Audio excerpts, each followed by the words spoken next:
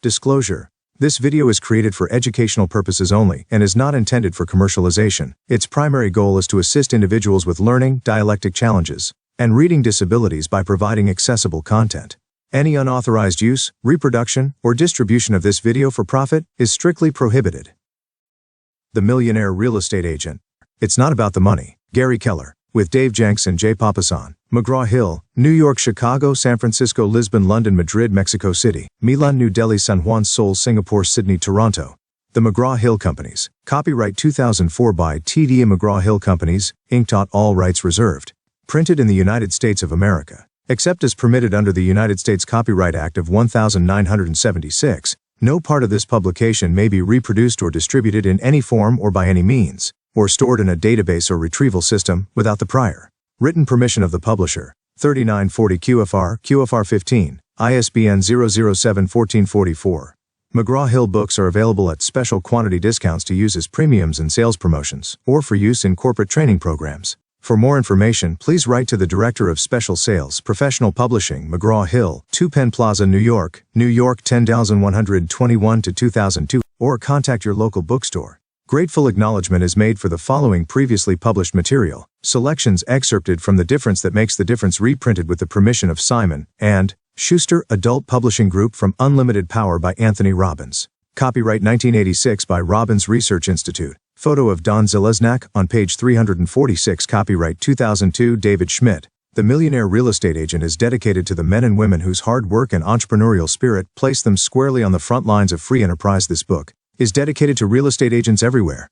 10. Acknowledgments. Although the writing team for this book only convened in the summer of 2002, the genesis for the Millionaire Real Estate Agent can, in fact, be traced back to the mid to 1980s when I began actively searching for proven models for excellence in the real estate sales industry. Those ideas were tested and refined while working one-on-one with hundreds and hundreds of top agents. To these hardworking agents, I offer my sincere gratitude for their feedback, vision, and insight. Later, when we formed Keller Williams University, my co-author Dave Jenks helped me to craft and crystallize these concepts while writing the manuals and class materials for our Mega Agent Boot Camps. In June 2002, the idea of the Millionaire Real Estate Agent was truly born. At a Mega Agent Mastermind session, we brought together some of our top agents from across the country and raised the question, what would it take to net $1 million in personal income? We spent the rest of the afternoon brainstorming, sharing ideas, and collaborating models that would later serve as the rough draft for this book. So while no book this long in the making can easily be credited to all the people who have helped shape it, I'd be remiss not to begin by acknowledging the contributions of those exceptional mastermind attendees. Their input was so valuable, in fact, that we went back to the well and reconvened the group in August 2002 to have them provide feedback on the working ideas for the book. Many thanks to all these high achievers pictured here. Figure 1, Mega Agent Mastermind Group, Day 1. Front row, Patty Ancona, Judy Johns, Betsy Sheff, Chris Cormack, Mary Charters, Christina Wise Anderson, and Terry Brankus. Second row, Melissa King, Terry Pescatore, Ray Wayne, Steve Sheff, Peggy Ricci, Joanne Labuda, Nikki Ubaldini, Linda McKisak, Jim McKisak, and Marie Zick. Back row, Steve Johns, Aaron Lancaster, Dave Johns, Jeff Pantanella, Mark Nicholson, Andy Allen, Mike Mendoza, Martin Buma, Kathy Courtney, Gary Ubaldini, Gary Keller, Brad McKissick, Sean Healy, Rick Giha, and Debbie Zoyce. Figure 2, Mega Agent Mastermind Group, Day 2. Front row, David Reyes, Lisa Pinson, Audrey Bienz, Pam O'Brien, Holly Neal, Shirley Mainers, Carol Royce, Sherry Puffer, Mary Beth Tiemeyer, Brad Puffer, and Lori Wall. Back row, Gina Rant, Zach Sestina, Dan Harker, Rick Didamore, Tom Brandt, Gary Keller, Rich O'Brien, Peg Braxton, and Larry Wall. And for their direct contributions to this book, I'd like to make special note of the millionaire agents who agreed to be interviewed for this book. These agents represent some of the best in our business, and their experience and wisdom are as inspirational as their incredible success in real estate sales. For sharing that experience, wisdom, and success with us, I'd like to thank the following real-life millionaire real estate agents: William Barnes, Glenn Calderon, Chris Cormack, David and Judy Crockett, Rachel Delanis, Alan Dom, Valerie Fitzgerald, Jack Gross, Mary Harker, Jerry Mahan, Christina Martinez, Ronnie and Kathy Matthews, Mike Mendoza, Greg Newman, Elaine Northrup, Joe Rothschild, Jill Rudler, Bill Ryan, Russell Shaw, John Toye, Barbara Wilson, Sherry Wilson, Tim Wood, and Don Zalesnak. Integral to the success of the interviews were Roland Castillo, who coordinated the technical details of capturing all the interviews on audio files; Michelle Lorino, who with Mo Anderson managed to schedule interviews with some of the busiest people in our industry; Olivia L. Fagerberg, who painstakingly transcribed the bulk of the interviews; and Linda Henderson, who pinch hit for Olivia when we were in a bind. Special thanks go to the extraordinary writers and teachers who work so hard to help so many. Bill Barrett, Dave Besson, Howard Brinton, Brian Buffini, Carla Cross, Charlie Dahlheimer, Daryl Davis, Mike Ferry, Michael Gerber, Alan F. Hange, Mark Victor Hansen, Greg Herter, Don Hobbs, Tommy Hopkins, Carol Johnson, Danielle Kennedy, Robert T. Kiyosaki, David Knox, Lori Moore, Steve Murray, Jerry Rossi, Joe Stumpf, Floyd Wickman, Rick Willis, and Pat Zabi. Their amazing work helped inspire and inform the writing of this book. I'd also like to thank my colleagues Mo Anderson, Darren Bien, Pat Flannery, Sharon Gibbons, Steve Schluter, Mary Tennant, Joe Williams, and Mark Willis for their continual guidance and leadership, our Keller Williams University crew of Kelly Parham, Molly Brown, Tammy Krupp, Sheena Seaton, Jody Gay, and Chris Maleko, whose tireless work on the manuals and events for this book provided invaluable insight for us during the writing process.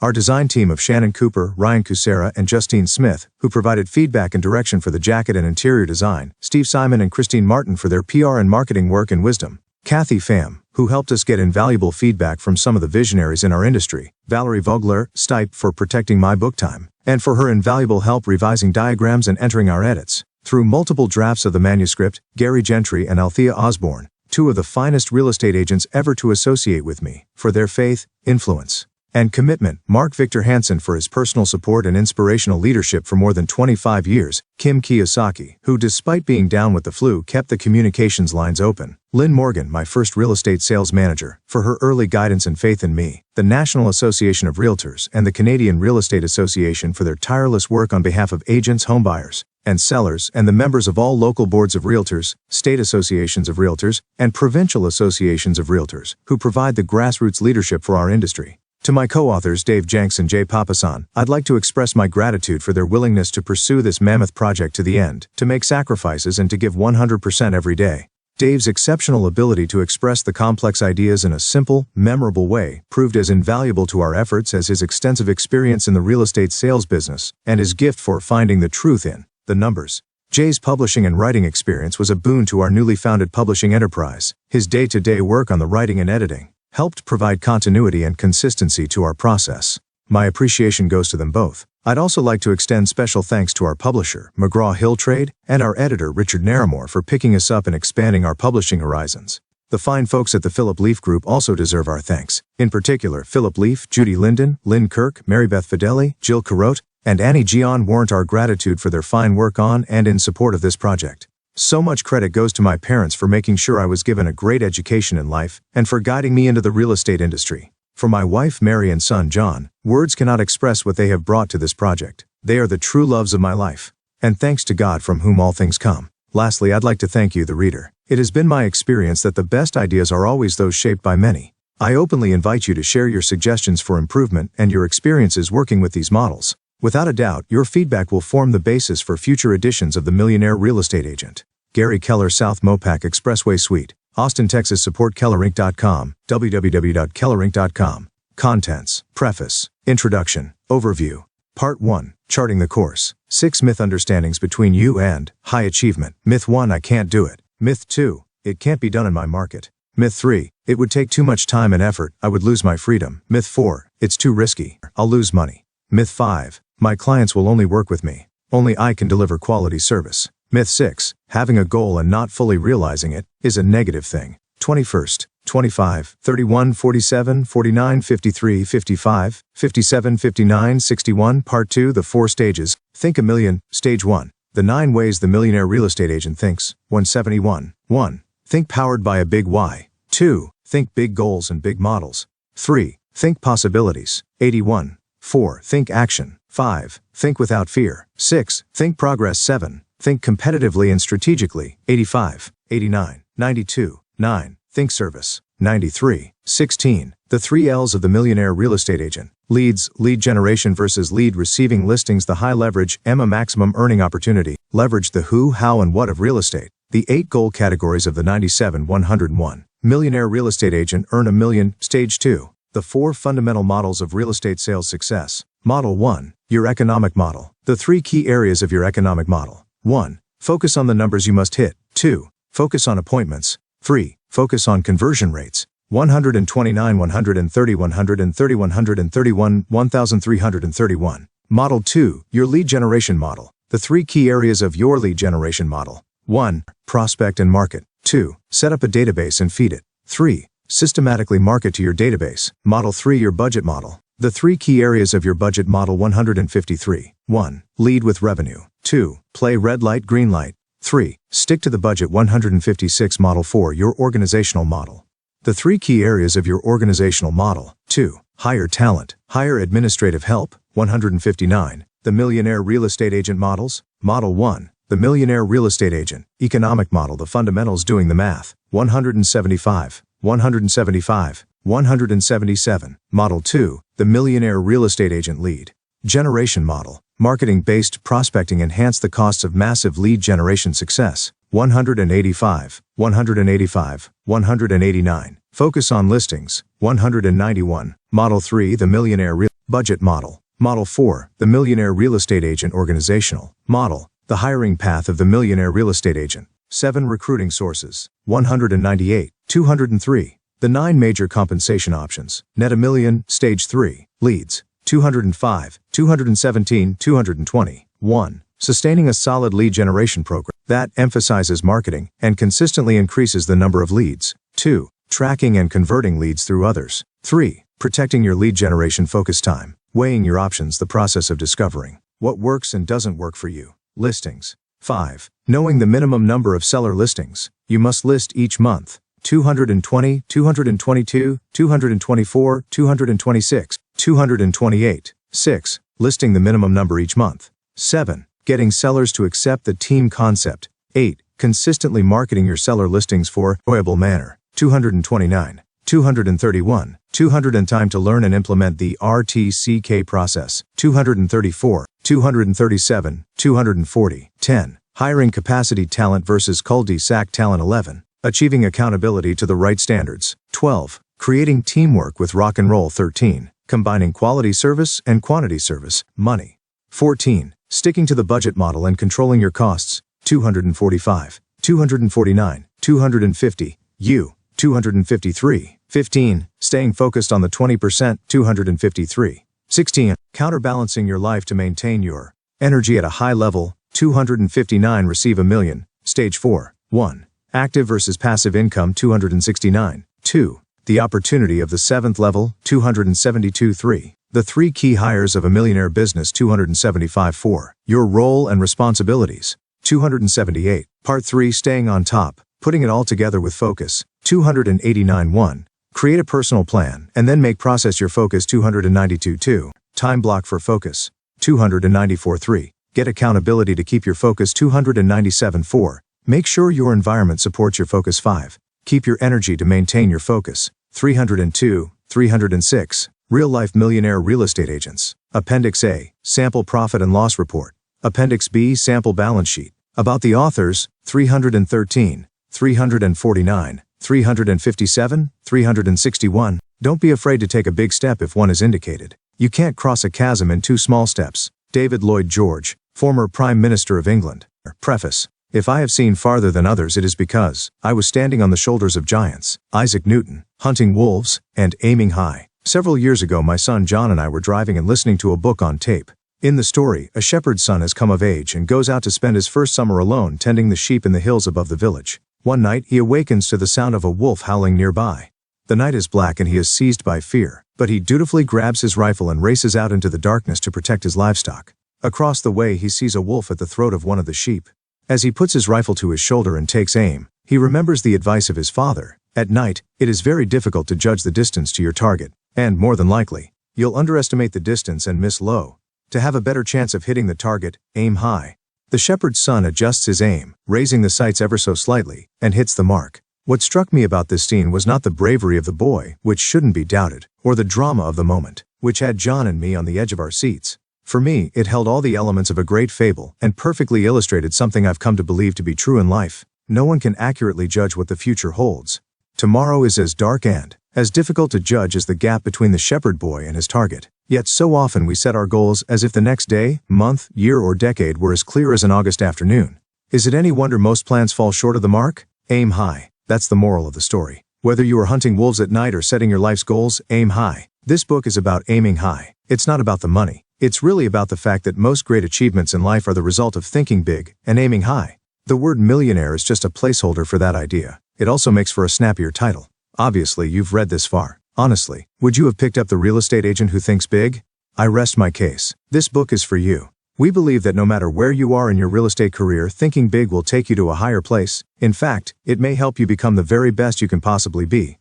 To be your best, think big and aim high. Big questions and the top of the world. With relatively low startup costs and no hard ceilings, a real estate career seems perfectly tailored for any ambitious entrepreneur. In this industry, your limits are truly self-defined. Your approach, your ability, and your willingness to do the work of real estate sales will be the greatest determining factors for your success. In his book The Aladdin Factor, Mark Victor Hansen teaches us that in life the size of our answers is determined by the size of our questions. With the Millionaire Real Estate Agent, we will ask, explore, and answer the most important question anyone in real estate sales could ever ask of themselves. How do I, as a real estate salesperson, take my sales income to the highest level possible?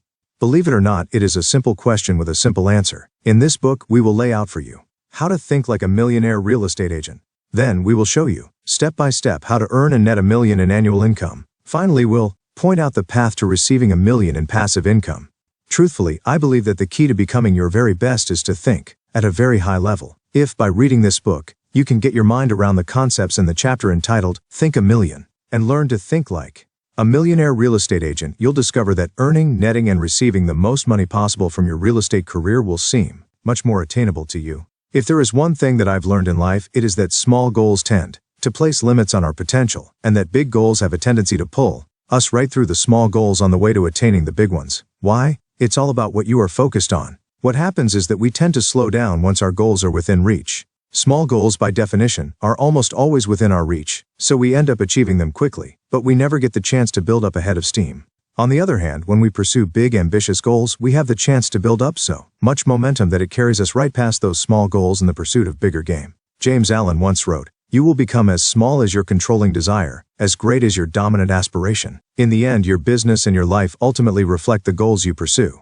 It all comes down to the difference between goals that just satisfy you and goals that truly maximize you. The formula is straightforward: think big, act bold, and you'll live a larger life. To be totally honest, the end goal of this book is not necessarily to teach you how to put $1 million in the bank every year, even though we do offer a complete and accurate analysis of that pursuit. The real purpose of the Millionaire Real Estate Agent is to encourage you to live large. Throughout history, we have seen that big goals pull us beyond our known potential, push us to live lives bigger than we'd imagined. It earnestly believe that the gifts you will receive from this kind of approach are far greater than any monetary reward you might achieve. Maybe Oliver Wendell Holmes put it best when he wrote, "The greatest thing in this world is not so much where we are, but in what direction we are moving."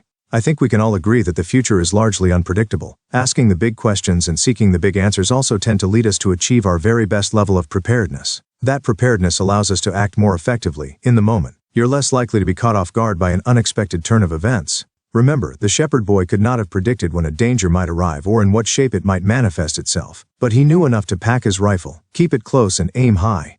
Let me put it to you a different way. For most of us, climbing Mount Everest is a symbol of exceptional achievement. Now, stop and think about this for just a moment. Those individuals who intend to climb Everest successfully don't think in terms of just getting to base camp and then figuring out the rest from there. Before they even set foot in Nepal, they have already meticulously imagined and thoroughly prepared themselves for the entire journey from Kathmandu to base camp, and beyond that to the top of the world. If they are really smart and want an even greater measure of readiness, they've also studied the experiences of others, and, using that knowledge, have properly prepared themselves for a most challenging adventure. People who are planning to reach the summit of Everest are asking very big questions and finding very big answers. They've learned that only those who dare to think greatly can ever achieve greatness. If you're interested in getting the most from yourself and are willing to ask the question, how do I take my real estate business to the highest point possible, then strap on your climbing boots and take a deep breath. This book can be your roadmap, even your guide. The journey won't necessarily be easy, but it will change your life. It begins by thinking big and aiming high. Introduction. The greatest truths are the simplest, and so are the greatest men, Augustus and Julius Hare. You're not Methuselah. Everyone is on track to be a millionaire. I'm certain that given a long enough timeline, everyone would reach the $1 million income mark. This approach is called the Methuselah method.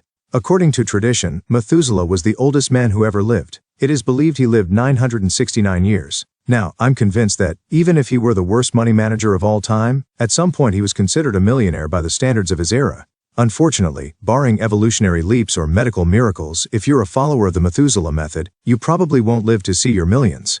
Of course, there are those who want to get there a little faster. They are on a 30-year, 15-year, or 5-year plan. What distinguishes them from others is they understand that to be really successful in this game called real estate sales, they can't go about it haphazardly. Only those with as much gas in their tank as Methuselah can afford to explore the trial and error route. Those who want to get there more quickly know they will need a big plan, preferably a simple, straightforward one. Our goal with this book is to share that big plan. One of the greatest stumbling blocks to achieving great success for most people is that they cannot get their heads around how obvious and uncomplicated success can be. One of the greatest myths in life is that the road to success is hidden away, and if you could find it, it would be twisting, uphill, covered in fog, and full of pitfalls. Blame the bards who created our original success stories. The path to the princess was always hidden away, and to get there you had to pass through the dragon's lair. As a result, we tend to distrust obvious and straightforward ideas, or, at best, we patronize them saying they are common sense, and that everybody should know that. It almost seems as if by some flaw of human nature we simply tend to favor secretive and complex ideas over obvious and simple ones. In his book Acres of Diamonds, Russell H. Conwell tells the tale of two farmers. The first farmer sells his farm to the other so he can go in search of diamonds. The story ends with the first farmer never finding his precious diamonds and the new farmer finding acres of diamonds out in the very fields he had purchased from the first. The moral: you probably already have or know everything you need to be successful. So instead of looking for the new, you might want to work on the old a little more. The opportunity for your success might be right under your very nose. And it is not a question of validity either. Complex solutions may be perfectly valid. The problem is complex plans are just that, complex, which makes them hard to implement and sustain. Jazz legend Charles Mingus once said, "Making the simple complicated is commonplace. Making the complicated simple, awesomely simple, that's creativity." I agree. Life and business are complex, but the road to success in life and in business is paved with simplicity. The truth is that all plans must be reduced to simplicity in order for us to be able to implement them. No one can live or operate in complexity for very long. Lasting success always lies in our ability to reduce things to their simplest level.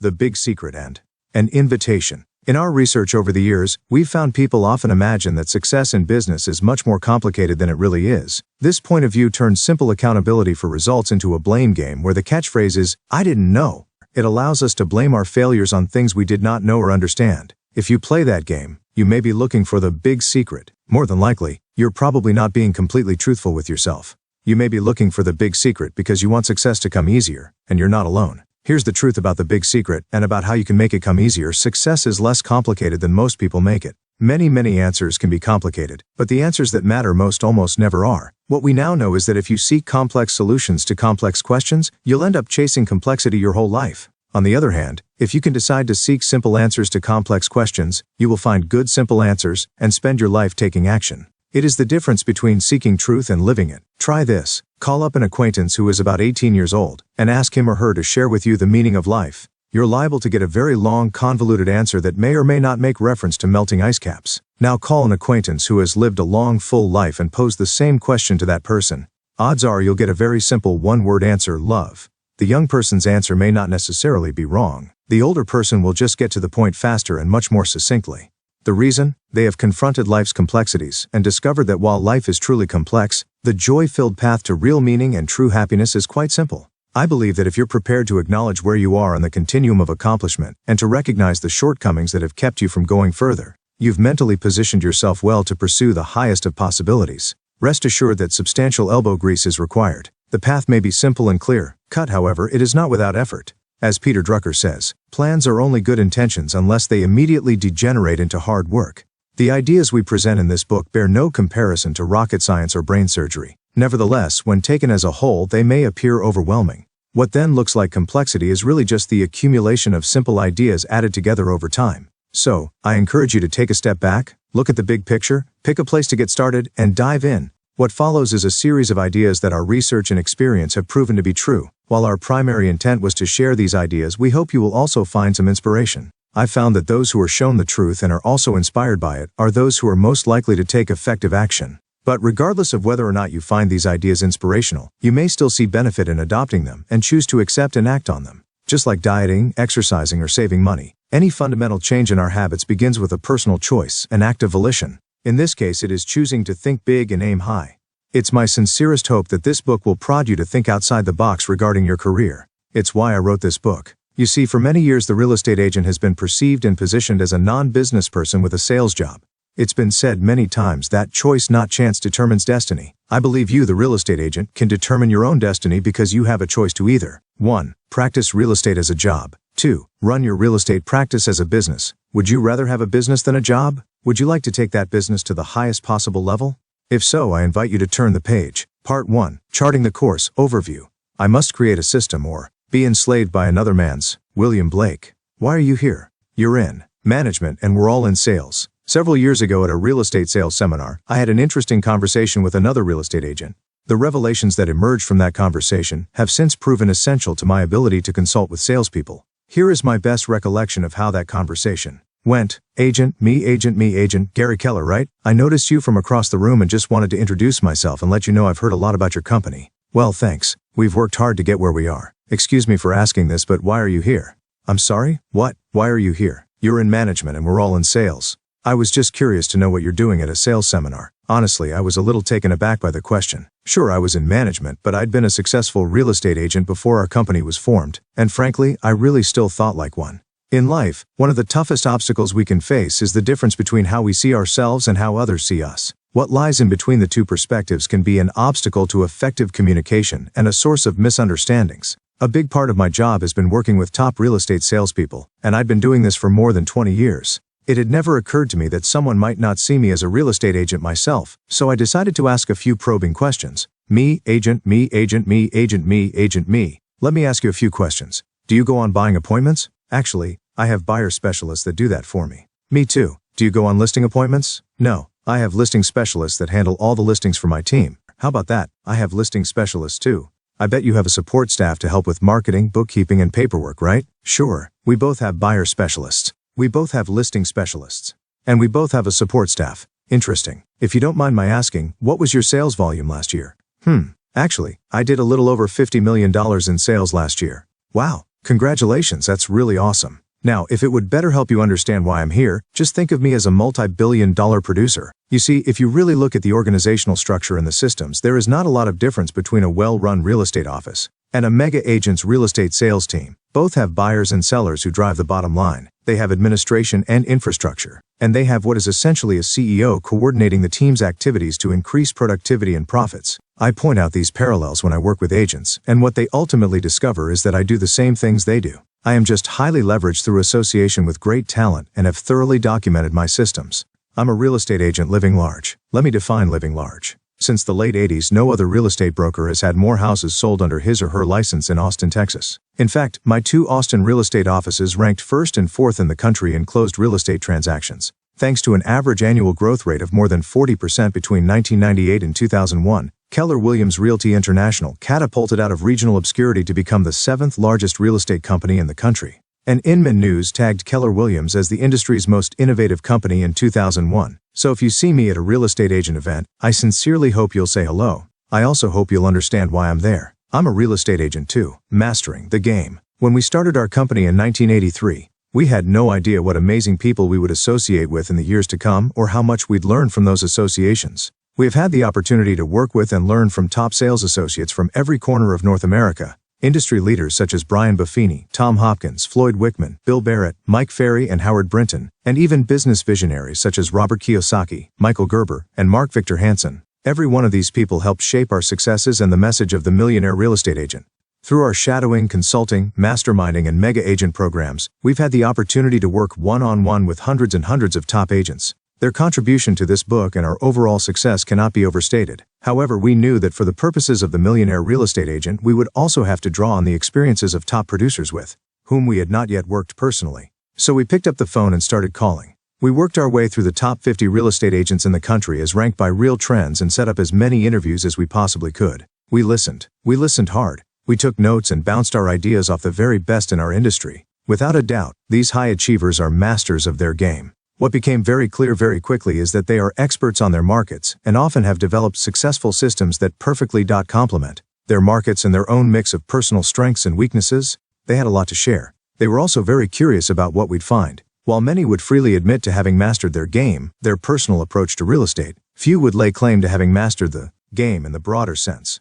We took all that we learned, passed it through the filter of our own experience, and combined it into simple, effective models anyone can follow to take their real estate sales practice to the highest possible level. As a result, this book is not about our game or even a collection of theirs. It is about the game. We feel personal mastery is best pursued through a thoughtful analysis of the game, and then relating that new understanding to personal circumstances, your market, your strengths, and your weaknesses. It is an ongoing process. This book may represent the first step for some, but for many it will be yet another checkpoint in their continual pursuit of personal mastery in the real estate sales game. Our hope is that you will take this book, reflect on it, apply the models from it, and then personalize it over time to master your game at the highest levels possible. Modeling, the cornerstone of success. 2 events in my life forever changed my thinking on what I believe a person is capable of achieving through God-given talents alone. The first was when a Baylor professor chided a certain cavalier young student who thought he might have all the answers. He said, "Son, you're not the first person to want to have a successful career. You're not the first person to have dreams you want to fulfill.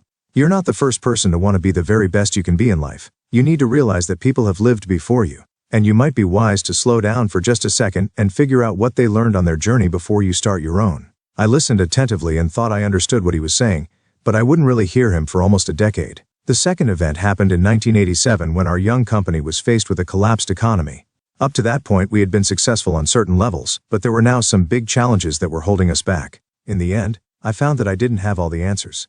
In my opinion, our growth till then had been sustained through sheer hard work. Then the market turned sour, and we were faced with a new and very real ceiling of achievement. That was the year one read Unlimited Power by Anthony Robbins and finally heard my professor, "People have lived before you." Robbins's book made that point in a very powerful way. Here are some of the passages that I underlined, and that I'd like to share with you.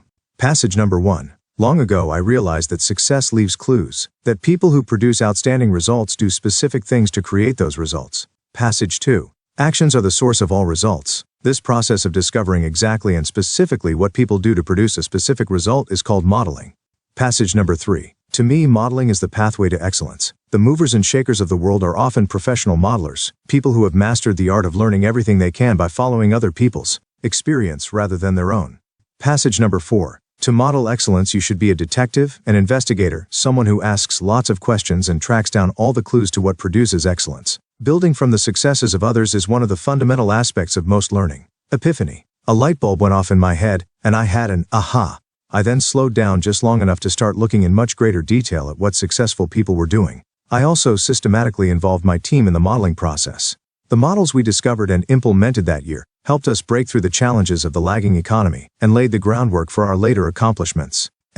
Since this breakthrough, it has been my goal to actively, aggressively, and continuously model the real estate business for its owners and agents. At the same time, I do think that it would be a mistake to discard creativity. Without a doubt, we have been innovative in our real estate business. The trick to getting the most out of our creativity is always to start with a set of proven foundational models for success. Once we find success with our initial models, we can then allow for creative thinking. But only after we've followed the models do we allow ourselves to tweak, innovate, refine, and fiddle until the models work to the level of our expectations. The key to taking this approach is to avoid placing creative innovation ahead of the effective implementation of proven foundational models. Which business has a more stable foundation? Creativity, models, stable. Figure 1, models, creativity, unstable. The reality about using models is that if you begin with creativity and then try to add a model, or if you try to add creativity to a model you haven't fully implemented, you risk rendering the model completely ineffective. Many people don't fully realize this. More than likely they will try to use creativity as a shortcut, or as a way to cover up for their lack of properly or fully implementing the model. The truth is that when you add creativity to a practiced and proven model, you will always have a much greater chance of achieving your highest possible results. In the Millionaire Real Estate Agent, I will present to you a set of models. They are based on the actual experiences of the very best in our industry. I strongly encourage you to accept what they have learned to be true and then, by applying these models, use their successes as your own launching pad. Once you've implemented these models and feel you have a thorough understanding of them, I encourage you to innovate around them to see if you can improve the results. That's implementation before innovation. Reinventing the wheel every time is just plain exhausting work, and it leads to breakdowns and burnouts. On the other hand, I think you'll discover that modeling will be very empowering. In fact, it may make things appear so simple it feels like cheating. Powerful models usually feel that way. Natural ability and achievement ceilings. In my experience, people tend to predict success based largely on a person's natural abilities. This can truly be problematic no matter where you see yourself in this spectrum. Lots of natural ability can lead to overconfidence. Likewise, lack of natural ability contributes to low confidence, so much so that many never even attempt tasks that appear to be outside the realm of their natural abilities. The truth about ability is that it is neither set nor predetermined. However, it can be developed or it can be wasted. Now here is the simple truth we must all deal with. Natural ability can take us only so far. No matter how gifted we may be, each of us will eventually hit our own ceiling of achievement. There is no if to that assertion, just a when. So the most important achievement question you may ever have to ask yourself becomes, when I hit that ceiling of achievement, whether it is low or high, how will I break through? What I've discovered is that by starting with models you can push your ceilings higher and eventually break through them. But even great models will have limitations, so eventually you'll hit a new ceiling. This is when I encourage creativity. This is when I encourage you to start adapting the model. Don't abandon it, adapt it. Once the right amount of innovation is added, you will more than likely experience another breakthrough and move forward. That is the cycle. Each improvement will have its limitations, and sooner or later you'll have to tweak your model to ensure continued progress. Breaking through to higher achievement. New achievement ceiling breakthrough. Creativity improved models. Breakthrough, says new achievement ceiling. Improved models creativity. Natural achievement ceiling breakthrough. Natural ability. Figure 2. Foundational models. So the trick to having breakthroughs in your life is to adopt the right foundational models. In our experience, these models need to be as big and ambitious as you can possibly find. Typically, the bigger the model, the further you can ride it before hitting a ceiling. And that is one of the most exciting advantages big models offer. The foundational models we present in the Millionaire Real Estate Agent are founded on 3 cornerstones, which we call the 3 I's of the Millionaire Real Estate Agent. 1. The 3 L's of the Millionaire Real Estate Agent. When we first started grouping our findings by category, it appeared that we might have 8 core issues. On closer examination, we were able to eliminate 3 and narrow the list to 5. Ultimately, we discovered the finish line lay at 3 core issues that support our model: leads, listings, and leverage. We call them the 3 L's of the Millionaire Real Estate Agent. Leads everyone has. 2 jobs. You can have a doctorate in real estate, outfox a professional litigator in a contract negotiation, appraise property better than anyone in your market, and have more financing knowledge packed in your head than a mortgage guru, and it won't do you a lick of good without clients. To succeed in real estate, you, leads, figure 3, must have client leads. It's that simple. Until you have enough leads, there is no other issue. No matter if you are a doctor, lawyer, or entrepreneur, everyone has 2 jobs, their chosen profession and lead generation. I remember reading an article written by a fellow real estate agent who was distressed to learn he was also in the lead generation business. His article was a lament. He was personally distressed. He somehow thought that with his professional certification he could sit back and the world would find him. It was easy to identify with this guy. I earned a 4-year degree in real estate and never once did a professor mention lead generation. No one told me. Later, to my horror, it became clear that if I wasn't any good at lead generation, no one would ever know what an educated and knowledgeable real estate professional I was. It was time to face the facts. To succeed as a real estate professional, I had to learn to generate client leads. Listings, the gift of the leads. Figure 4. Real estate gods. Listings are the high leverage maximum earning opportunity in our industry. Conventionally, your income from having a listing sell is no different than closing on a similarly priced home for a buyer. What separates the two is the amount of time necessary to work them. In our experience, a highly productive individual can personally obtain 15 to 25 seller listings per month. The same agent would be hard-pressed to sell homes to 7 or 8 buyers a month for any prolonged period of time. With the right approach over time, you should be able to secure and sell as many as 2 to 3 listings for every buyer you could sell. So from the very start, by concentrating on listings first and foremost, you could potentially double or triple your gross income on the same amount of work. If this isn't incentive enough, then consider how listings provide a lead generation platform through direct mail, ads, signage, and open houses. It is a fact that being in the listings business begets more business. Our research shows that one listing properly marketed should generate enough leads to produce a minimum of 1 closed buyer. At the end of the day, listings give you better control.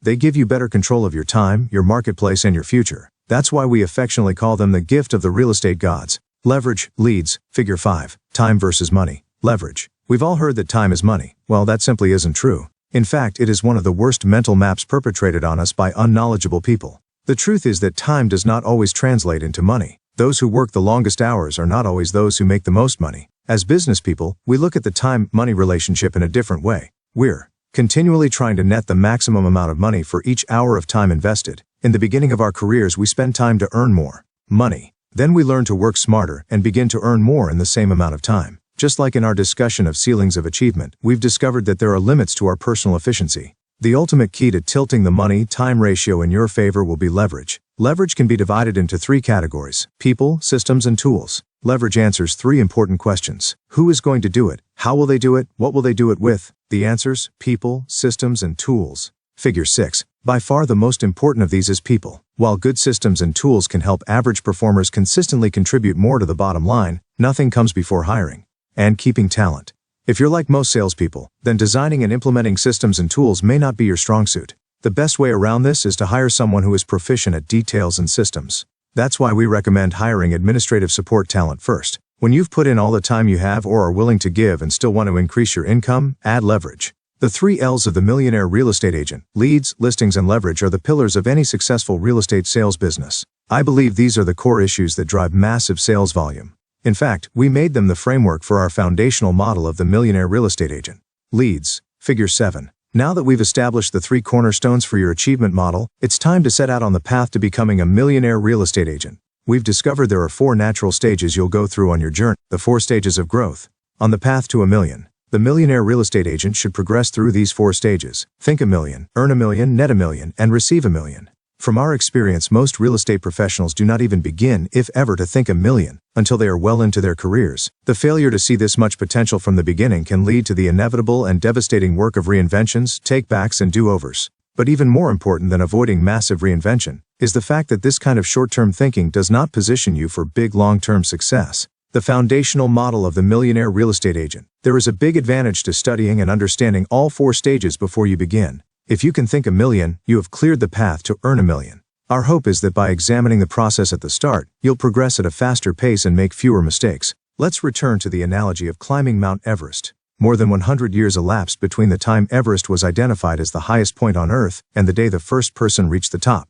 Interestingly enough, a second group reached the summit just 1 year later. Listings, give out, receive, net, earn, think leads, Figure 8, Levera. Today, dozens of people reach the top every year. Once the path was identified, the journey became more accessible to others. It is our intention that this book will have the same effect on your real estate career. The truth we discovered is that if you don't achieve the goals of one level, you'll find your sales career probably won't progress to the next. You have to think $1 million in order to earn $1 million. Earn $1 million is the platform that supports the ideas of net $1 million. Successful progression through all 3 is a definite prerequisite before advancing to receive $1 million. Commit the foundational model of the millionaire real estate agent to memory. Draw it on the back of a business card and stick it in your wallet. Tattoo it on your forearm. Frame it and put it above your desk. Share it with your staff and enlist the support of the key people in your life. Just don't forget it. No matter where you are in your real estate journey, it will keep you focused. Moving forward, I want you to be your best. Some people dream of doing their best, while others just go out and do it. You may choose to think big and aim high but never reach the kind of production described in this book. And that's okay, because by thinking big and aiming high, you will certainly reach a higher place. In fact, you will probably reach your highest potential possible, which is magnificent. Here is an inescapable truth. People who push themselves to their limits make peace with their limitations and avoid regrets at the end of the day and at the end of their life. They give it their all. It's the difference between being able to say, "I'm glad I did," versus "I wish I had." And there is a big difference. Many have pointed out that we work in a recognition-seeking, awards-driven industry. We believe that awards and recognition, though important, can devalue the true rewards of giving it our all. In the end, it's not a race or a competition. Maybe it is not even about achieving the summit. The true joy is in the journey. If achievements and experiences define your life, then it follows that maximizing your experiences maximizes your life. Points to remember. Overview. People have lived before us and success leaves clues, so it would be wise for us to learn from their journey before starting on our own. Big models lead to big success with proven models. Avoid placing creative innovation ahead of effective implementation. Know your models before you personalize them. Everyone will hit a personal ceiling of achievement. Adopting the right foundational models will enable you to break through that ceiling. Focus on the 3 L's of the millionaire real estate agent: leads, listings, and leverage.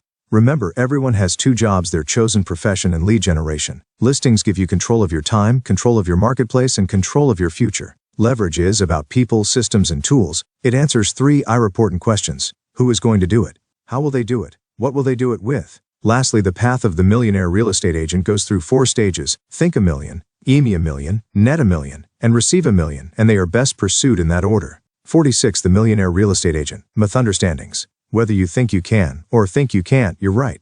Henry Ford. 6 Mythunderstandings between you and high achievement. Over the course of my life, I've come to believe in the wisdom of Dr. Carl Menninger, who pointed out that in his experience, fears are educated into us and can, if we wish, be educated out. The millionaire real estate agent models we reveal in this book embody basic principles that we believe are fundamental to real estate sales success at a high level. They represent the core activities that must be successfully and consistently done before massive sales achievement can be attained.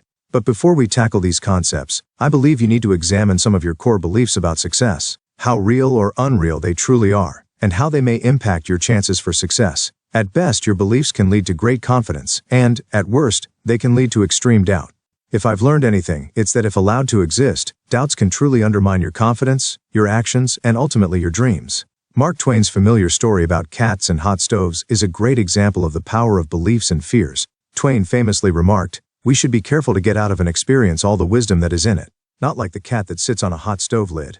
She will never sit down on a hot lid again, and that as well, but also she will never sit down on a cold one anymore." I've noticed that, like Twain's cat, we tend to base our actions on what we believe to be true. Unfortunately, what we believe to be the truth may actually be myth. When beliefs are based on truth and not myth, our actions have foundation and are more likely to produce satisfying results. However, beliefs grounded in myths tend to lead to unfounded fears and a life of limitations. The history books we all read growing up are filled with examples of myths leading to fears that hold us back. Galileo was imprisoned for daring to prove that the sun was the center of our solar system. And how long did the belief that the Earth was flat hold back the discovery of the New World? Galileo and Columbus are just two obvious examples of how myths may hold us back and truths can set us free. This chapter is really about fear, and the source of most of our fears is myth. I find it extremely helpful to think of fears in terms of what generally creates them, myths, and what sets us free from them, truths. It's about learning to look past your fears to the truth of a situation, investigating the myths, and avoiding the misunderstandings that hold us back. In our work with real estate agents, we've identified 6 common myths that tend to get in the way of success. So in order truly to set a stage for achieving the highest possible potential in your career, we believe you should pause, take a closer look at, and even confront what may be your own myth understandings. The 6 myth understandings between you and high achievement. 1 myth, I can't do it. Truth, until you try you can't possibly know what you can or can't do. 2 myth, it can't be done in my market. Truth, yes it can, but you may need a new approach. 3 myth, it would take too much time and effort. I would lose my freedom.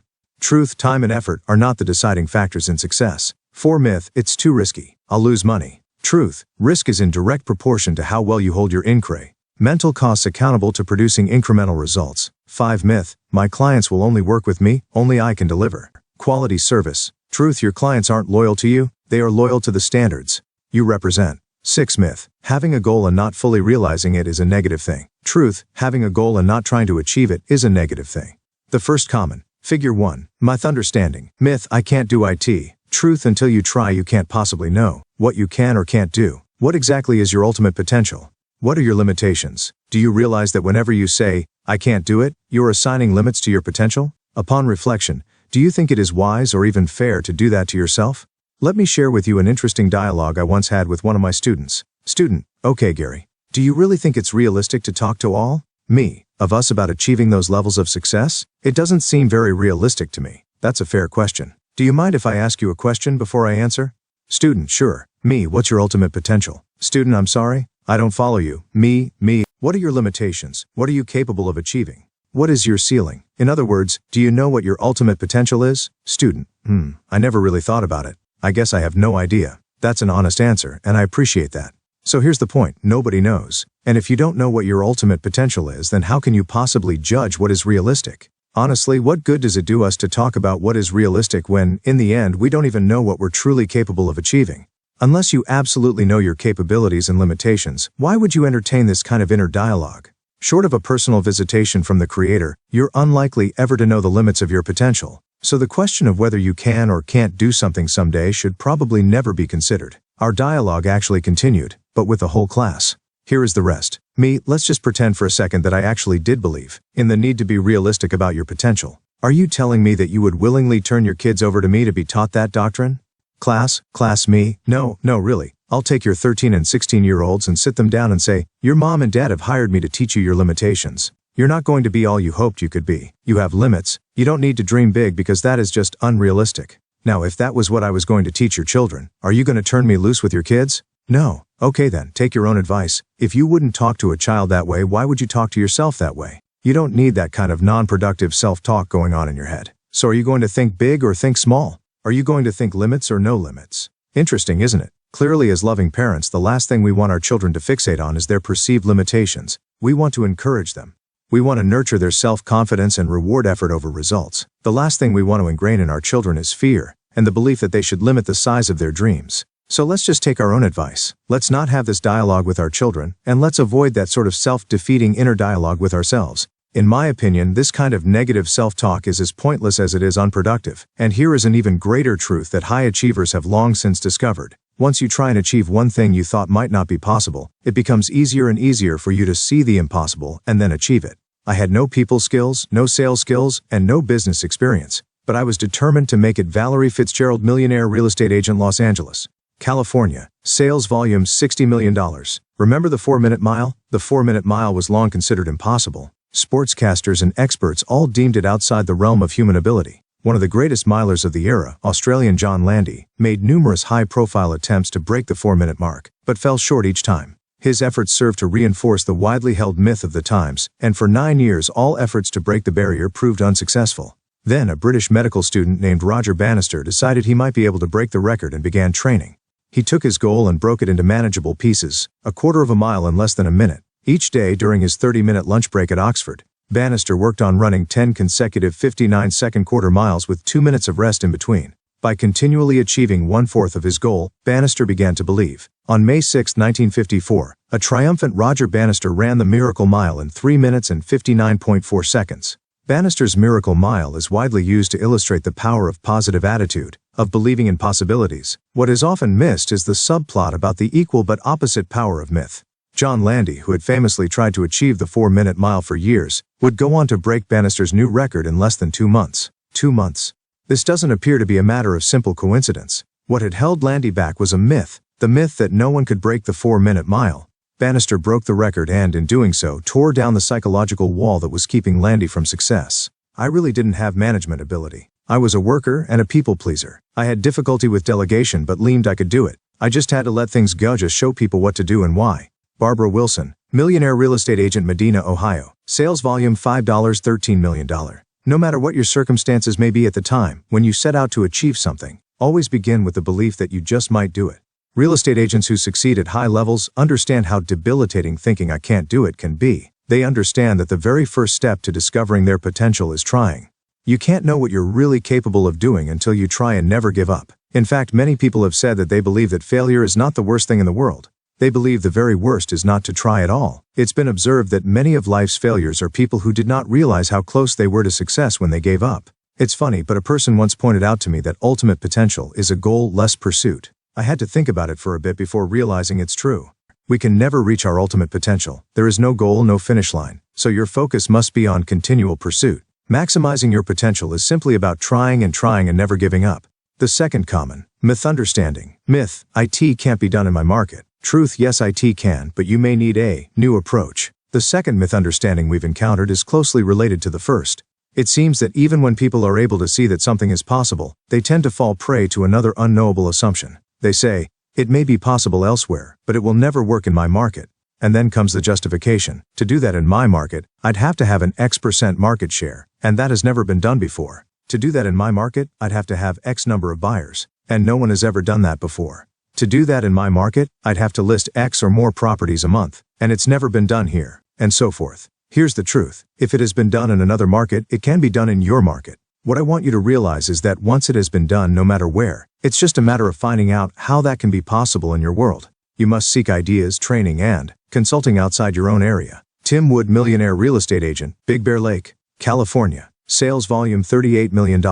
What you're really saying when you say, it can't be done in my market, is I haven't found the right way to make it work in my market. Frankly, you'll need to start by trying approaches that have proven successful elsewhere. Similar to the point we just made with the first myth understanding, until you try an approach that worked in another market, you will never know whether it can or can't be done in yours. While your marketplace will certainly determine what some of the variables are, your plan of attack and your implementation of it will always be the key determining factors. I know a lot of tremendously talented real estate agents who will achieve far less than they are capable of because they are stuck on a 2 or 3 listings per month business plan. It distresses me. They are perfectly capable of great success but become victims of the wrong plan. If you go to the back of this book, you'll find lots of real-life examples of millionaire real estate agents. They have done it in widely varying marketplaces, but they are doing it. If you're willing to adopt a $1 million plan, you may find you are able to do it as well. And here is a great truth I have personally experienced. The first one to overcome this myth understanding enjoys a distinct advantage in his marketplace. If you believe and your competition does not, there is one less obstacle between you and your goals. And it's a big one. The third common myth understanding. Myth: IT would take too much time and effort, I would lose my freedom. Truth: time and effort are not the deciding factors in success. This is probably one of the greatest myth understandings of all. And it seems to be the one most people fall prey to. They truly believe that the more successful you become, the more time and effort you will have to invest and the more freedom you'll lose. They say things like, "I'm not willing to make the sacrifices you'd have to have that level of success." People have lived before us, and I believe the highly successful ones have proven this to be a complete and total myth. They understand that you can put in 50-hour work weeks and make $50,000 a year, or you can put in 50-hour work weeks and make $1 million a year. Still others understand that they can put in a 50-hour work week and experience no limits to their income earning potential. Try looking at it this way. Any given approach to working will correspondingly create a limit to the amount of sales production that can be accomplished by a single individual in a given work week. Some people then believe that this means they have hit the limits of their success. Then they try to get around this problem by simply working more hours, and that is what costs them their freedom. The key to success at this point is not to apply more time or effort to the equation, but to think of time and effort differently. Try to see time and effort first as an efficiency and effectiveness issue. Do the best you can with the time you devote to your business, and when that takes you as far as it can, you then have a leverage issue. When time and effort take you as far as they can, then you add leverage to progress to the next level. When you look at this closely, you will uncover a series of related myths about time and effort. Here are just a few. Myth: activity means productivity. Truth: you can be active without being productive. Myth: efficiency equals effectiveness. Truth: you can do something very efficiently and still be ineffective. Myth: more discipline means less freedom. Truth: discipline translates to effectiveness, which leads to accomplishment, and that creates more freedom, not less. Myth: justice for all. Equal time should mean equal reward. Truth: reward always comes down to who does the best job. Myth: we perform best under pressure. Truth: you perform best when you focus, and pressure is a poor means to continually gain focus. Myth: I have time. Truth: you have no idea how much time you have, so make every minute count. Almost every one of the millionaire real estate agents we interviewed for this book understood how to be purposeful, focused, and extremely effective with their time. Then, by maintaining their focus on what was important and applying leverage, they earned back their time. We spoke to agents who could work as little as 3 days a week and still have a highly successful business. Others could expect multiple homes to close while they were away on vacation. These agents are living proof that the more successful you become, the more freedom you enjoy. The fourth common myth: understanding. Myth: IT's too risky. I'll lose money. Truth: risk is in direct proportion to how well you hold your incremental costs accountable to producing incremental results. Anyone who has ever spent any time in a boardroom knows that when it comes to expenses, there are basically two kinds of people. There are those who cry, "It costs too much," and there are those who counter, "We can't afford not to do it." Most people react one way or the other out of habit or nature. Most of the time you can examine the numbers and make a sound, dispassionate decision. However, there are times when this won't work, because you simply can't reliably assess the risks. Millionaire real estate agents know how to operate when the end result is unclear. They understand that if you hold your costs accountable for corresponding incremental results, if you stay engaged after you write the check, and evaluate the direct results of writing the check before writing more, you can greatly minimize your risks. It's just like the childhood game red light, green light. However, instead of playing the traffic light for fun and games, you must be a traffic light for your expenses. Here is how it works. Once you have a green light, you increase your expenses by an appropriate amount to accomplish a corresponding goal. Now that you've increased your expenses, you must hold that incremental increase accountable to deliver an incremental increase in income.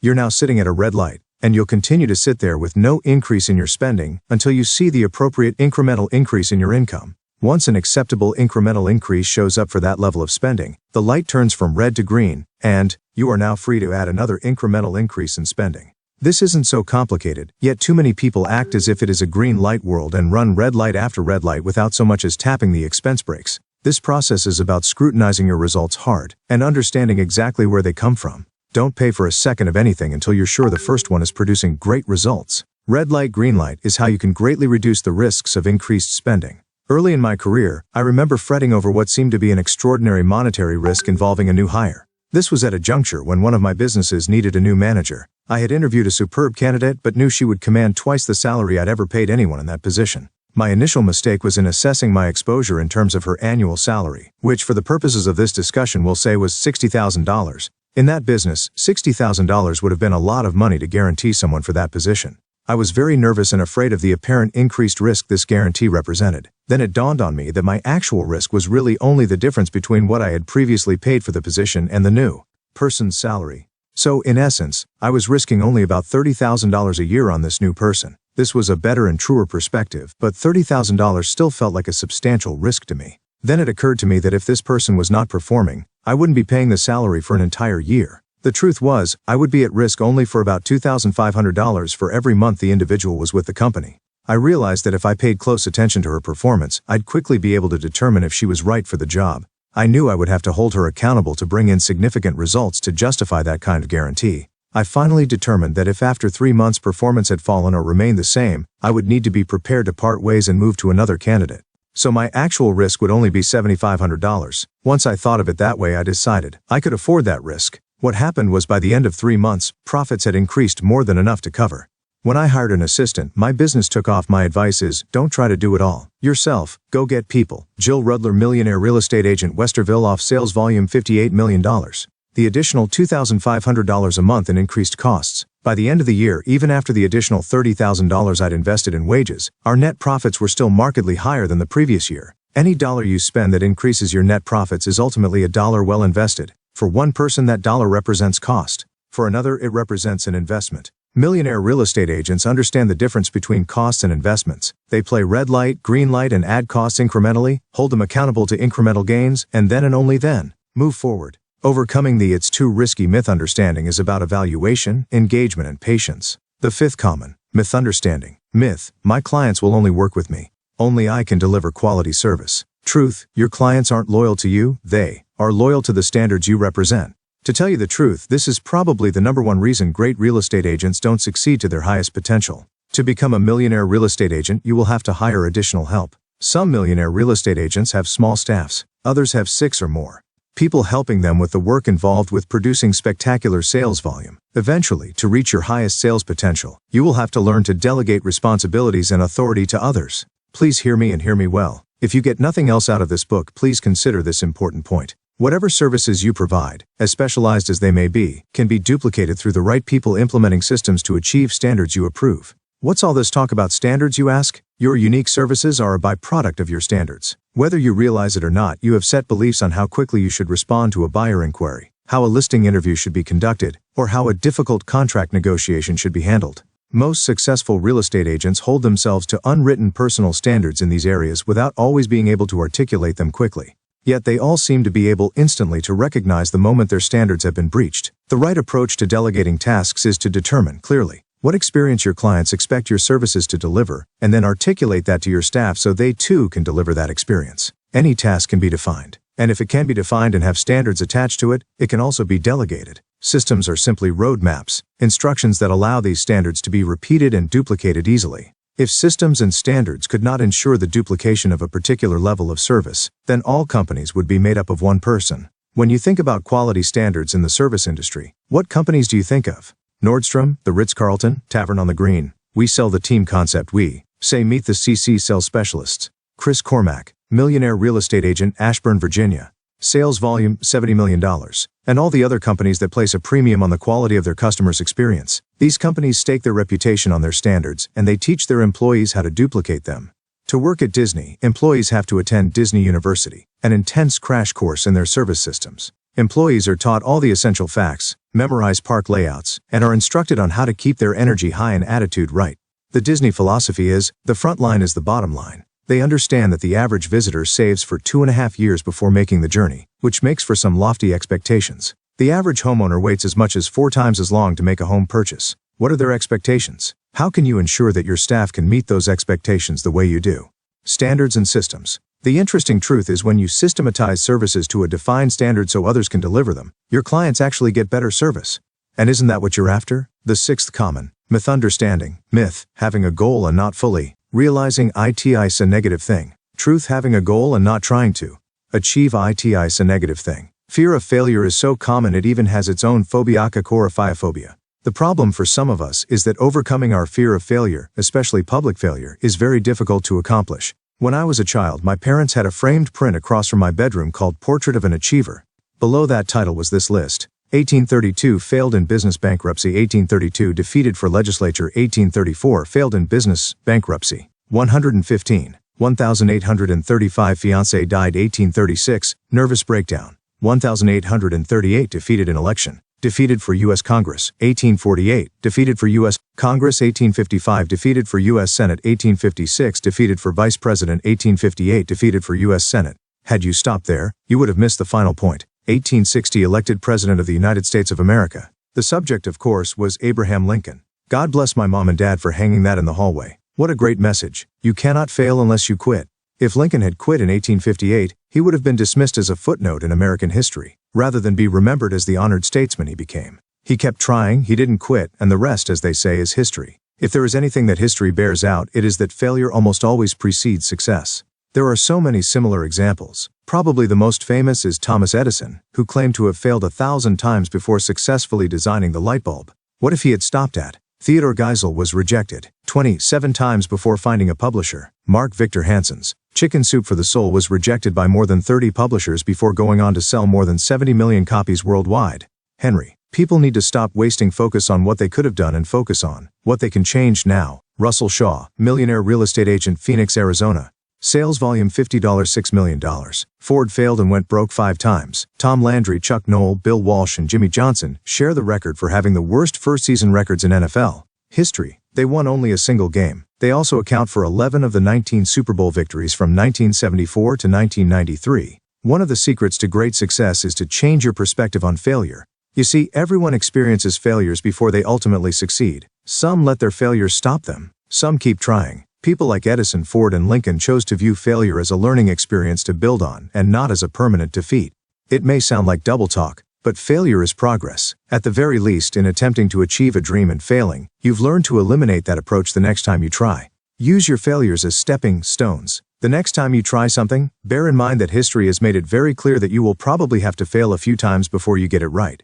Remember Lincoln. Too many people live their lives under the mistaken assumption that success is a matter of avoiding failure. The problem with that approach to living is that when you actively avoid failure, you tend to avoid challenges as well. Success is not about avoiding failure. Failure is about avoiding failure. Success is about trying. Groundbreaking scientist Louis Pasteur once shared this. Let me tell you the secret that has led me to my goal. My strength lies solely in my tenacity. Affirmation. A long time ago someone taught me to say, if it's to be, it's up to me. When I first heard it, I thought it was a great action affirmation. However, over the years I played with it a little bit and tried to center it more on personal faith than simple action. For a while I'd ask, if it's to be, why not me? But as I would say it to myself, I still felt there was still some doubt persistent in the message. Now, I simply say, if it's to be, it will be me. We'd encourage you to adopt that as your personal affirmation. Faith leads to momentum. It's quite possible that the most important contributor to your ultimate success will be your ability to keep moving, to make progress, and to learn as you go. So jump out there and enter the real estate sales race with confidence. And remember, you can't get anywhere if you never start. Points to remember: myth understandings. You need to examine your beliefs, search for the truths, and abandon your myths. People are succeeding at high levels, and so can you. Just because it has never been done in your market doesn't mean it is impossible to achieve. Get a big plan that matches your market and go for it. There is only so much time and effort you can give. A big dream doesn't necessitate more time and effort. You just have to focus and apply yourself differently. Growing your sales business is not inherently more risky than staying where you are. The risk of inaction is often greater than the risk action. You must understand your costs, hold them accountable for results, and keep moving forward. If you have defined standards and can teach them to others, you can delegate work and gain the leverage you need to grow. Remember, customers are actually loyal to the service standards you represent, not just to you. Failure is nothing to be feared. The very best of us have used failures as stepping stones on the path to ultimate success. The only true failure is in quitting or not trying at all. Part 2. The 4 stages. Think A. Receive, net, earn, think, leverage, million. Some men see things as they are and say why. I dream things that never were and say, why not? George Bernard Shaw. Listings, leads, figure 1. Building a 20-lane highway for your future. How you think matters. How you think in the beginning really matters. Having learned this early in my career when I faced an uncertain future brought on by the late 1980s shift in the real estate market, I vowed to make thinking my first action step. And I was immensely rewarded. One small example of how thinking first changed my actions was in how I started answering my telephone. I had the ambition of building a large real estate business but had only 2 local real estate offices and no immediate prospects for more. Nonetheless, I began answering my phone with the line national office. I know this may have sounded brazen, but it was amazing how this simple act created incredible positive momentum, enthusiasm, and credibility for my long-term goals. There is no question that it contributed to our success. At about the same time, by thinking first, we also saw the future need for and created right up front some basic operating infrastructures that could handle not hundreds but tens of thousands of agents. In fact, many of those systems are still in place today because we could envision a big future for our company and took the appropriate measures on the front end. Learn to use creative visualization. I saw my success pictured my life getting much better. The more I made those pictures happen, the more I created.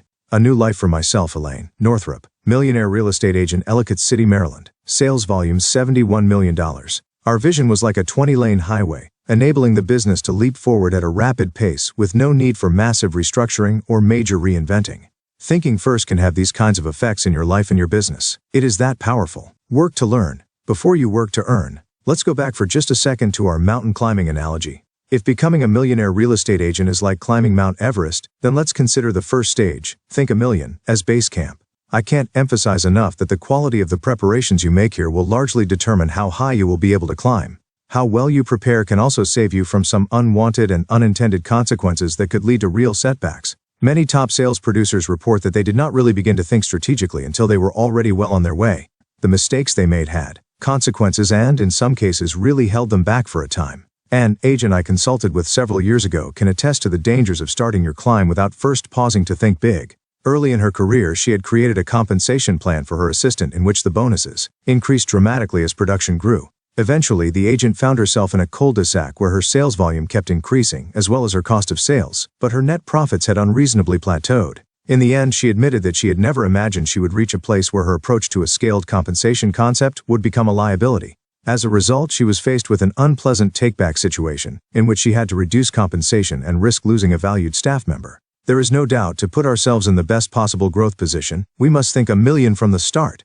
In this chapter, we'll examine the 9 ways the millionaire real estate agent thinks, the 3 L's of the millionaire real estate agent, the 8 goal categories of the millionaire real estate agent. Think $1 million is an attempt to help you capture not only the mindset and attitude of the millionaire real estate agent, but also the focus. Through experience, top agents have learned to differentiate between what is truly important, what can be delegated, and what can simply be ignored. One of the biggest challenges we have is overcoming the incredible urge to leapfrog the work to learn phase and go straight to the work to earn phase. But resist we must. Have you ever thought about how many years medical students must work as interns and residents before being allowed to practice their trade independently? Besides laboring through 4 years of undergraduate studies and another 4 of medical school, doctors must typically practice as an intern for a year and then serve a minimum of 2 years as a resident. It is staggering to think about, but the work-to-learn process for an average surgeon can last as long as 12 years. Medical students invest a lot of money and time before they work to earn. The real estate agent, on the other hand, well, we tend to pay for our training on a credit card and expect to start earning income immediately. It is amazing how many real estate agents I've met over the years who have backed into the profession. Many take up real estate as a second career or as a weekend moneymaker, and though there is absolutely nothing wrong with this, most face a real need to make money early on. Because they began their career with mortgages, college tuition for the kids, or a certain lifestyle to maintain, they are forced to dive in and learn as they earn. As a result, they don't get the chance to pause up front and work on how they think and act. How many agents do you know who truly study the business of real estate before they enter it? The truth is, it would be far better for them if they said, I need to wait just a little bit and work to learn. Before I get going too fast, I need to take a step back and gain some understanding. Napoleon Hill put it very well in the title of his famous book, Think and Grow Rich. Truly aggressive people might at first think this is a waste of good selling or listing time, but the fact of the matter is, ready, aim, fire always wins out in the long run over ready, fire, aim. And if you're building a career, you're in it for the long run. Think $1 million is designed to be a crash course on working to learn. We hope that you're already thinking big like a high achiever, and that you just need us to confirm you are on the right track and, maybe, to fill in a few blanks. Most, however, have never taken the time to examine what makes them successful or not, content with their current possibilities or unaware of their potential. These agents pull their practice through the ups and downs of the market using a combination of personal charisma, work ethic, and determination. These are all absolutely admirable traits. Our hope is that, in the next few pages, you discover that if, in addition to those characteristics, you can maintain a certain frame of mind and concentrate on a handful of key issues, the path to a much higher place will open up before you. I've come to understand that if you don't think first, thinking later may not help you. The 9 ways the millionaire real estate agent thinks. About 1/3 of the Think $1 Million formula is attitude and perspective. Now, don't be mistaken. The 9 ways is not just a rehashing of popular cliches about positive thinking and affirmations. We've learned that when you're looking to change your habits, you need to be more precise and a little more on purpose. A mechanic can't tune an engine based on a generic statement like, the engine makes a funny sound. If you offer that up in the garage, a good mechanic will ask you whether it is at a grinding noise or a high-pitched whir, when the car makes the sounds, and when the vehicle first started showing signs of trouble. Just like the successful mechanic, if you want to improve the way you think about your real estate career, you'll have to start by zeroing in on some key specifics. In breaking down the way the millionaire real estate agent thinks into 9 specific categories, 2 categories, think powered by a big why and think big goals and big models, clearly stood out from the rest as foundational. Mindsets that almost all top real estate agents have in. The 9 ways the millionaire real estate agent thinks. 1. Think powered by a big why. 2. Think big goals and big models. Foundational, supportive, figure 2. Common. The final 7. Think possibilities, think action, think without fear, think progress, think competitively and strategically, think standards and think service are no less important but tend, interestingly enough, to be supportive to the first 2. Over the years, whenever I consulted with agents, I always probed for the ways they thought. When they would tell me about their current production level, I wouldn't pronounce it as good or bad but simply asked how they felt about it. I asked them why they chose real estate and what kept them going. Before 30 minutes was up, I could usually identify at least one of the 9 ways that had evaded them. Now make no mistake about it, while some of the 9 ways the millionaire real estate agent thinks are more vital than others, all are essential to creating a high level of success that can weather storms and the test of time. The first and probably the most powerful way that the millionaire real estate agent thinks is to think powered by a big why. 1. Think powered by a big why. Above all else, we've discovered that one thing all high achievers have in common is they are working for a big why. The big why is about if you have the right why it kicks. The far out of anyhow you can always figure out the how. Tim Wood, millionaire real estate agent, Big Bear Lake, CA, sales volume million. A purpose, a mission, or a need that in turn gives you focus. High achievers always have a big why powering their actions. A great example of how a big why works in our lives is the day before a vacation miracle. Ever see anyone work the day before a vacation? It is truly amazing. No matter how they approached yesterday, today they have become a model for the entire world on how to get things done. Why? Because if they get it all done, they get to go play. That's a pretty big why. So the day before we leave for vacation, we're on a time management mission. We don't sit around idly and surf the internet or chit-chat with fellow workers. We screen our calls, ignore trivial emails, and toss out junk mail with abandon. Maybe we even eat lunch at our desk or on the run, and by the end of the day we've accomplished more than we ever thought was possible in a single day and still have time to pack, drop the dog off at the kennel, and cancel the newspaper. It's simply incredible. How does this happen? Because a big why brings big focus and big energy, and a little why brings little focus and little energy. High achievers always have a big why. Now imagine if you could live every day with such purpose. How far could you really go? Is your motivation to work every day the kind of motivation that can take you to your highest possible level? Okay, let's pause for just a moment. For the next couple of minutes, I'd like you just to think about what really motivates you, then write down your thoughts. Go ahead and stick your bookmark right here and close the book until you're done. At first my motivation was money, now God and family come first. I like my lifestyle. Jack Gross, millionaire real estate agent, Bethlehem, PA. Sales volume $132.4 million. You're back. We hope you've got a good idea of what your big why is. Chances are you wrote down more than one source of daily motivation. That's fine. Most people are driven by a number of reasons, and a lot of little whys can add up to a very big why. At the end of this section, I'll ask you to organize those whys and place the most important to you at the top of the list. But before you start that process, let's consider a few of the dangers of working for the wrong big why. A few years back, a dear friend and I were sharing our business goals for the upcoming year. Now, I don't really make New Year's resolutions like most people. Sure, I'd like to have more sales and take more to the bottom line, but that is just one aspect of my overall annual business goals. As we'll discuss later in this chapter, long ago, I discovered the magic of business goal categories. Each year, one simply choose the next achievement targets in each category rather than recreating the whole system. For me, business goals are part of a larger personal strategy designed to push me to my limits and make me grow. Unfortunately, to my friend, they seem to be more about pure ambition and possible greed than about personal development. That misunderstanding was the source of the conversation I'd like to relate to you now. It was very telling and honest, and I think it may help shed some light on the difference between living with and without a big why. Friend, me, friend, me, friend, me, friend, me, friend, me. When I look at your business goals, I have to ask, why do you want all that money? What do you mean by want all that money? I don't. Then why do you set all those goals to get it? It sure looks like you want it. Now friend, no offense, but I don't work for money. You do. That's not true. Sure it is. Because when you have enough, you stop working. What do you mean? I mean that the amount of effort you put out at work is directly related to the amount of money you're getting paid. You appear to know exactly how much money you want to make, and when you make it, you stop working. You work for money. I guess I never thought of it that way. Well, try thinking of it that way for a moment. Then go a little further. Now, you say you have everything you need, but it appears to me that you feel maybe you could have accomplished a little more by this point in your career. Right? Friend, me, friend, me, friend, me. Gary, you know I hate it when you do the tough love thing with me. Well, you're right. Why do you think that is? Maybe your focus on money is actually holding you back. But I do need a certain amount of money. We all do. Try looking at it this way. I also need a certain amount of money, but the difference is I've never worked for money. Never. Never even really thought about it. When I wake up in the morning, my big goal is to do my very best, to be my very best, and to grow as much as possible. Any money I've made is simply a byproduct of my constant pursuit of personal growth. That's why I set big goals and work so hard. So you have to be careful when you're trying to discover your big why. We hope that what motivates you isn't just money or a comfortable retirement. The truth is, you can achieve those things faster than you think. Then, if you're not careful, you'll be left with a lot of life and little reason to live it. We hope you're getting in touch with what truly motivates you. Maybe you love to do the deal. Some of the best agents I know love nothing more than a difficult negotiation that gives them a chance to really shine, to acknowledge objections, to discover a solution with which both sides can be happy. This is the kind of big why that doesn't easily fade. I've also known real estate agents who like nothing better than providing exceptional service to their clients and handing them a key to their dream home.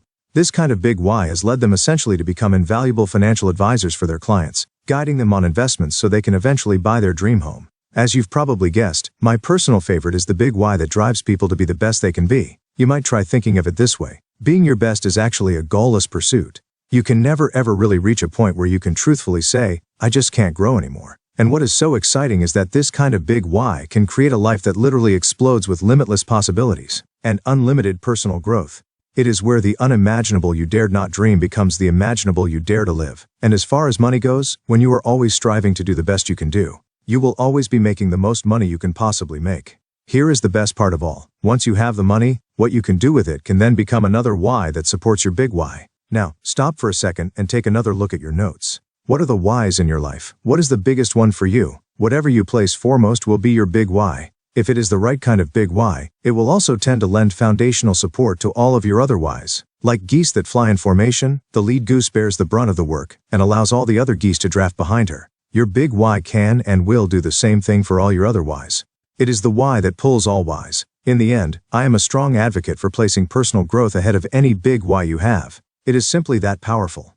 High achievers know this. They know that when they decide to be their best and place that at the forefront of all other whys, it will pull the rest in its wake. Just as important, striving to be the best you can be will keep you from pulling up short and settling for good and letting just good enough be the theme of your life. In his best-selling book Good to Great, Jim Collins declares, "Good is the enemy of great." Few people attain great lives, in large part because it is just so easy to settle for a good life. The vast majority of companies never become great, precisely because the vast majority become quite good, and that is their main problem. I have come to accept that one of the greatest challenges in life is pushing to be our best. When we are already pretty good, the surest way to combat that natural tendency is to make being your best and doing the best the point of everything you do to make it your big why. Robert Browning is often quoted as having said, but a man's reach should exceed his grasp, or what's a heaven for? Significant whys led by the big why, be the best you can be, will have you reaching for the sky every time. Why, the big why. Personal growth, I want to be the best I can be. Why, my big why. Figure 3. Why. 2. Think big goals and big models. I see no limit to the size of my business. My vision is to build a business that my children can take over, and that will still pay an income to my husband and me. Rachel Delanus, Millionaire Real Estate Agent, Waldorf, Maryland. Sales volume $52 million. The second foundational way the millionaire real estate agent thinks is to think big goals and big models. In working with top real estate salespeople, we discovered that any time they tried to separate big goals and big models into two categories, it just didn't work. It turns out they are like the yin and yang of Chinese philosophy. One cannot exist without the other. If you have big goals, then to reach them you will inevitably begin a quest for big models. Likewise, big models will drive you toward the achievement of big goals, even if that was not your intention. If anything, the power behind having big goals is really about the power of acquiring big habits by beginning with the end in mind. The professional habits you build will either empower or restrict you. What you must understand is that your habits will either serve as an empowering platform for the next level of your success or as a restricting box, trapping you inside your current level. Big goals are about reaching for your true potential. By focusing on big goals, you will be focusing on developing big habits that will always be appropriate to achieving your highest levels of success.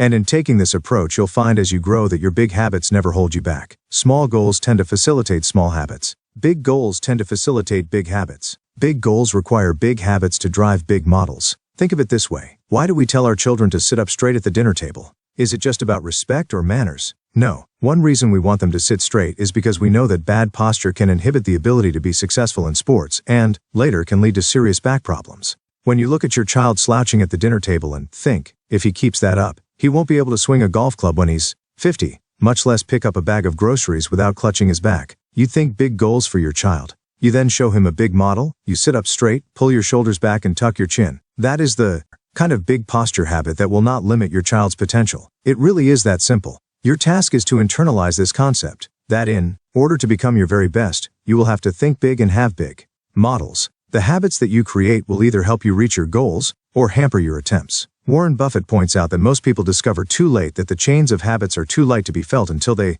are too heavy to be broken. When you begin with a big goal in mind, I watched other agents who were doing well. I began to do what they were doing. Every year I set higher goals. Double it was my motto. It worked. Elaine Northrup, Millionaire real estate agent, Ellicott City, Maryland. Sales volume $71 million. You consciously build the kinds of big habits that will serve as key building blocks for your entire career. What is amazing is that big goals and big models also have a powerful magnetic effect. They pull us through all the smaller goals along the way. First-time marathoners understand this principle well. A marathon is 26.2 miles, yet non-runners, people who are often not even all that fit, regularly adopt proven training programs and manage to finish the full marathon. For a runner, 26.2 miles is a big goal. Now, after years of study and experimentation, big models are readily available to help anyone pursue a marathon. I love watching the evening news after one big marathon and listening to the interviews with some of the first-time marathoners. They say things like, "Before this race I'd never run more than 3 miles. I can't believe I finished. I never would have thought it possible." It is a powerful thing to witness. I've even talked to first-time marathoners about how they achieved their goal. On the path to 26.2 miles, each week they were hitting new personal bests. One weekend they ran 5 miles and the next 7 and so on, until one weekend they discovered they'd run a half marathon. For most people, a half marathon would be a daunting prospect. However, when you start with a bigger goal and a model to get you there, half marathons are reduced to small goals along the way. Isn't that awesome? They accomplish these small goals because their habits, their diet, all their training reflected a much larger goal. Big goals and big models speed you to achieving your very best faster and more easily than you would have ever imagined possible. The same principles can apply to your real estate career. Let's say it takes on average about $80 million in closed volume to net $1 million. For most of us, the $80 million in closed volume may as well be a 26.2-mile marathon. It appears possible only for the elite few. Think big goals and big models. $80 million a year model, big habits, production, $2.50 million habits, $5 million habits, $10 million habits, $20 million habits, $40 million habits. Time. Figure 4. The Millionaire real estate agent. Figure 4 tells the story. Inside the borders surrounding $2.5 million are the models and habits appropriate to that goal. But when you look closer, you'll notice that these are just a subset of what is necessary to achieve the next level, $5 million. If all you have are the models and habits for $2.5 million, those borders will become a box that you will have to break through should you desire to achieve more. Before you can move forward, you'll have to unlearn your old models and old habits and reinvent yourself with appropriate models and habits to support your new larger goals.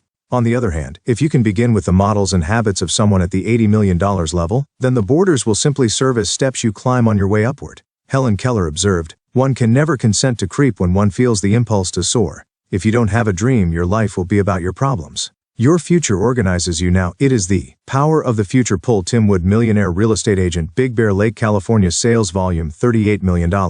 The trick to soaring to your best is to adopt big goals, big models, and then start building the big habits that will support them. If I've learned anything in life, it is that if you believe something is possible, you tend to focus on the constructive means necessary to make that possibility a reality. I've also learned to believe the opposite. If you don't think something is possible, then you will be blinded to the ways it could be done. It's like a self-imposed blind spot. For anyone who wishes to achieve the very best, this becomes a defining moment. Now that you have a big why and you've decided to adopt big goals and big models to power it, the question is, do you really think it is possible to become a truly high-achieving real estate agent? In my mind, it all comes down to your affirming or non-affirming answer to this question. Do you think it is possible? I believe there are 3 stages of possibility thinking that people can either get stuck in or go through. Nothing is possible, something is possible, anything is possible. For many people, nothing is possible because they just don't think in terms of possibilities. Thus, they take no action and nothing happens, just like they thought. For most, something is possible because they believe in the power of possibility thinking. They believe that if you think something will happen, it probably will. The problem is that they have an erroneous mental map that says thinking possibilities is all they have to do. And since possibilities thinking by itself is so powerful, they do end up with something happening.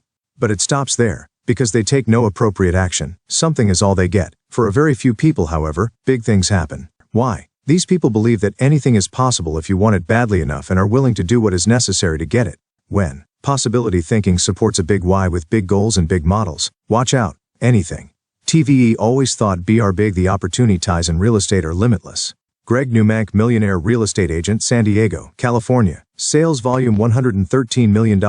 Is possible. When I was growing up, my mother always told me, where there's a will, there's a way. In essence, what she was saying was, son, if you want it badly enough, if you have a big enough reason for achieving what you want, then you'll figure out a way to get it. My father would be listening to these discussions and he would invariably point out that history has shown that necessity is the mother of invention. What my parents were trying to teach me was right. Anything is possible if you put your mind to it and take appropriate action. Millionaire real estate agents understand this. They have come to realize that while believing alone isn't enough, not believing is enough to constitute complete and total sabotage before they ever get started.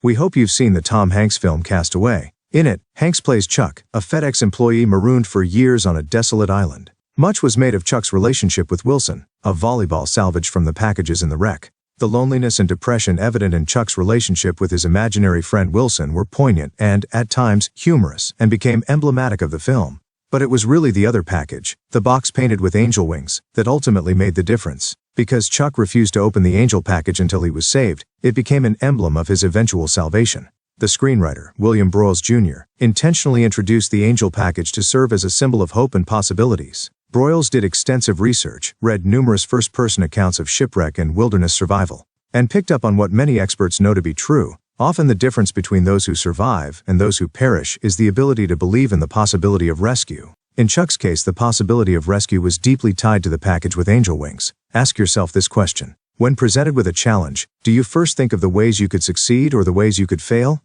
This is a test. To get to your highest level possible, you will always have to be answering the question, if I want it, what must happen for me to get it?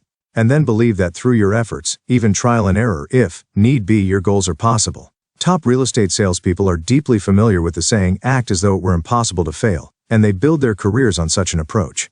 Possibility thinking, when combined with appropriate action, pushes you not only into the realm of possibilities, but beyond into the ultimate achievement realm of probabilities. 4. Think action. When you have big goals and big models with a big why powering them, you begin to think possibilities, and you begin to believe anything is possible. Now, when you begin to believe your big goal is possible, the natural result is that you start forming plans and get more focused on making things happen. It then follows that the next way to think is to think action. I love the action. It's what I love most about the real estate business. Don Zalesnak, Millionaire Real Estate Agent, Scottsdale, Arizona. Sales volume $77 million.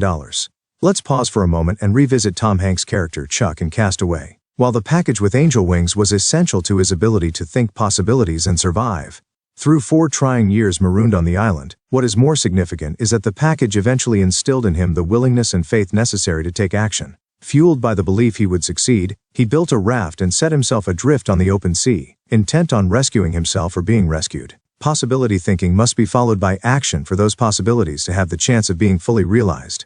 The problem for most is that they assemble everything they need to pursue success, and then instead of actually pursuing it, they leave the raft of their salvation on the shore and decide to think about it some more. They hide behind continual inaction while calling it something else altogether. Inaction in the form of additional research, planning, preparation, or, more plainly, procrastination. When you are ready, anything short of action is just plain inappropriate. Simply put, top agents know that no action leads to nowhere, and nowhere is not where they plan to be. When you know what to do, there comes a point when it is just time to shut up, get up, and giddy up. Millionaire real estate agents clearly understand this. They know that to have results they have to take action, so they make sure they take positive action toward their big goals every day. Truth be told, most high-achieving real estate salespeople have something of a natural advantage. They naturally tend to be decisive and have a high sense of urgency. But even they cannot rely on their natural behavioral style day in and day out. They too will need help to reach big goals.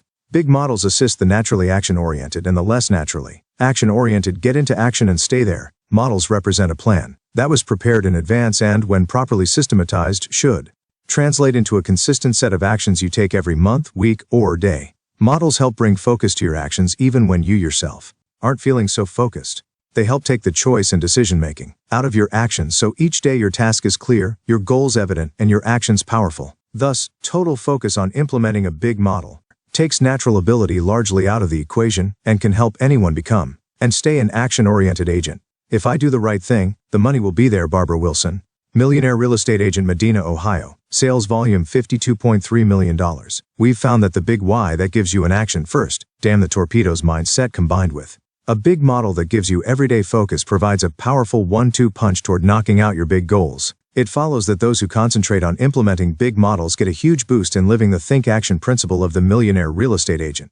Interestingly enough, one of the big obstacles for most people who want to think action is that as they set out actually to take action, they cannot think without fear. They start to move forward, stumble into some obstacles, and find themselves paralyzed into inaction by the specter of failure, and then fear of failure itself becomes our primary fear.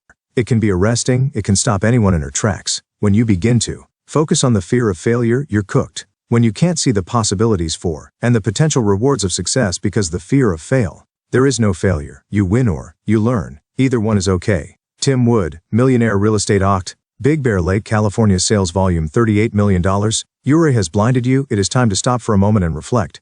If you are a possibility thinker, that means you believe you can do this. It is possible. But to do this, you will have to do something. You'll have to take action. If you take action, you will most certainly make some mistakes or fall short of the initial progress you'd hoped for. To rephrase the popular bumper sticker, setbacks happen. The good news is that setbacks along the way do not represent total failure and should never get in your way unless you allow them. As we'll discuss in the next section, think progress. These momentary setbacks can even represent positives such as learning opportunities. So never let fear of failure freeze you into inaction. Very little good can happen when you're not acting at all.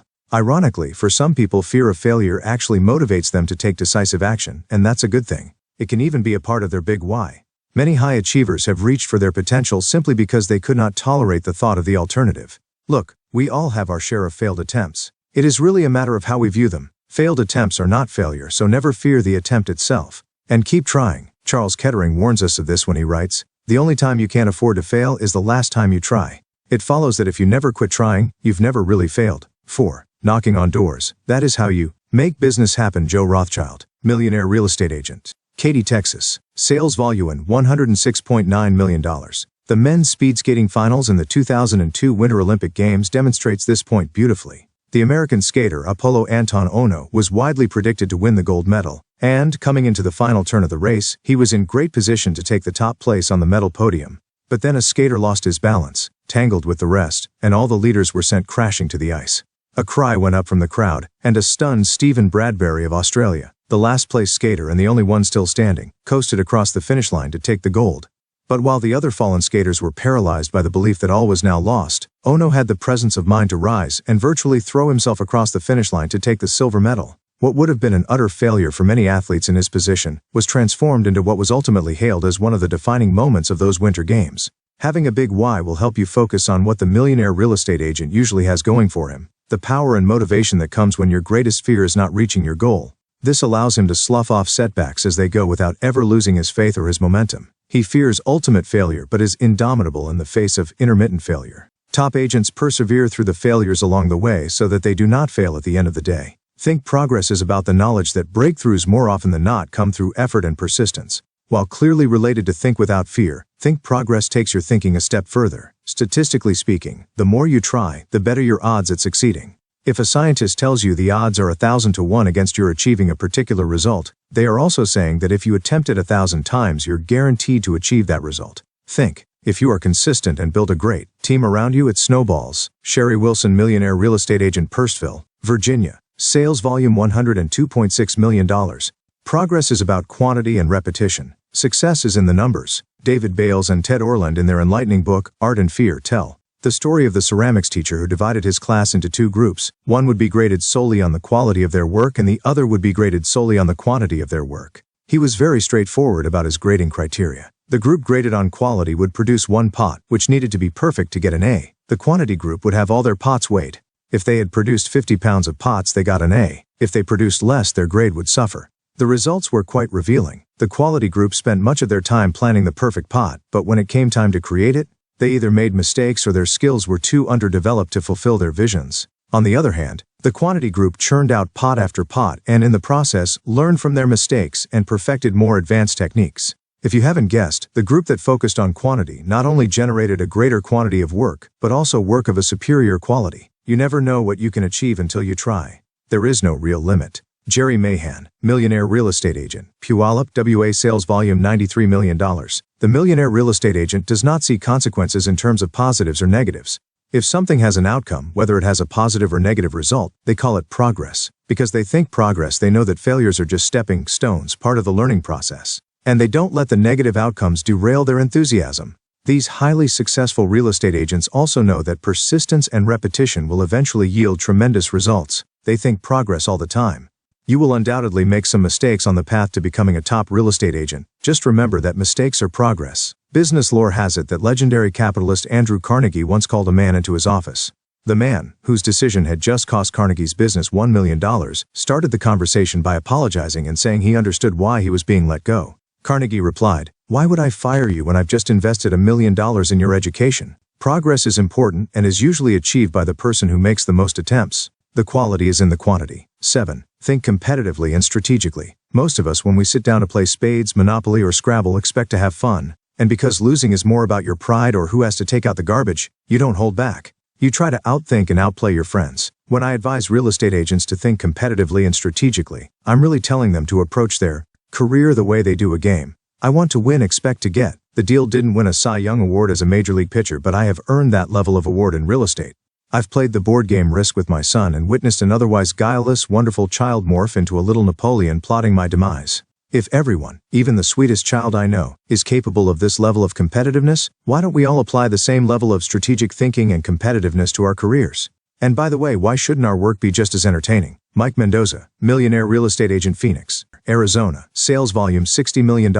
Almost all of the millionaire real estate agents we've worked with or interviewed for this book were by nature very competitive people. They love what they do, they are competitive and tend to think strategically. As a result, their work has taken on the marvelous characteristics of a competitive and fun game. When they go on a listing appointment, they are analyzing it, working out the best approach for success. And when they get that listing, Yahtzee. Once I facilitated a panel discussion. On the panel were some of the top producing agents in the city. One of the top agents was asked to talk about territory, and he related how his team had made it their goal to own a particular area. In fact, his personal sales team at the time had a 20% market share in that area. Another panelist then related a story of how this agent had reacted when she had gone after a listing in the heart of his targeted area. Well, he called her up and pretty much told her that he would do whatever it took to get that listing.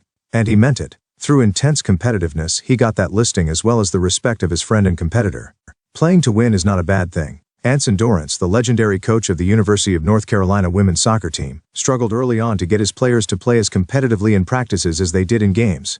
They'd knock down a teammate on an aggressive play, and instead of pursuing the advantage, they'd stop to apologize. Dorrance knew that if the team practiced apologetically, they'd likely play that way too. He had to teach them that aggressive, competitive play among friends was something to be respected rather than avoided. He adopted a system where the coaches meticulously scored each athlete in drills and scrimmages. They were timed in sprints and were awarded points for winning 50/50ths balls, etc. Each evening the coaches tabulated their scores, ranked every player, and then posted them on Dorrance's office door. Well, the atmosphere in practices changed dramatically. In the beginning, no one wanted to see their name at the bottom of the chart. Later, competitiveness became a mentality and a source of pride. They expected their teammates to bring their very best against them. Anything less showed a lack of respect. Competition became a huge part of the team's culture, and they experienced tremendous success as a result.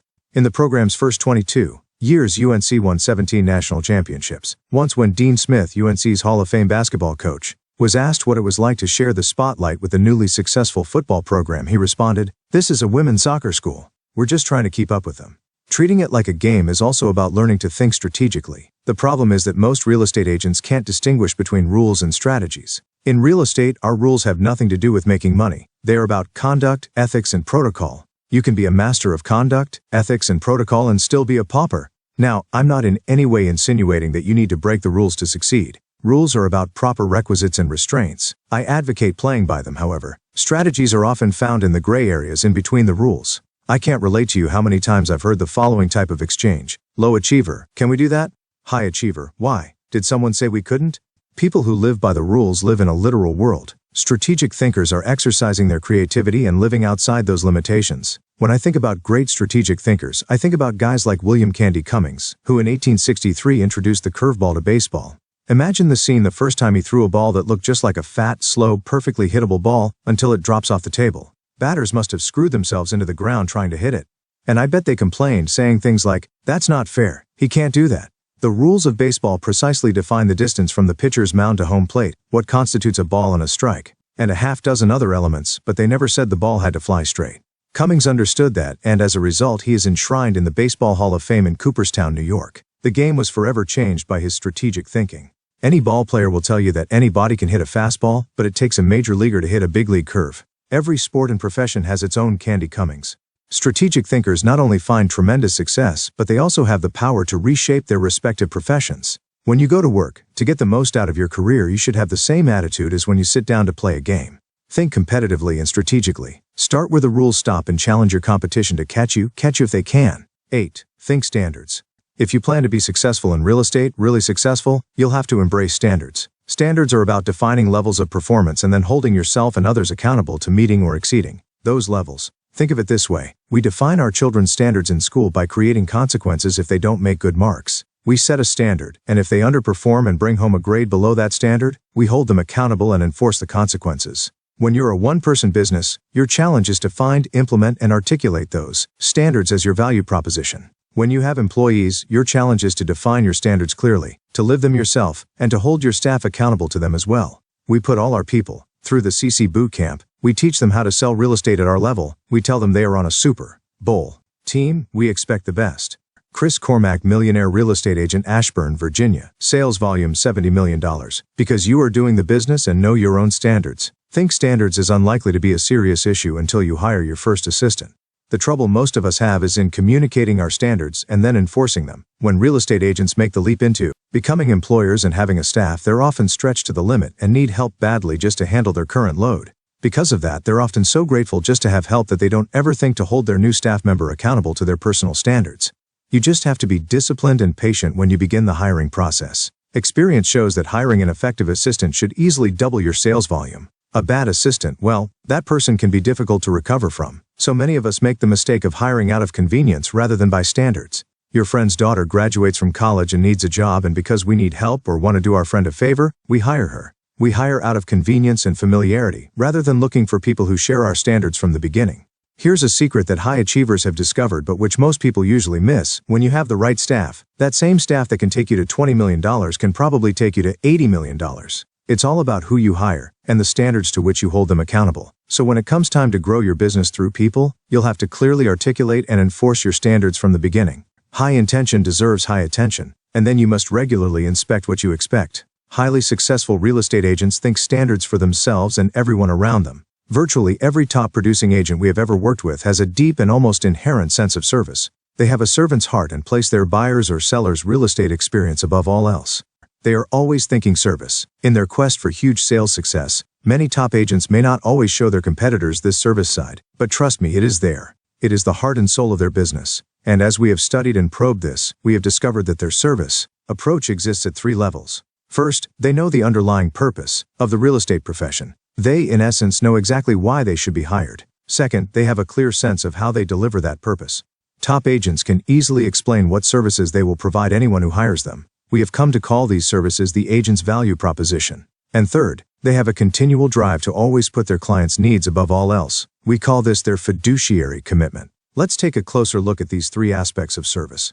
Purpose. Top real estate agents always have a clear understanding of why they should be hired, and they are able to articulate it to anyone at any time. For sellers, their goal is to net them the most amount of money in the shortest amount of time with the least amount of problems. For buyers, their goal is to find them just the right home, at the best price, in the right time, with the least amount of problems. Great service begins with a clear purpose for why someone should work with you. Value proposition, even beyond their sense of purpose. The very best real estate agents are able to translate this purpose and the reason people should hire them into a specific set of services that they will provide.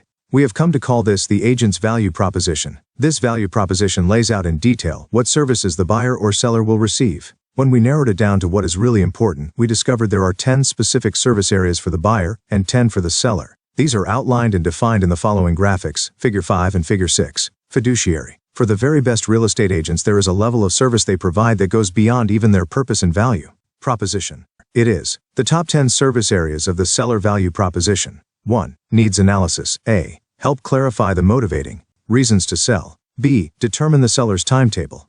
2. Pricing strategy. A. Determine the best selling price strategy given current market conditions. B. Show resulting net sheet. 3. Property preparation. A. Advise on repairs and improvements. B. Provide staging strategies. 4. Marketing strategy. A. Develop marketing plan. B. Establish marketing timetable. 5. Receive an offer. A. Evaluate offers. 6. Negotiating to sell. A. Negotiate counteroffers. B. Advise on final terms and conditions. 7. Sell. A. Prepare post-contract work list. B. Advise on repairs and vendor services. 8. Pre-close preparation. A. Coordinate and supervise document preparation. B. Provide pre-closing consulting. 9. Closing. A. Review closing documents.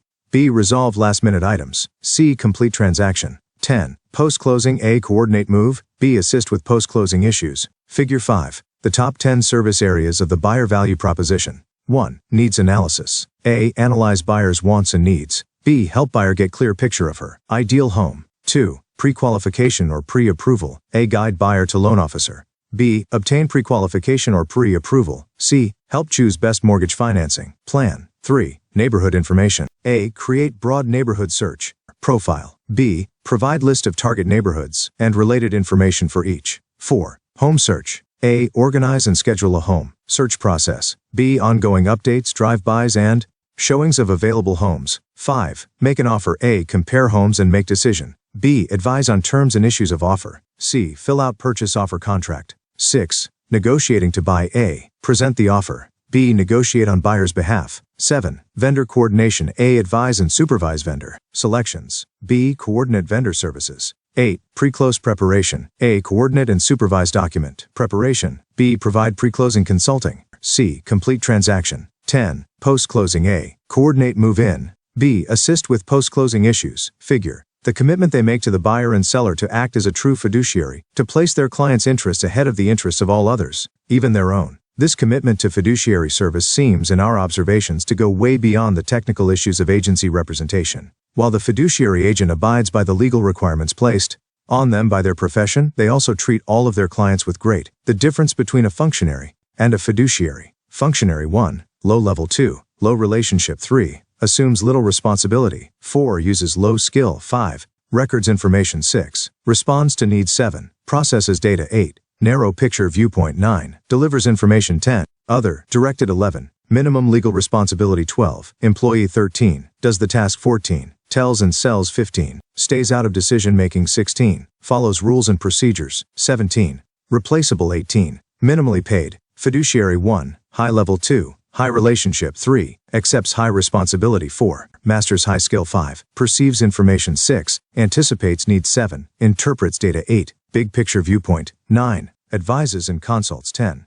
Self-directed. 11. Maximum legal responsibility. 12. Partner. 13. Owns the result. 14. Educates and guides. 15. Involved in decision-making. 16. Uses judgment and intuition. 17. Irreplaceable. 18. Highly paid. Figure 7. The millionaire real estate agent. Fiduciary care. Actually, this may be an appropriate place for us to draw a distinction between the two types of service being provided in the real estate industry: functionary versus fiduciary. A functionary is one who is in a specific task relationship with his clients. He does the job. While a fiduciary is one who not only does the tasks of the job, but is also in a high trust relationship with his client and feels total responsibility for the outcome. Figure 7 gives a great illustration of the differences between a functionary and a fiduciary. Interestingly enough, a fiduciary can easily do functionary work, but a functionary cannot easily do fiduciary work. Top agents understand this, and as a result, work really hard to provide fiduciary services to all their buyers and sellers. In many ways, this is the true difference between average service and exceptional service.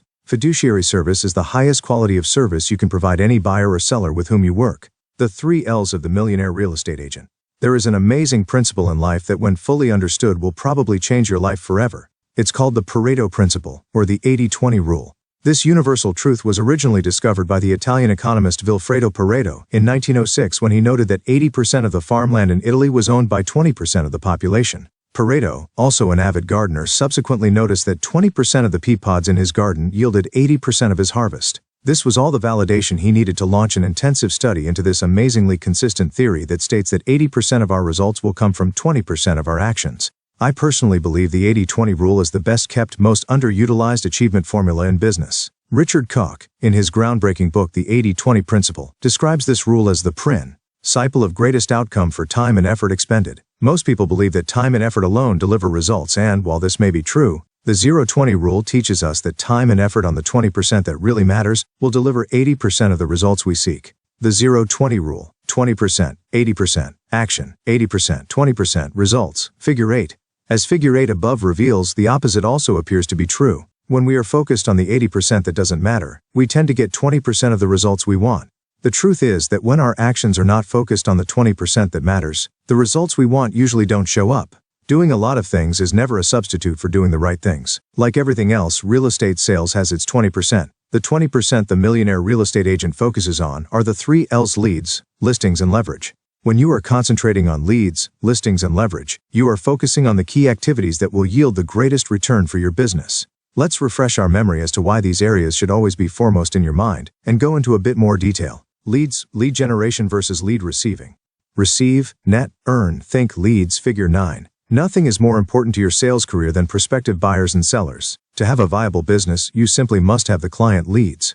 To have a business that pays you a lot of money, you will need a lot of leads. Funny, but some real estate agents miss this not too subtle point and end up spending their time on other less financially rewarding activities. I can't tell you why this is, but let's be perfectly clear about it in this book. No leads means no sales. We must have leads, and in fact, if it is helpful to you, you should think of yourself as being in the lead generation business. Many will say, but I'm in the real estate business, to which I reply, fine, then try staying in the real estate business very long without leads. If it makes you feel any better, please realize that all businesses are, in addition to their particular business, in the lead generation business. What you have to embrace is the fact that it is the number of qualified leads you have that will either grow your business, keep you in business, or put you out of business. Nothing else about your business will have as big an impact on it as the number of leads you have. For this reason, leads becomes the first of the 3 L's. Without them, the other 2 are not nearly as important. Without leads, we wouldn't be in business. Chris Cormack, millionaire real estate agent, Ashburn, Virginia. Sales volume $70 million. When I taught new agent sales training classes, I would sometimes start my class discussion on leads by asking the audience, if I told you there was an out-of-town buyer who just got in this morning and who will be paying cash and needs to purchase a home by the end of the week, could any of you help him out? Everyone would raise their hand. Well, I can guarantee you there is a buyer getting into town today who has cash and needs to buy a house now. The problem is we don't know where or who this buyer is, and that is the leads challenge of the real estate business. In a prosperous market, there are usually many agents relying on passive lead generators, casual referrals, and luck to create business. I call this lead receiving. Unfortunately, real estate agents who are in the business of lead receiving may find themselves selling very few houses when the market shifts. Conversely, if you actively and systematically focus on lead generating through direct prospecting and marketing activities, you will always be doing the best you can even in shifting markets. In the battle of lead generating versus lead generating always wins, no matter what the market.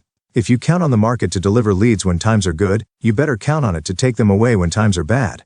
What is given can also be taken away. One of the first questions I ask when consulting one-on-one with someone who wants to earn more is, do you have enough leads that if you close them properly, you'd be reaching your goals?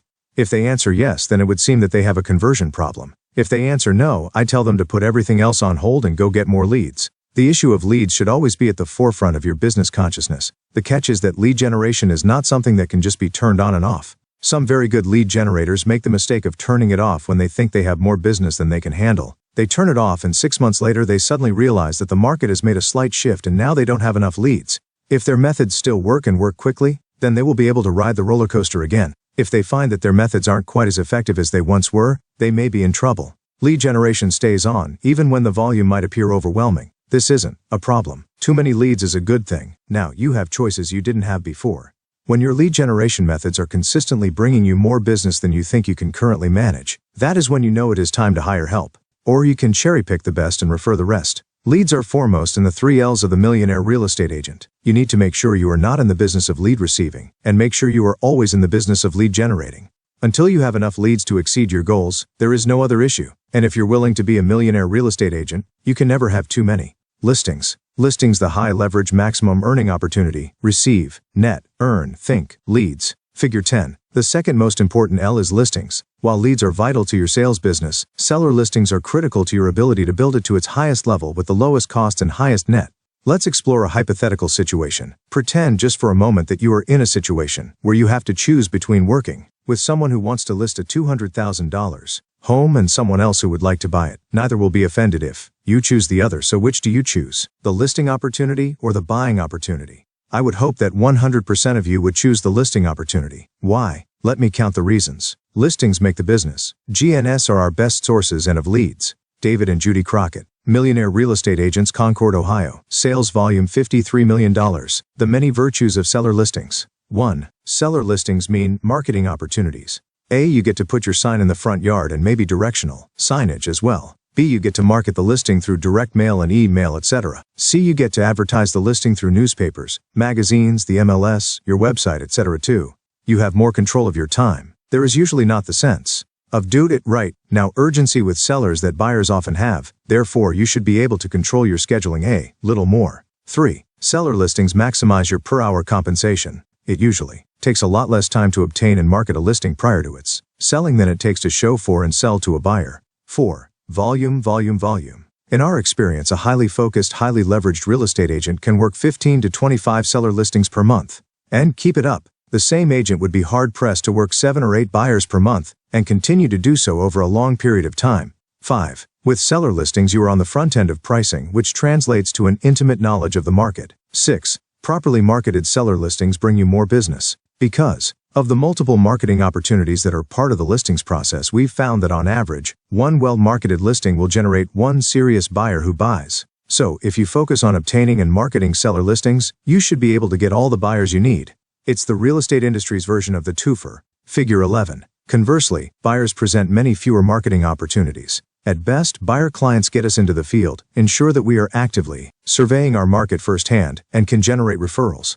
At worst, an indecisive buyer can demand weeks if not months of your attention before buying, or worse, deciding to wait until next year. There is simply too much upside to the listings business not to focus on listings first. So, if you would choose sellers over buyers in the hypothetical situation we described above, why aren't you placing seller clients at the core of your business? There are so many great reasons to devote all of your time and effort to taking and marketing listings. The Millionaire real estate agent grasps the incredible advantages of making, obtaining, and marketing seller listings their primary lead generation focus, and they do so almost exclusively. Over time, they will hire one or more buyer specialists to work the buyer side of the business and concentrate their energy on the high-return, high-leverage business of listings. Listings are the second L in the 3 L's of the Millionaire real estate agent. All the Millionaire real estate agents we worked with and interviewed devoted their time to listings first. The buyers they worked with were usually the result of their seller focus or their focus on referral and repeat business. Make listings your primary focus. Listings will help you gain more control over your time and money, and the rewards you reap from your efforts will be the highest they could possibly be. Listings receive leverage. Leverage, the who, how, and what of real estate. The interesting thing about the third L, leverage, is that if you focus on the first 2 L's and do a great job, you will eventually have no choice but to either make less money or jump into becoming leveraged. An effective focus on leads and seller listings eventually brings you to a point where you have more business than you can possibly handle alone and will create the opportunity to start focusing on leverage. And that is how it net, earn, think, leads. Figure 12 should be. Until you have maxed out on what you can accomplish through focus on leads and listings, you should not be hiring another person. Why? Red light, green light, you do it when you need it. Let's revisit our mountain climbing analogy. If following the path to becoming a millionaire real estate agent is like climbing Mount Everest, then leverage can be likened to the hiring of Sherpas, the native climbers who assist on almost every attempt at Everest's summit. Only a small handful of climbers have ever successfully climbed Mount Everest alone. None of the millionaire real estate agents we have worked with or interviewed claim to have reached their current level of success alone. Look at it this way. Leverage answers 3 key questions in your business. 1. Who is going to do it? People. 2. How will they do it? Systems. 3. What will they do it with? Tools. You might say leverage is the who, how, and what of your real estate business when you are not the only one doing it. Our staff is the key to our freedom. With our team, we no longer have to deal with every little problem. Ronnie and Kathy Matthews, Millionaire Real Estate Agents, Houston, Texas. Sales volume $99.5 million. Bringing people into your sales business to work with you has the potential to tremendously impact your business. Now, the challenge is to add the right people, because that impact could be positive or negative depending on who they are and what they do. Great talent is irreplaceable. Great talent often meets and exceeds your standards and has the capacity to grow with you in the business. Poor hires, on the other hand, can do a lot of damage. Good talent should not be confused with great talent. Good is good, and great is great. And, although good can really help, great can actually change your business forever. Therefore, it is crucial that you avoid settling for people who merely fill gaps and who do not have the capacity to grow. An agent and longtime friend of mine once jokingly explained why most agents were satisfied with good, rather than great, talent in their business. He said, "Gary, after you've hired bad, good is great." That's true. But the greater truth is, once you've experienced great, good just isn't good enough. In the very beginning, you will seek people leverage to help with administrative duties, answer the phones, process transactions, and place the advertising and marketing you create. They are transaction coordinators, contract managers, marketing specialists, and bookkeepers, and sometimes they are all those things rolled into one. Eventually, if they are talented enough, take the leap of faith, hire someone. It will open you up and free you up. Valerie Fitzgerald, Millionaire Real Estate Agent, Los Angeles, California. Sales volume $160 million. They will help you create and implement systems to run your business more efficiently and consistently.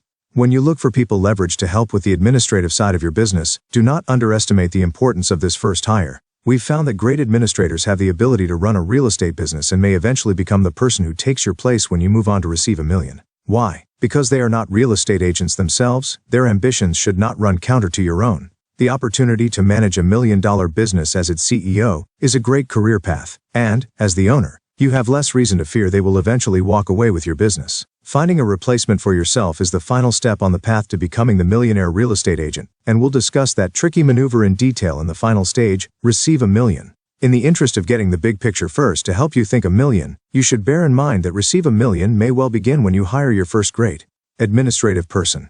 I'm convinced that one of the greatest realtors of our time is Ebby Halliday in Dallas, Texas. Ebby's first assistant was Mary Frances Burleson. Today, some 30 years later, Mary Frances is president of Ebby Halliday Realtors, a thriving real estate business with more than 25 offices around Dallas. Never underestimate the importance of your first hire. Sharon Gibbons was my first hire in 1983 and, like most first hires, she was in charge of doing it all, from typing to answering the phone to you name it.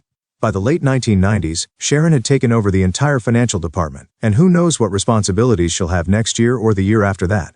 If you do it right, your first hire could be a lifetime hire. So your first step to leverage will be administrative help who will eventually help create and implement systems. Systems are simply the repeatable processes that allow us to duplicate magnificent results easily. You may create a listing appointment checklist or a 10-point marketing plan for your listings. Whatever the case, it will be defined by your standards and repeatable by others. Your administrative people leverage should also bring tools. Tools are what they do their work with, from phone systems to computer networks to websites and marketing packages. As you progress, you'll want to spend less and less time selecting and implementing tools. Your people leverage can take these tasks away from you and allow you to concentrate on the productive activities like lead generation, going on listing appointments, or hiring and train.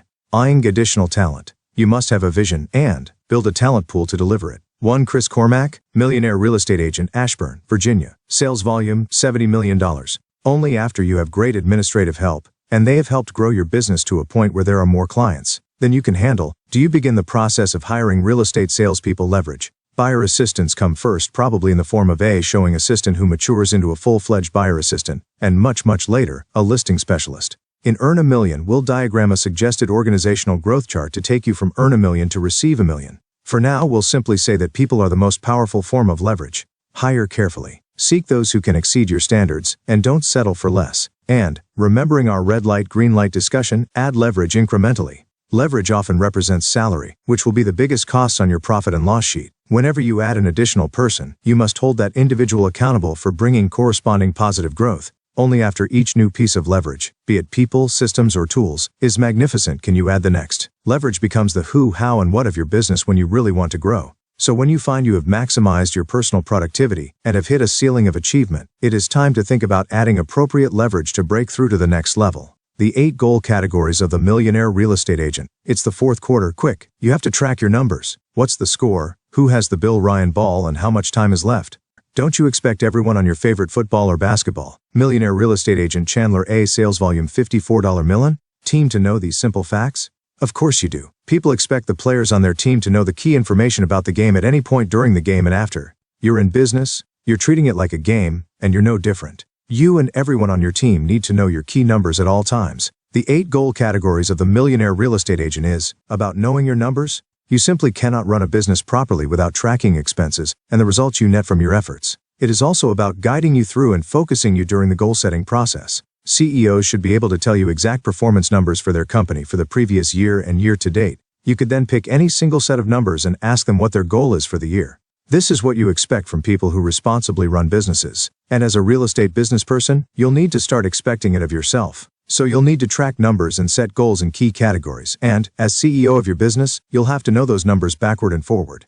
There are 2 sets of numbers the Millionaire Real Estate Agent is always aware of. 1. Goal numbers. 2. Actual numbers. The first set defines your annual goals for your business. The second set, if monitored on a weekly basis, acts like a compass. Each time you assess your actual numbers, you'll get a pretty clear picture of how you are doing in regard to your annual goal numbers. If you are falling short in one area, you can throw your resources at the shortfall and get it back in line before your next assessment. When you find yourself on track to exceed all your goal numbers, you know it is time to consider raising the bar. Even with all the billion-dollar prognostic equipment available to NASA, their average shuttle mission is not a simple matter of charting the course and then logging the milestones of the journey. Because the stakes are so high, they monitor progress in nanoseconds and make literally thousands of course corrections during an average mission. NASA takes the know your numbers and red light green light concepts to the ultimate extreme. Agents know their goal numbers and track them to make sure they know how they're doing at all times. They set big someday goals, 3-year, annual. I've been looking at my real estate practice as a business. Now track all the numbers and watch my P&L. Rachel Gahanis, Millionaire Real Estate Agent, Waldorf.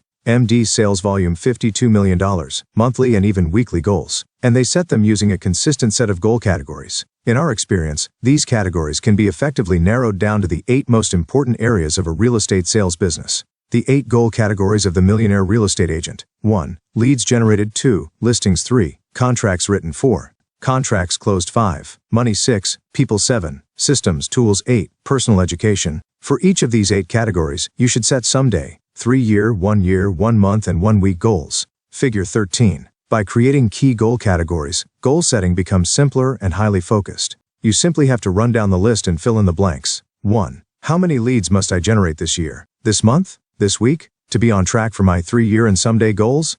2. How many listings must I take this year, this month, this week, to be on track for my 3-year and someday goals? 3. How many contracts must I write this year, this month, this week, to be on track for my 3-year and someday goals?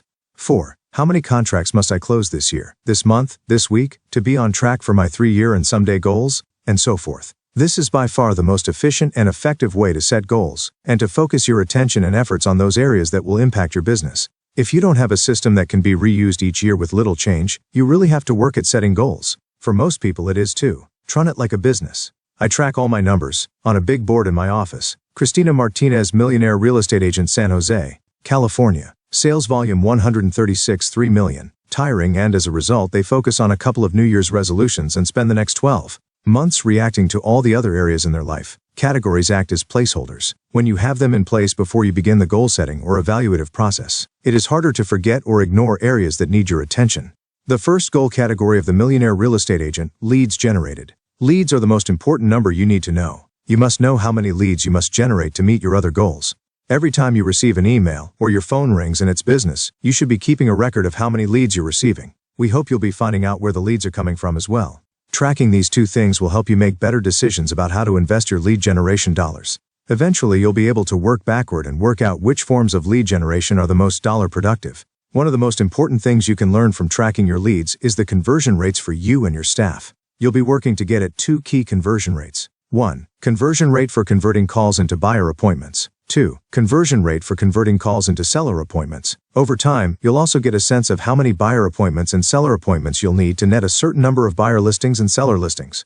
From there, you'll be able to track how many buyer and seller listings you'll need to net a certain number of closed sales. Once you have a good understanding of these numbers, you'll be able more accurately to predict the relationship between the leads coming to your business and how they translate to closed sales and gross income. You can break it down and go into even more detail if you choose. But the ultimate goal is for you to be able reliably to predict the number of leads you will need to generate in order to meet any production goal. The second goal category of the Millionaire Real Estate Agent, listings. This is the second most important number a millionaire real estate agent needs to know. Your entire business model should be built around obtaining a certain number of seller listings each month and year. Seller listings, as we have mentioned, are the high leverage, maximum earning opportunity in this industry. Seller listings properly marketed will generate more leads and buyer contracts. If you don't get them, your model can quickly begin to break down. In Earn a Million, we will prescribe a certain number of seller listings you should strive to get each month and year. Your conversion rates will then dictate how much lead generation is necessary to get you the right number of seller agreements to net your listing goals. If you choose to track only 2 areas of your business, track your leads and your listings. The third goal category of the Millionaire Real Estate Agent, contracts written. Here is what you need to know about your sales contracts written. 1. Number of units written. 2. Total volume written. 3. Gross income written. The best practice is also to track how many of your contracts written were listings and how many were buyers. The fourth goal category of the Millionaire Real Estate Agent, contracts closed. To properly set goals for and track sales contracts closed, you need to know 1. Number of units closed. 2. Total volume closed. 3. Gross income closed. As with contracts written, you'll also want to keep track of how many of your contracts closed were listings and how many were buyers. The fifth goal category of the millionaire real estate agent, money. This is approached as a business, and as such money and the issues of money must always be accounted for and respected. The big money issues to track are: 1. Gross closed income, how much money did we make? 2. Budget, how much money did we spend? 3. Net income, how much money did we earn as profit? Ali get to take home? The sixth goal category of the millionaire real estate agent, people. People are the first and most important type of leverage you bring to your sales business. When there is more work than you can handle, you must hire additional help. Individuals never maximize their potential by themselves, so you will need help. The 3 key goal areas you will always have to address regarding your people are: 1. Recruiting, what people needs do I have? A. Who do I need and what do I need them to do? B. Where will I find them? 2. Training, what training needs do I have? A. Now that I have someone, how and when will I teach them what to do and how to do it well? 3. Consulting, what performance or accountability issues do I have? A. Now that my people are in the job and trained, what, how, when will they be supported and held accountable so they can excel? Even if you do not currently have any people needs, it is important that you keep this placeholder in your goals. Begin with the end in mind, right? If you're tracking the other aspects of your business properly, you'll probably begin setting goals in this category long before you actually need to make a hire. You will see that your leads are increasing, and with them, you'll be seeing a corresponding increase in listings taken and contracts written and closed. Eventually, you'll be looking to the future and saying, if this continues for much longer, I'll need to have help. Having the placeholder on your goal sheet at all times helps prompt you to ask this question early instead of late. The advantage to you is that you'll have the opportunity to take your time and look for an outstanding candidate, because you're tracking your growth in specific areas. You'll also have a head start on creating a job description that fits your current and future needs. The seventh goal category of the millionaire real estate agent, systems, tools. After people, systems and tools make up the remainder of leverage. Before you hire your first staff member, you should think about what systems and tools you will need in place. Systems are about documenting your methods. You want your people to document your methods and then be able to duplicate your excellent results. Creating systems can be challenging. Your first hire, your administrative help, will help you to create initial systems for them and any future hires in your sales staff. Tools are everything from computers, equipment, and phone systems to something as simple and as vital as a job description. Actually, the job description is an extremely important tool for establishing your standards for performance and behavior on the front end. They should be detailed and thorough. If it is helpful to do so, try thinking of them as the syllabus college professors hand out on the first day of class. A typical syllabus will not only provide a description of the material to be explored, but it also sets standards for passing and failing. Your staff needs to understand how they can succeed with you and how they might fail with you. The management of almost all your other tools can be delegated to your staff. The systems tools goal category manifests itself as the following questions. What new systems or tools do we need to add? What current systems or tools do we need to improve or upgrade? Because system tool leverage can take time to research, create, and deploy, they should always be present in your goals and tracking. You'll want to predict these needs well in advance so you can give them the attention over time they may require. The eighth goal category of the millionaire real estate agent, personal education. If there is one thing that our experience has shown over the years, it is that millionaire real estate agents are always focused on personal development. For themselves, they attend seminars, seek out consulting relationships, and require their staff to do the same. They are always looking for ways to improve how they and their staff operate professionally and personally. Your personal education goal category will show up in your thinking as: 1. What knowledge do I need to learn? What skills do I need to acquire? 2. What knowledge do the individuals on my staff need to learn? What skills do they need to acquire? There is always an ongoing need to improve your understanding of the key areas of your business. On the road to becoming your best, school is never out. Keeping goal categories is one of the areas that changed my life as a business person. Back in 1979, I attended a Louis R. Timberlake seminar on goal setting. Timberlake advocated using goal categories, and before long I was scratching out notes on what should be the core goal categories for a highly successful real estate agent. These categories were originally tried and tested by none other than myself. Now, over the course of my career, they have withstood my personal scrutiny as well as the original doubts and skepticism of thousands of real estate agents who have consulted with me. While goal categories are magical and can bring amazing focus to your business life, they shouldn't be compartmentalized to just your business life. I encourage you to explore taking advantage of the power of goal categories in your personal life as well. Conclusion: Think a Million is designed to be a crash course in the mental and planning aspects of becoming a millionaire real estate agent. Hopefully, this chapter has provided valuable insight into the way high achievers think and the principles that dictate their actions. Start with an awareness of the mindset, the 9 ways the millionaire real estate agent thinks. Absolutely focus on the 3 L's of the millionaire real estate agent, and methodically use the goal-setting placeholders we described in the 8 goal categories of the millionaire real estate agent. If you can do those things, you'll be very well positioned to apply the models we will describe in the next chapter, earn $1 million, and start taking your real estate career to a higher place. If you now feel you can think $1 million, then congratulations, you're well on your way. It's time to move on and explore how to earn $1 million. Points to remember: think $1 million. How you think matters. Thinking big at the beginning is like building a 20-lane highway for your vision of the future. Work to learn before you work. To earn that learning will more than make up for any lost time and will in fact earn you more money in the end.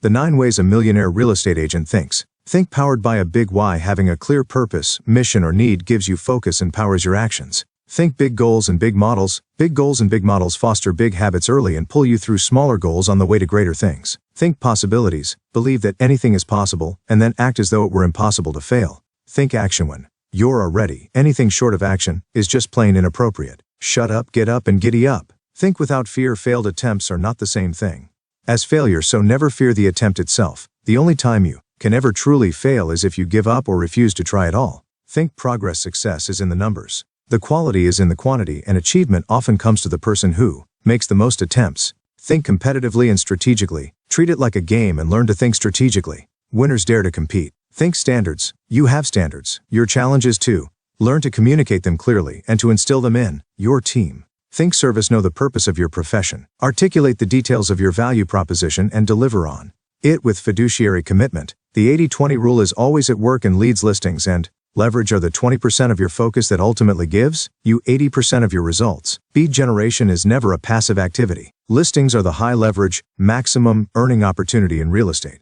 Leverage is the who, how, and what of a powerful real estate sales team. Bring the power of goal categories into your business life. Goal setting becomes easier and more effective when you have consistent set of goal categories. Business people know their numbers. They know their goal numbers and their actual numbers, and so should you. The 8 goal categories of the millionaire real estate agent are leads generated, listings, contracts written, contracts closed, money, people, systems, tools, and personal education. Earn $1 million. If a man knows not what harbor he seeks, any wind is the right wind. Seneca. Listings. Receive. Net. Think. Leads. Figure 1. Leverage. The science of success. There is both an art and a science to achieving your highest potential in your real estate sales career.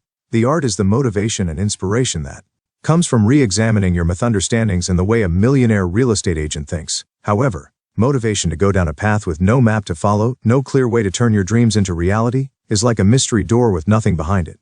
It can feel like a false promise. Our focus in this book up to now has been mostly on insight and perspective, facing your fears and thinking big. We've been studying the art of real estate sales success. It is now time to turn our attention to another focus. It is time to be instructional. We've seen the art, now it is time to discover the science. Models matter. As we've discussed, models are very important tools to help us achieve our goals. To put it plainly, models matter, and the right models matter most. If you don't know where you're going, I guess any model will do. But if you're trying to become your very best and achieve the most you possibly can, you'll need big models to match your big goals. Now that you've set aside your myths and learned how to think like a high achiever, it is time to get down to the work of becoming one. In the sales business, everyone, whether they realize it or not, is following a model. The difference between everyone else and top achievers is that top achievers purposefully choose big models in the key areas that matter, so they can achieve their highest potential. They understand that you must be a 20%er, and find models that help focus your efforts on the 20% of activities that lead to 80% of the results. One of our discoveries in working with and interviewing millionaire real estate agents is that they all seem to follow 4 key models: an economic model, a lead generation model, a budget model, and an organizational model. The 4 fundamental business models of the millionaire real estate agent figure. It turns out these 4 models are foundational. They represent the 4 areas everyone must ultimately tackle on the way to high real estate sales achievement. In a nutshell, here is what they teach. 120 The millionaire real estate agent. 1. The economic model, a formula that shows you how to plug in specific numbers you'll have to achieve in specific areas to receive a specific net income. 2. The lead generation model, the specific approach you must take to systematically generate a specific number of leads. 3. The budget model, an outline of the specific budget categories you should track and the percentage of your gross revenue you should spend in each of them. 4. The organizational model, the specific staff positions you will need to fill and the job responsibilities they will be given as your business grows. Simply think of the 4 models as adding up to a formula that says, to achieve the amount of net income you desire, you will need to generate X number of leads, spend X amount of money in specific areas to support those efforts, and hire X number of people to service it all. On the following 2 pages are 2 key diagrams. They provide an overview of the 4 models but show 2 distinct perspectives. The first perspective is a high-level look at the key areas in each model, and the second drills down to the specific issues and numbers you'll need to focus on to pursue the path of the millionaire real estate agent. Please take a few moments to review Figure 3 and Figure 4 on the following pages and get your bearings before we dive into the science of success at the millionaire real estate agent level. Try not to get too caught up in the numbers shown in Figure 4. They will be explained in detail in the second half of this chapter. For now, we just want you to get a sense of where we are headed. The 4 models, the key areas. 1. Know what numbers you must hit. 2. Focus on appointments. 3. Focus on conversions. Organizational model, economic model, lead generation model. 1. When doing all you can. 2. Do, hire administrative help budget model, hire talent. 3. Train and consult. 1. Prospect and market. 2. Set up a database and systematically market to it. 3. Focus on seller listings. Taken. Don't just think like a business, become one. Figure 3. The 4 models, the issues and numbers of the millionaire real estate agent. 1. 320 closed sales, $250,000 average price. 2. 2.40 million GCI. 3. $700,000 cost of sales, $700,000. 4.27.73 seller listing apps, 25.53 buyer listing apps, Mo. 5. 20.53 seller listings taken. No. 16.63 buyer listings taken, Mo. 6. 13.33 sellers sold. Mo. 13.33 buyers sold. Mo. Organizational model, economic model, lead generation model. 1. 3 key hires, administrative manager, lead seller specialist, lead buyer specialist. 2. 7 recruiting sources. 3. 9 compensation options, budget model. Total cost of sales, 29.2%. Expenses, 29.2%. 2. Lead generation, 9.2%. 3. Occupancy, 2%. 4. Technology, 1.5%. 6. Supplies, 1%. 8. Equipment, 1%. 9. Auto, insurance, 1%. 1. Database, 960 met. 8,000 haven't met. 2. Cost $31,680 to $63,360 YR. $96,000 to $192,000 YR. 3. Focus on listings. Don't just become a business. Become a big one. Figure 4. Earn $1,012,323. Hobo shacks or houses. In the following pages, I'll walk you through the fundamentals of these 4 sound and proven models. Then, once we have the basic concepts down, I'll show you how millionaire real estate agents apply them in their efforts to earn and net $1 million in annual income. However, before you start absorbing them and are tempted to personalize them, it is a good and appropriate time to remind you of our earlier discussion on modeling and creativity. I believe that until you have implemented and worked with a model, you have little business trying to change or improve it. Remember, trust those who have lived before you.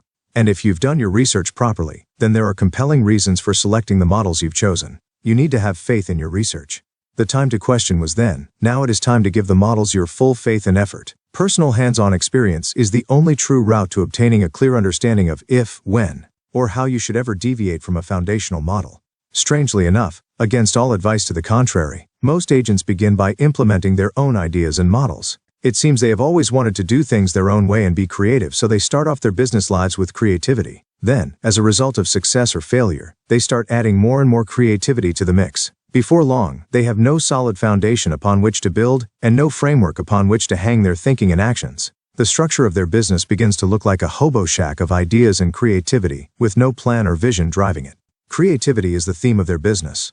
We believe that the best houses and the best businesses get built from clear blueprints, solid foundations, and proven frameworks. If you've ever tried to find a shortcut in a neighborhood you weren't familiar with, you probably already understand this phenomenon. The hobo shack. Hobo shacks versus houses, built on a patchwork of creativity and ideas, against Figure 5. House built on a solid foundation of proven models. All too common story goes something like this. You're driving your clients down a busy thoroughfare and figure you could save 5 or 10 minutes if you cut over a couple of blocks to a street that might have less traffic. So you take a quick right, drive down a few blocks, and pick a side street that appears to run parallel to the main street you were on. Everything looks great until, a few blocks from where you started being creative, the unexpected happens and the new street angles off in the wrong direction, away from your intended destination. So you compensate by being creative again and start angling through the neighborhood trying to get back on track. Well, you probably know how this story ends. At some point you apologize to your clients, pull over and break out the map. Instead of gaining 5 minutes, you've lost 15, and you have to retrace your steps back to the beginning and start over. Not to mention the embarrassment you feel, and the loss of confidence your bewildered clients likely feel.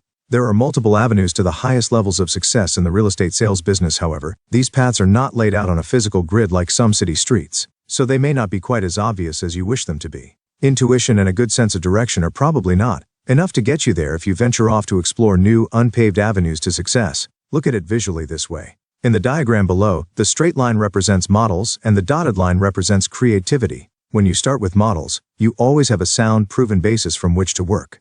The model serves as a reference point that allows you always to know why you made the creative decision you made, and where to return if your creativity proves unsuccessful. When you don't have a model to provide direction and focus, your last creative effort becomes your reference point, and you can easily become lost. The good news is that the models presented in the coming pages represent one proven and well-traveled path to your ultimate destination. They can be your map, your primary route if you're faithful to them and consult them often. Even in Venice, Italy, the most labyrinthine of cities, first-time visitors regularly find their way from the famous opera house to obscure, off-the-beaten-path cafes because they faithfully take the time to consult their map at each fork in the road. Beginning with models versus beginning with creativity, versus creativity off a model, creativity without a model. Figure 6. The Millionaire Real Estate Agent. Start with a proven model, and only when you're confident you have your bearings and know your reference points, dare to strike down a new path of creativity. When agents don't follow models, they tend to say things like, "I'm reinventing my business this year." That's often just another way of saying, "I'm lost and starting over." When you are models-based, you occasionally need to tweak or readjust, and when you're creativity-based, you get to start over. There's a big difference between the two. A lesson from Warren Buffett. Warren Buffett, arguably the greatest investor of all time, understood how to be faithful to models. In graduate school, Buffett studied the teaching and models of economist Benjamin Graham, the author of Security Analysis, a classic guide to investing. The book is a thorough examination of investment strategies and models, and Graham published 4 editions from 1934 to 1962. In Buffettology, the authors write that Buffett believed that one learns through experience, and if not from experience, from those with experience. In other words, the greatest investor of our time, possibly of all time, understood the power of learning from others and following models. Later, after getting some professional investing experience, Buffett vowed not to make another investment until he had read Security Analysis 12 more times. You see, he was not content simply to be familiar with the leading models in his field. Buffett wanted to be a true student of them. Purportedly, he still keeps all 4 editions of the book on his desk and regularly consults them, picking up on subtle nuances each year based on his continued working experience applying the models. For Warren Buffett, the right models really do matter, and his tremendous success proves that following the right models can have really big rewards. It is our hope that the 4 fundamental business models of the Millionaire Real Estate Agent might serve you as the theories in Security Analysis have served Buffett. Start with them as they are. As you implement them and understand them more profoundly, you'll find the occasional need to experiment to see what works best for you and your market. Ultimately, everyone will end up with their own personalized versions of the models which, while faithful to the underlying principles, will reflect your style and your market. Just remember to base your efforts on a solid, proven model, rather than on unproven, ungrounded creativity. The 4 fundamental models of real estate sales success. From all our experience and research, 4 key models stand out as foundations for a highly successful real estate sales business. Following these models should put you on the surest and quickest path to great real estate sales achievement. Our discussion of these 4 models will be divided into the 2 sides illustrated in the figures we saw earlier. First, as an overview, we will briefly explore the key areas of each model. Then we will analyze in much greater detail the key issues and numbers of each model as they specifically relate to the goals of the Millionaire Real Estate Agent. We'll walk the surface of the models to get familiar with them, and then dive deep to reach the understanding you'll need to apply these models at a high level. To be highly successful in your real estate sales career, it is important that you understand that you need not only to think like a business person, you need to become one as well. You must take on the actions of a successful business in order to have one. Models are about action. These 4 models represent the 4 major arenas in which you must take effective action to build your real estate sales career to its highest level of success. Model 1. Your economic model. Think of your economic model as a formula that describes the way your business works. It is your equation for success. Essentially, the economic model describes the relationship between a series of activities and the specific outcomes they produce. Actually, you can work the formula in reverse just as easily. If you start with an outcome, it will dictate the specific actions you must take to produce it. Now, whether you realize it or not, you have an economic model. Every business does. Every real estate agent does. The issue is not about having an economic model, rather. The issue is whether you understand the one you have, and whether it can get you the net income you want. A sound economic model should do 3 basic things for you. 1. Show you where your money comes from. Show you where your money goes. 3%. Show you how much is left for you. This is basic economics and sounds very simple, but, in actuality, most people follow unsound economic models. 1. They are not sure where their money will come from. 2. They are not sure which costs are critical and which ones are not. 3. They can't be sure how much will be left at the end of the year. The problem is their economic model is based on activities with no projected outcomes attached. They have bought into the common fallacy that if they just work hard and spend money on their business, then somehow they deserve to make all the money they want. Sorry, it simply doesn't work that way. Fortunately, highly successful real estate agents have lived before us, and we now have lots of examples to guide us.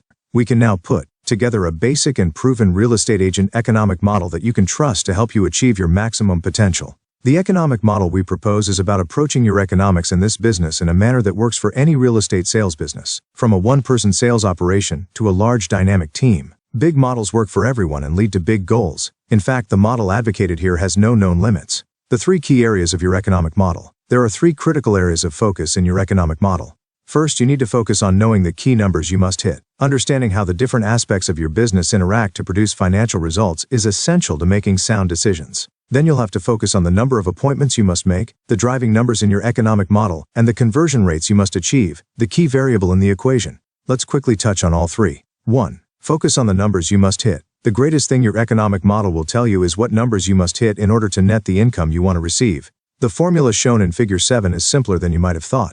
We begin with the end in mind. We know the numbers we must hit and we never lose sight of them. Chris Cormack, millionaire real estate agent, Ashburn, Virginia. Sales volume, $70 million.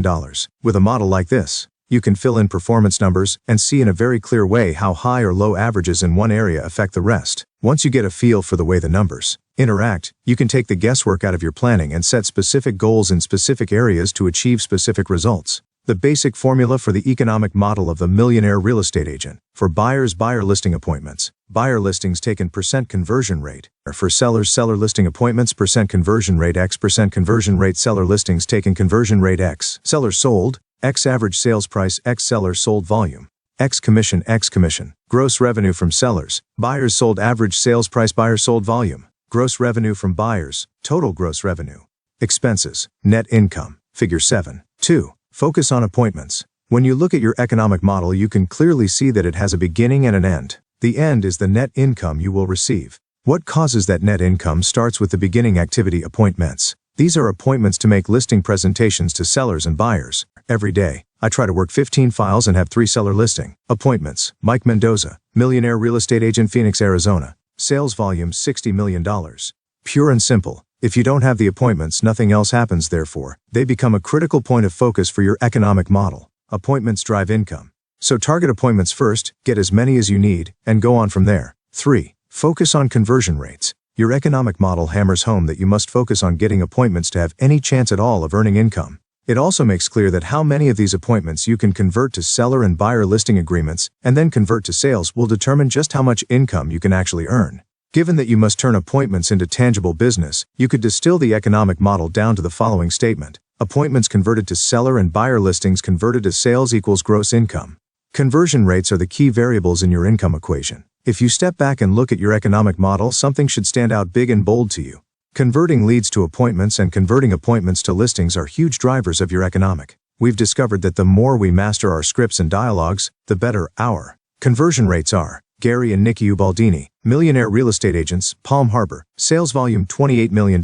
Success. They are both accomplished by a skilled presentation with a firm grasp of scripts and dialogues. If you can't make a convincing presentation, deliver purposeful scripts, or engage in effective dialogues, you won't be very successful, no matter how many leads you may have. So now your economic model has given you another gift. It has highlighted the key skills you must learn to be successful in real estate. Celeste, the skills to convert leads to appointments and the skills to convert those appointments to listings. Make no mistake, mastering your presentations, scripts, and dialogues is what will drive your conversion ratios. Model 2, your lead generation model. As important as your economic model is, your lead generation model is just as important. Why? One relies upon the other. The two go hand in hand. Once you know how many appointments you must have, you now have to generate the leads necessary to generate those appointments. That's where your lead generation model comes in. Leads are fuel to your economic engine. And here is a truth that you must never lose sight of. You can never have enough good leads. Never. The positioning battle. One of the great ahas I took away from reading the marketing classic Positioning, The Battle for Your Mind, by Al Ries and Jack Trout, was the idea that the human mind is an inadequate container. The basic idea they share is that under the constant bombardment of advertising and marketing, the human mind becomes saturated by brands and can hold only a finite number at any one time. Ries and Trout cite the work of Harvard psychologist Georgia Miller when they assert that the maximum number of product brands we can remember for a given category brand saturation point for the mind is 7. That's when I had a huge aha. Their book is about major brand advertising, the multi-million-dollar campaigns behind soft drinks, airlines, cars, and fast food chains. It made me wonder what the implications were for the local real estate agent marketing to their target audience. Chances are, if the average person can't name more than 7 brands of potato chips, they can't possibly name more than 2 or 3 real estate agents in their market. Data gleaned from the 2002 National Association of Realtors profile of buyers and sellers tends to back this up. According to NAR research, 76% of all sellers contacted only one agent and 16% contacted just 2%. On the buyer side, the statistics are just as revealing. According to the same NAR research, 59% of all buyers interviewed only one agent and 22% met with just 2. From this we can clearly see what Rees and Trout are talking about. Mind share for real estate agents is slim to none. Considering all the information people are assaulted with, they tend to block out all but the bare minimum, if for no other reason than self-defense. Clearly, with so many choices, people will tend to limit what they remember. Average out the NAR statistics, and you'll see that roughly 86.5% of all buyers and sellers seem to have room in their minds for only 1 or 2 real. Invest in yourself. Market your name and presence. Elaine Northrup, millionaire real estate agent, Ellicott City, MD, sales volume $71 million. Estate agents. In the battle for real estate consumer mindshare, you're either first or second, or you're out of contention. You're either at the head of the class or with the rest and lost in the mass. Real estate mindshare positioning. Everyone else. 2 agents, 1 agent. Sellers. Figure 8. Everyone else. 2 agents, 1 agent. Buyers. So the big question and challenge is how to win those first 2 positions of real estate mindshare with enough people. The answer is through a systematic lead generation effort, playing the numbers game. It is undeniably true that the higher the quality of your leads, the better your conversion rates. This truth is so self-evident that many real estate agents focus most of their lead generation efforts on getting quality leads. But this truth can be misleading. The real issue is even bigger than conversion rates. It is your net results on the number of converted leads you achieve and the sales volume into which they translate. High conversion rates will allow you to generate the same income from fewer leads than if you had lower conversion rates. But lower conversion rates can be just as effective if you can amass a great number of leads. So while your conversion rates are very important, the number of leads you must generate is even more critical. The octane of your fuel is irrelevant if you don't have enough to get you to your destination. Big real estate sales destinations need a big number of leads. Highly successful real estate agents will tell you that as far as lead generation is concerned, the quality is in the quantity. Whereas most real estate agents do modest lead generation and get modest results, a few do massive lead generation and reap massive rewards. They are the millionaire real estate agents. Interestingly, many agents are seduced by the search for the perfect marketing image and invest large amounts of time and money in this pursuit. Now, there is no question about it, your marketing look and message are very, very, very important. However, we must keep them in perspective. Our experience working with top agents has taught us that even as important as your look and message are, there is a much stronger correlation between sales leads generated and the consistency and frequency of. We've learned to play the numbers game. The more we play it, the more success we have. Jim and Linda McKissack, millionaire real estate agents, Denton, Texas, sales volume $34.2 million. Your message then between sales and the creativity of the message. No matter how you slice it, lead generation will almost always come down to a game of numbers. For effective lead generation, you need to be systematic and go for sheer volume. Your lead generation plan must always be more ambitious than your income goals. Emerson was right when he wrote, "We aim above the mark to hit the mark." And that was never more true than when applied to lead generation. Markets shift, conversion rates slide, and things just happen over time that could cause you to need more leads than you originally thought you would need. Your best defense against these unforeseen POS abilities is to go on the offensive and build a lead generation plan that will generate more than you think you'll need. If you then end up with more than you originally planned, is that a bad thing? No. But the opposite would be. It's a numbers game. Always has been, always will be. The 3 key areas of your lead generation model. There are 3 key areas in your lead generation model. First, there is the prospecting and marketing aspect, where you generate leads and move them into your inner circles. Second, there is the work to set up your database and feed it constantly. And lastly, there is the systematic marketing to that database to generate new, repeat, and referral business. Let's take a closer look at all 3. The goal of your Achieve Big lead generation program is twofold: to generate leads and to build stronger relationships for future business. Before we get into the details, let's take a look at the strategic model for generating leads and building relationships. The strategic model for generating leads and building relationships. General public haven't met. Target group haven't met. Met group, allied resources, one-on-one, 8x833 touch, 12 direct. Prospecting and marketing. Your strategy: generate leads and move people into your inner circles. Figure 9. Our business comes from referrals and reputation, but we still do a lot of marketing. We mail to our Chent base quarterly and to our farm area monthly. Jill Rudler, millionaire real estate agent, Westerville, Ohio, Sales volume $58 million. Let's briefly walk through this strategic model. The general public is just that, the people out there whom you haven't met and who don't know you. You will use a large variety of prospecting and marketing sources to generate leads in this category. In our experience, there are 2 broad prospecting categories and 11 broad marketing categories from which to choose. The market, your preferences, your budget, and your goals will usually dictate the types and total numbers of sources inside those categories you employ. Prospecting. 1. Telemarketing. FSBO expireds just solds. Marketing. 1. Advertising newspapers, radio, billboards, yellow pages, television, just listeds, past clients, allied resources, geographic farm area. Apartments, corporations, builders, banks, third-party companies, 2 face-to-face, allied resources, door-to-door canvassing, open houses, client parties, networking events, social functions and community events, seminars, booths at events, teaching and speaking opportunities.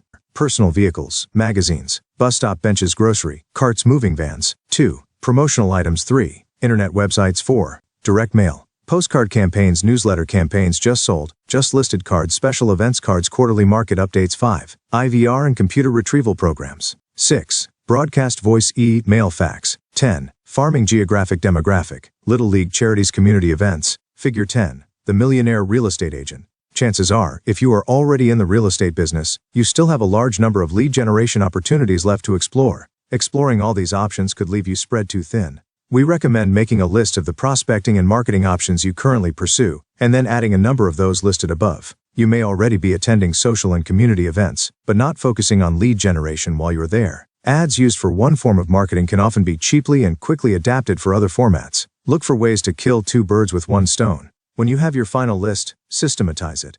Create a written plan on how you propose to attack each of the areas over the course of the next 12 months. Set time aside for that task and chip away at it every week.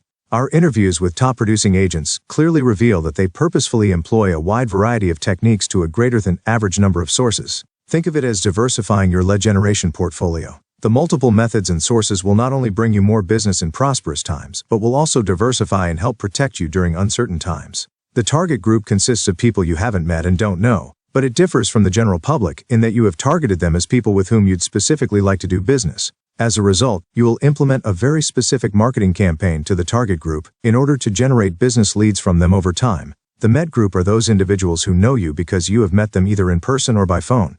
Your goal is to launch a tighter, more directed marketing campaign to this group, in hopes of building a really strong relationship and generating more business per person than from the target group. Lastly, allied resources comprise a very select subset of your met group. These are individuals you expect either to do business with or to receive business leads from every year. This is your core group in your database, so in addition to marketing to them in the same manner as the met group, you will be meeting with each of them one-on-one for a meal, a visit, or a party several times a year. Some you would see as often as once a month. If you don't have a network, you won't be successful. William Bames, Millionaire real estate agent, tailors 50, sales volume $59 million.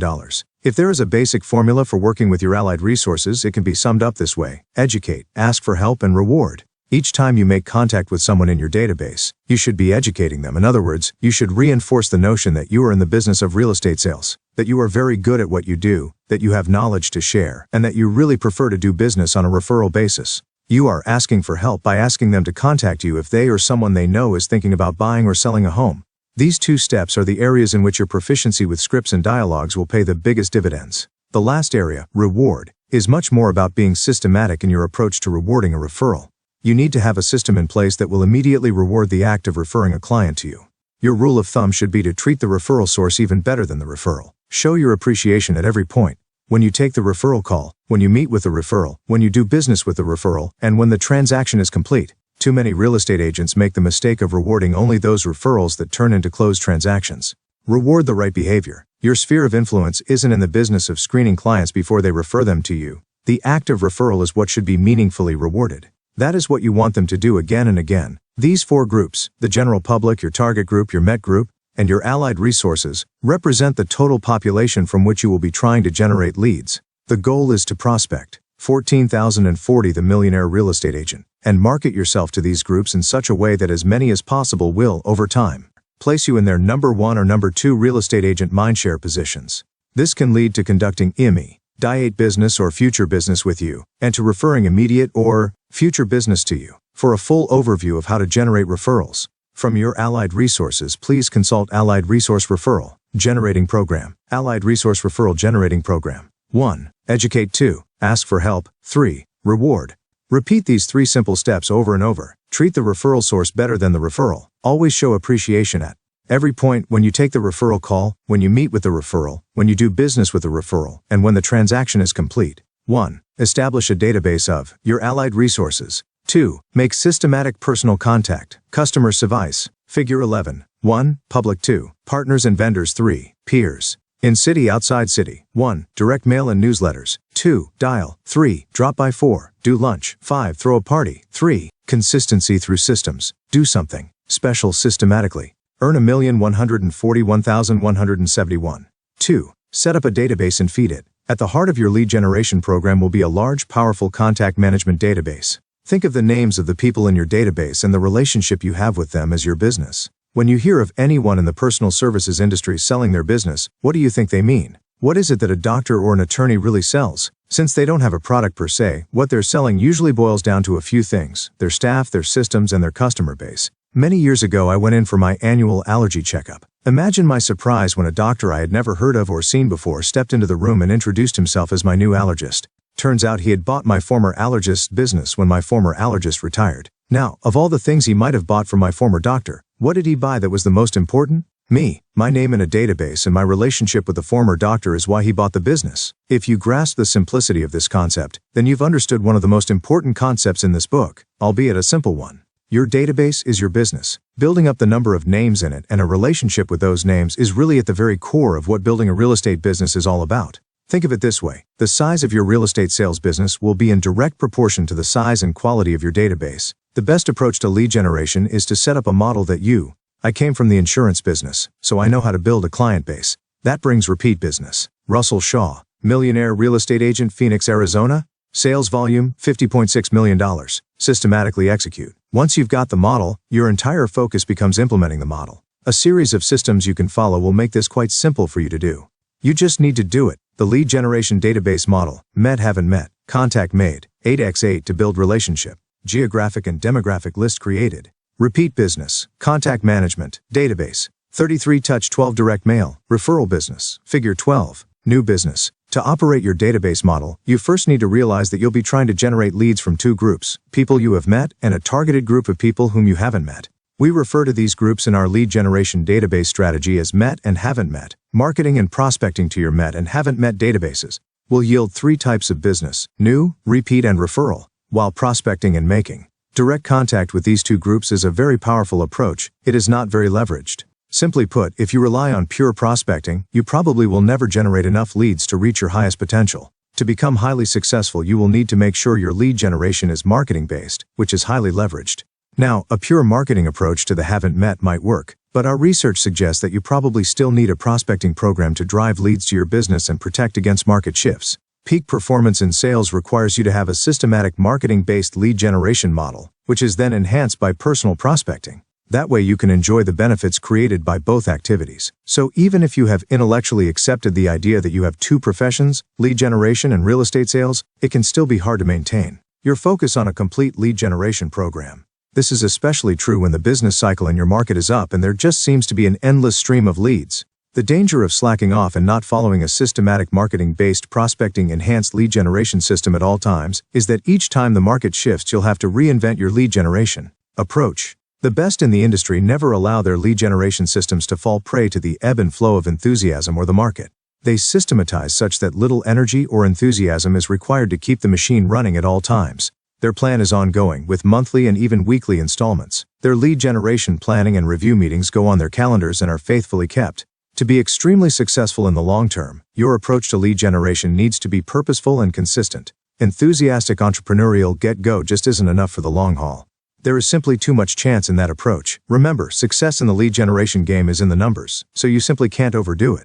Again, let me reiterate that you can never have too many leads. As you prospect and market to the general public, your target group and your met group, you will constantly be evaluating the size of your database and the names in it. Think of it as a living thing that will need constant feeding to be kept alive. People will need to be added regularly as you make new relationships and lose old ones. Feed it, fatten it, but whatever you do, don't put your database on a diet. 3. Systematically market to your database. Real estate sales is a contact sport. Actually, it is a close contact sport, and the best players believe it is a frequent and systematic close contact sport. To succeed at a high level in real estate sales, you must commit to frequent contact with a database with the intent of building close relationships. And you will need to approach it systematically to make absolutely sure that this gets done. We advocate 3 general approaches when marketing and prospecting to your 2 main audiences, met and haven't met. All 3 have a common theme: overkill. Why? Because no matter. The key is to get people to call you. I do all kinds of marketing: the internet, newsletters, real estate magazines, newspapers and investment groups. William Barnes, Millionaire Real Estate Agent. Taylor's SE, sales volume $58.8 million. How much frequent and systematic lead generation is emphasized most? 33 touch, 12 direct. Real estate agents still tend to underdo it. If you take one thing away from this discussion, please remember that when you market yourself to your audience, it needs to be systematized such that your audience is touched numerous times in a consistent fashion. The 3 methods we recommend to achieve this are 8x8, 33 touch, and 12 direct. Everyone you know or meet first goes into your 8x8 program. Your 8x8 program is a systematic way of establishing relationships and cementing in their mind who you are and the opportunities your business represents for them. Simply put, once a week for 8 weeks you will make meaningful contact with these individuals via letters, cards, and phone calls, with an aim toward establishing yourself as the #1 real estate agent in their mind. Remember, if you aren't first or second in their mind, you probably won't get the business. This program begins this mindshare positioning process in 8 times. Week 1, drop off a letter of introduction, your personal brochure, a market report, and your business card. Week 2, send a recipe card, inspirational card, community calendar, or market statistics. Week 3, send a recipe card, inspirational card, community calendar, or market statistics. Week 4, make a telephone call. Hello, this is from Realty. Did I catch you at a bad time? Have you had a, how are you? Did you happen to receive the chance to look at it? The reason I'm calling is to find out if you happen to know of anyone who might be buying or selling their home. Week 5, send one of your free reports. Week 6, send a real estate investment or house maintenance tip. Week 7, send a refrigerator magnet, notepad, or other usable giveaway with your name, logo, and contact information on it. Week 8, make another telephone call from, hello, this is Realty. Did I catch you at a bad time? How are you? Did you happen to receive that I sent you? That's great. Did you have any questions? As you can tell, I really hope you will allow me to be your realtor for life. And also, let me just give you a quick reminder that if you happen to know of anyone who might be buying or selling their home, could you please share their name with me or my name with them? 8x8 is about building relationships and winning the real estate agent mindshare battle. Figure 14. The Millionaire Real Estate Agent. A very powerful way. Figure 14 depicts what a typical 8x8 program might include. For you, 4 mailings and 4 telephone calls may work just as well. Or maybe you'll choose to run the program for 12 weeks instead of 8. You can adapt the program to your personal strengths, but you should hold true to the foundational idea of no less than 8 touches over 8 weeks. This has proven to be the minimum number of touches required to establish a bond between you and the individual. And always remember that every touch should include a reminder and instructions on how to send you referral business. Make sure time is set aside every week to follow through on your 8x8 program. Once you've completed the 8x8 program, these new contacts go into the MET portion of your contact database, where they will be included in your ongoing 33-touch program. 2. 33-touch. Your 33-touch program will be a systematic marketing and prospecting technique which will ensure year-round contact with the METs. As with any core task, I recommend time be blocked off each week to make sure these important contacts occur. You must accept this as a basic but crucial job in your business. Your ultimate success depends on it. The following graphic shows all the elements a typical 33-touch program might include.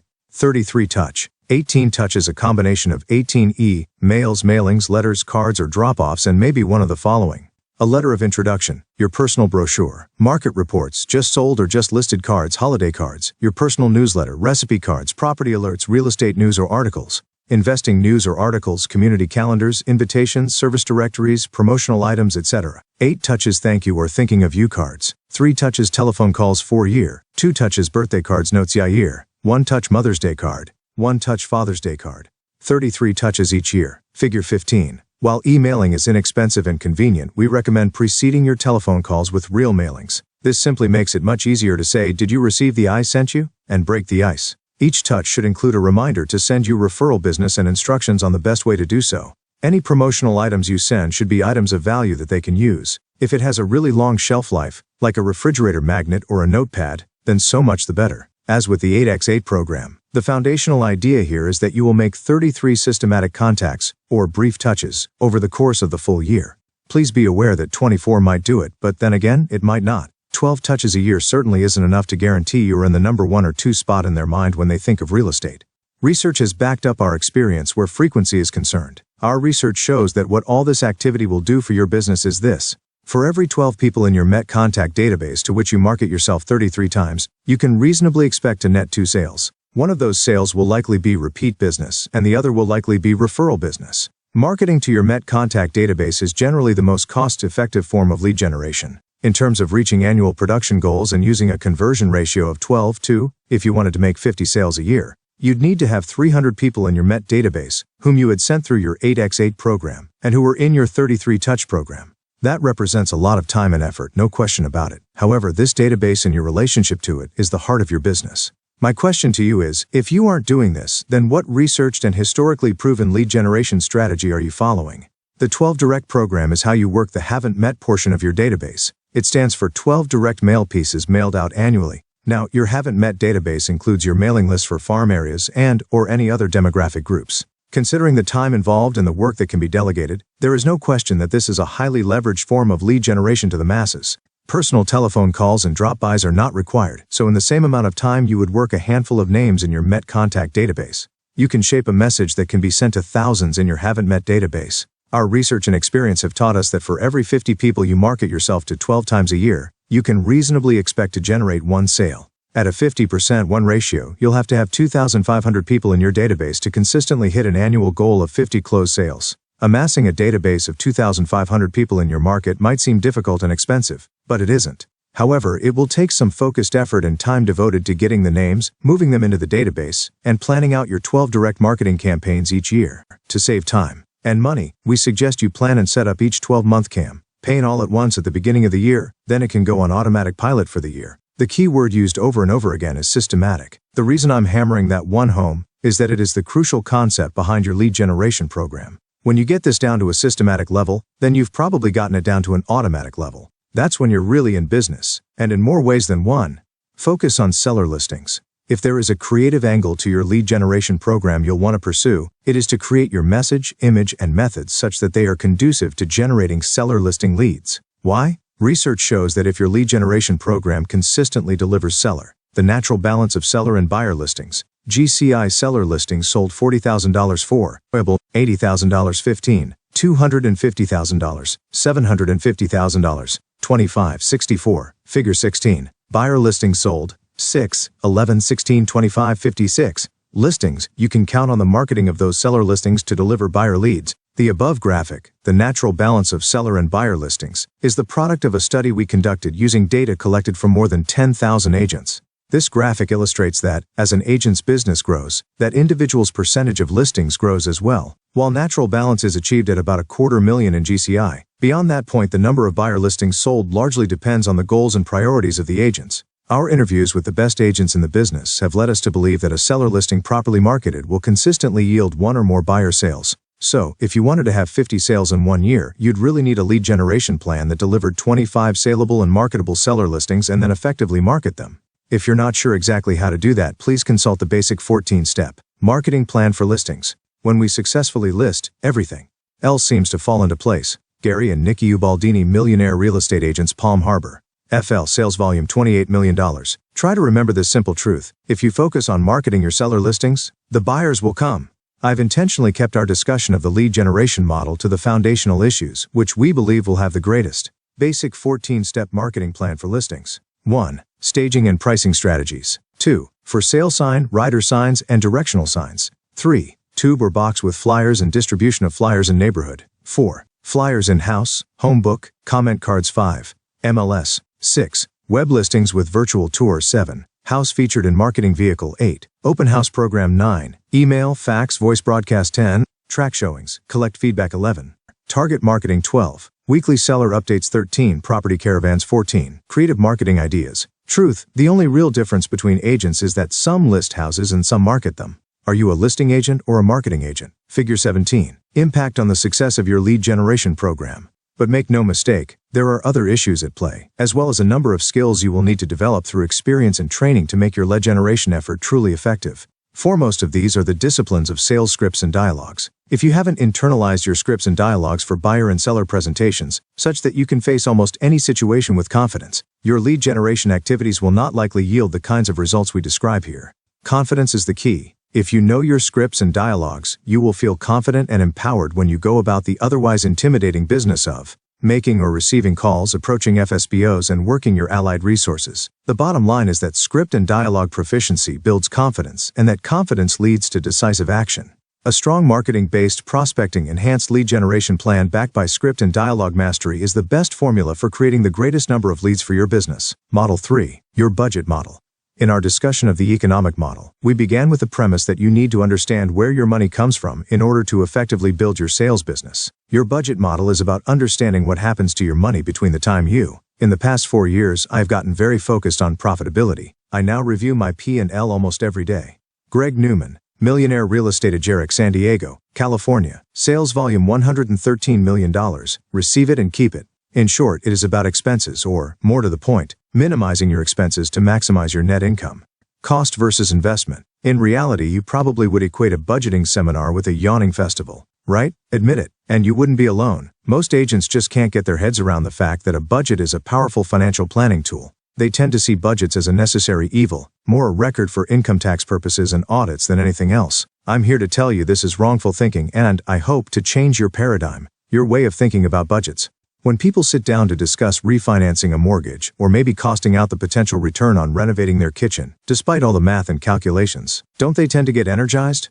Of course they do. They get energized because they understand that implicit in these calculations is the opportunity to save thousands on their mortgage or markedly increase the value of their home through renovations. It can be the same with your budget. When you view the money you spend as simply the cost of doing business, budgeting remains a chore. However, when you see every dollar spent as an investment in your future, you'll approach budgeting with more excitement and a high level of interest. Budgets can be interesting, and it is time to change your perspective. Your philosophy should be that for every dollar invested in a business expense, you should receive some multiple of that dollar back. Dollar for dollar isn't enough. Why? If you were to invest $1 and get only $1 back, why would you go to the trouble of spending it in the first place? Just keep the dollar and save the time. However, if you can get multiple dollars in return for $1 investment, then you know you are not spinning your wheels. Every dollar in your business can be accounted for in this way. And when you view budgeting in this manner, where expenses are investments, you'll get excited and see your budget for the powerful financial planning tool it is. The 3 key areas of your budget model. When it comes to your budget model, you'll want to concentrate on 3 areas in particular. First, you'll want to adopt lead with revenue as your financial motto.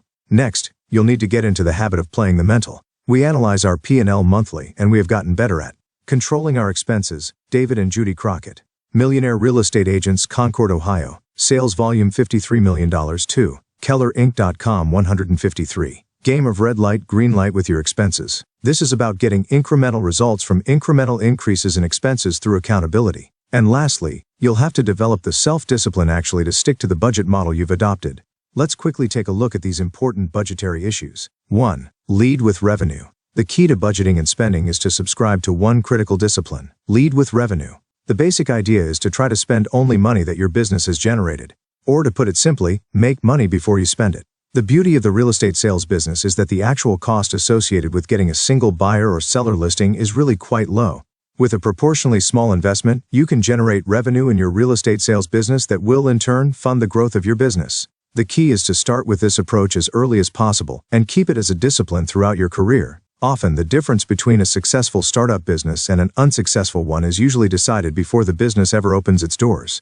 Companies that successfully minimize their startup cost and debt before they open for business and start generating revenue quickly have a much better chance of survival. As we saw in the .com boom and bust era, some companies perceived as having smaller upsides ended up outliving many of the high-profile companies by following better business practices. A good example is a now defunct software company in my hometown, which was a poster child for what we call leading with expenses. Here was a company that spent millions on Super Bowl ads before they had positive cash flow in their business. Unfortunately, many real estate agents take this same field of dreams approach. They think that if they spend a lot of money up front or build the infrastructure of a big sales organization up front, the business will come. If you hold to the lead with revenue approach, it will force you to lead with lead generation and sales, not expenses. As the .com bust helped remind us all, when you continually lead with expenses, instead of forcing the business to generate its own income, what often comes is a total loss. 2. Play red light, green light. You should never be as concerned with how much money you're actually spending as you are with the results you get by spending it.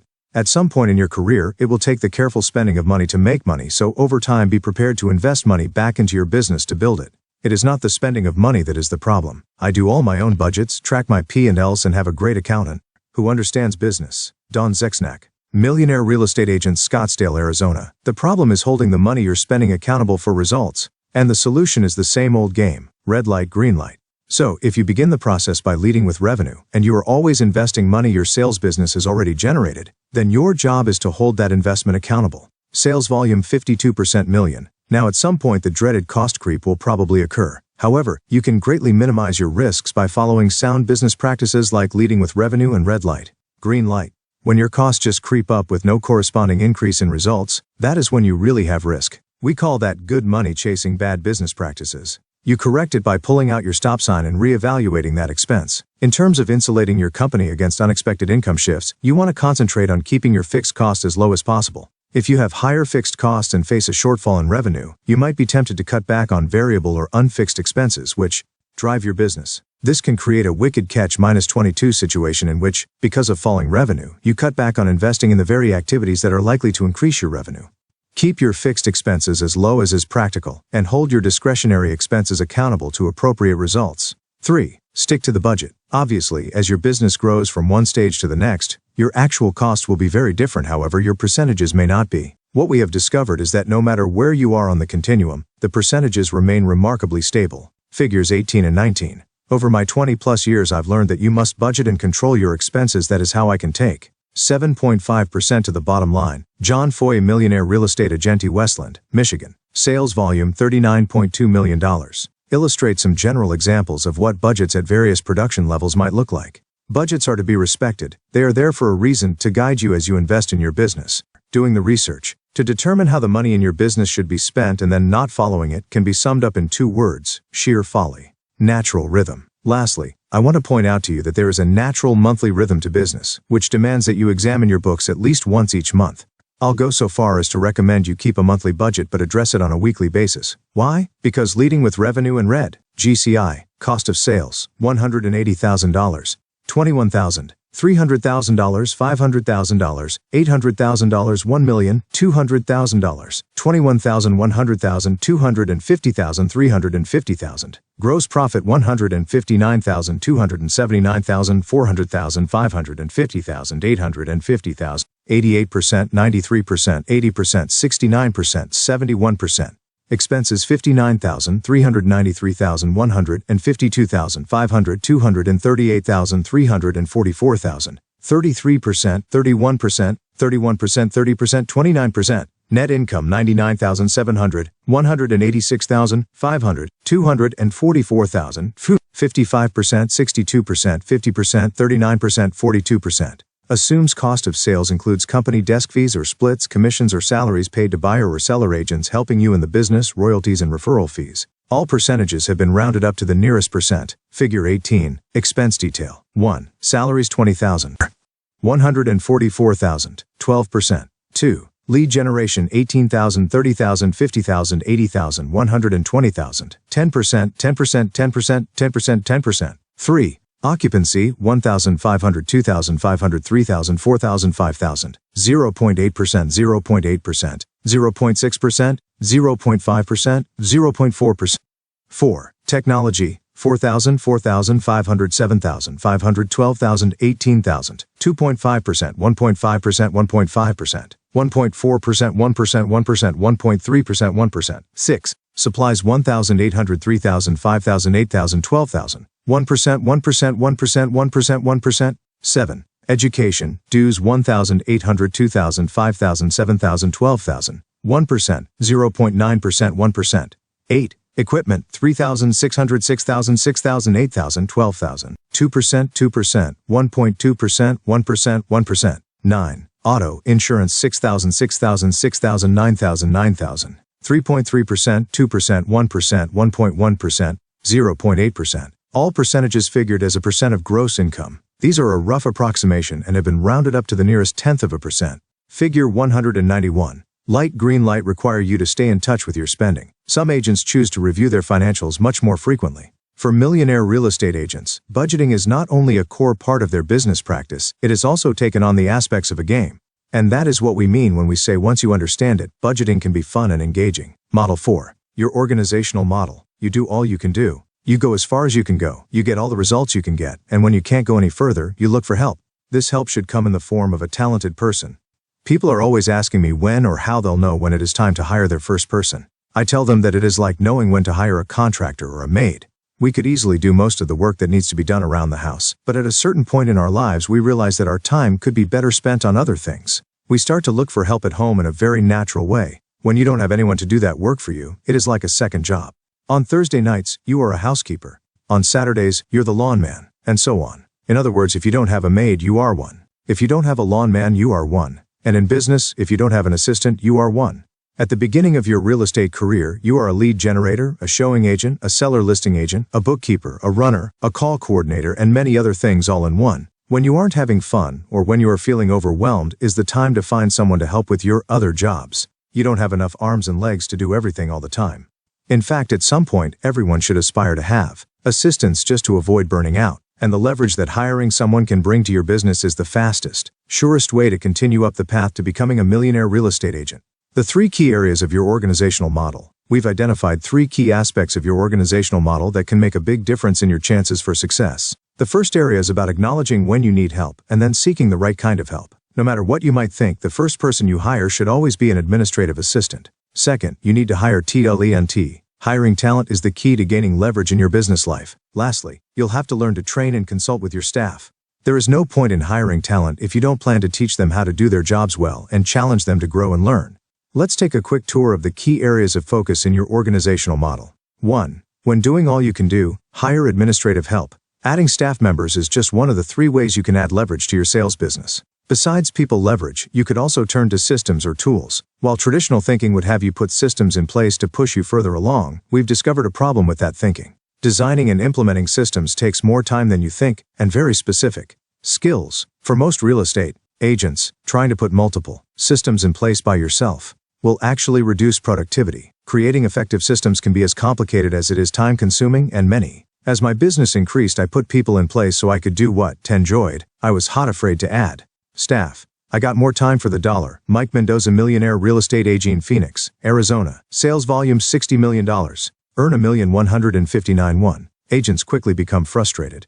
Frustration then leads to poor systems or no systems at all. What we've learned is that the best way to put systems in place is to hire a person with the skills to document and later implement your systems. I realize this may sound crazy. I mean, why hire someone to document something you know and do so well? Actually, on this point, I may know you better than you know yourself. Despite my best efforts working with hundreds and hundreds of real estate agents over the years, only a handful managed successfully to document their systems without outside help. At first, I thought the agents who didn't document their systems were the oddballs. Now I know the truth, the agents who did document their systems were, so I've learned my lesson. Hiring a person, specifically administrative help, comes before the full development of systems and tools. One major point you'll have to address right up front is this: should you hire a licensed assistant or a non-licensed assistant? We have discovered that there are almost as many agents with assistants who have real estate licenses as there are those who don't. The graphic below, provided by the Jeff Hooper team of Ottawa, Canada, lays out the pros and cons to consider. The pros and cons of hiring a licensed assistant. The pros: commission business. 4. Assistant is already trained in the business. The cons: 2. Assistant tends to bring his own clients and wants to work with them. It can get messy. Figure 20. The millionaire real estate agent. 2. Hire talent. The fundamental principle guiding any hiring decision you ever make is this: always strive to hire talent. We say people are talent when they are a superb match for the criteria you have established for a particular position. By this we mean their natural abilities, skills, experience, and aspirations all line up around the job description and give them every reason to succeed at a very high level. This allows you to judge people against clear criteria instead of judging them as people. A candidate is therefore either a great fit or not a fit for the job, rather than being a good or bad person. It may sound like splitting hairs, but it probably represents a significant shift in your paradigm. When you surround yourself with talent, your life will never be the same. Hiring a truly talented person can take your business further than an entire busload of less talented ones. Here's how you'll know when you've hired talent. Talent pushes to get answers. Non-talent will have to be pushed to want answers. Talent shares your goals and fulfills your needs as a natural byproduct of fulfilling their own. Non-talent doesn't fulfill your needs and ends up giving you back pieces of its job. Talent knows what it wants or is actively searching to know. Non-talent doesn't know what it wants and isn't searching. Talent pushes you constantly. Non-talent requires you to push it. Talent is continually raising the bar and wants to be associated with talent. Non-talent may not know where the existing bar is set, or even what bar you're talking about. Lastly, you can recognize talent by the way they talk. Their language is the language of challenge and achievement. When you work with them, talent is about as inconspicuous as a mighty redwood in a field of Christmas trees. Talent stands out. One challenge with hiring talent is the level of compensation they may require. Many agents approach compensation with the worst possible. You must surround yourself with talent-loyal, strong people who want to work, like to work, and are productive. Alan Dahm, Millionaire Real Estate Agent, Philadelphia, PA. Sales volume, $135 million. Point of view. Many of the discussions I've heard at real estate seminars and classes on the subject can be boiled down to this philosophy. How little can I pay someone and not have them leave? I'd like to advocate the exact opposite approach. When you make it your business to hire talent, I want you to ask yourself, how much can I afford to pay them so I can keep them as long as possible? If you remember our red light, green light discussion of incremental expenses being held accountable to direct incremental gains, you understand that when you hire talent, they should pay for themselves. Therefore, you should reward your staff members based on how you expect them to perform, and then hold them accountable to perform at that level. When you have talent, any compensation you are paying is really an investment on which you should expect substantial returns. It is totally true in life that you get what you pay for. So what is it you want, talent or non-talent? Get the most or pay the least. Most real estate agents who consider becoming employers believe that hiring someone will cost them money. The truth is that a bad hire will not only cost you money, it will also cost you opportunities. A good hire will actually save you money and probably won't cost you any opportunities. A great hire talent will not only make you a lot of money, but will also create opportunities for you and your business.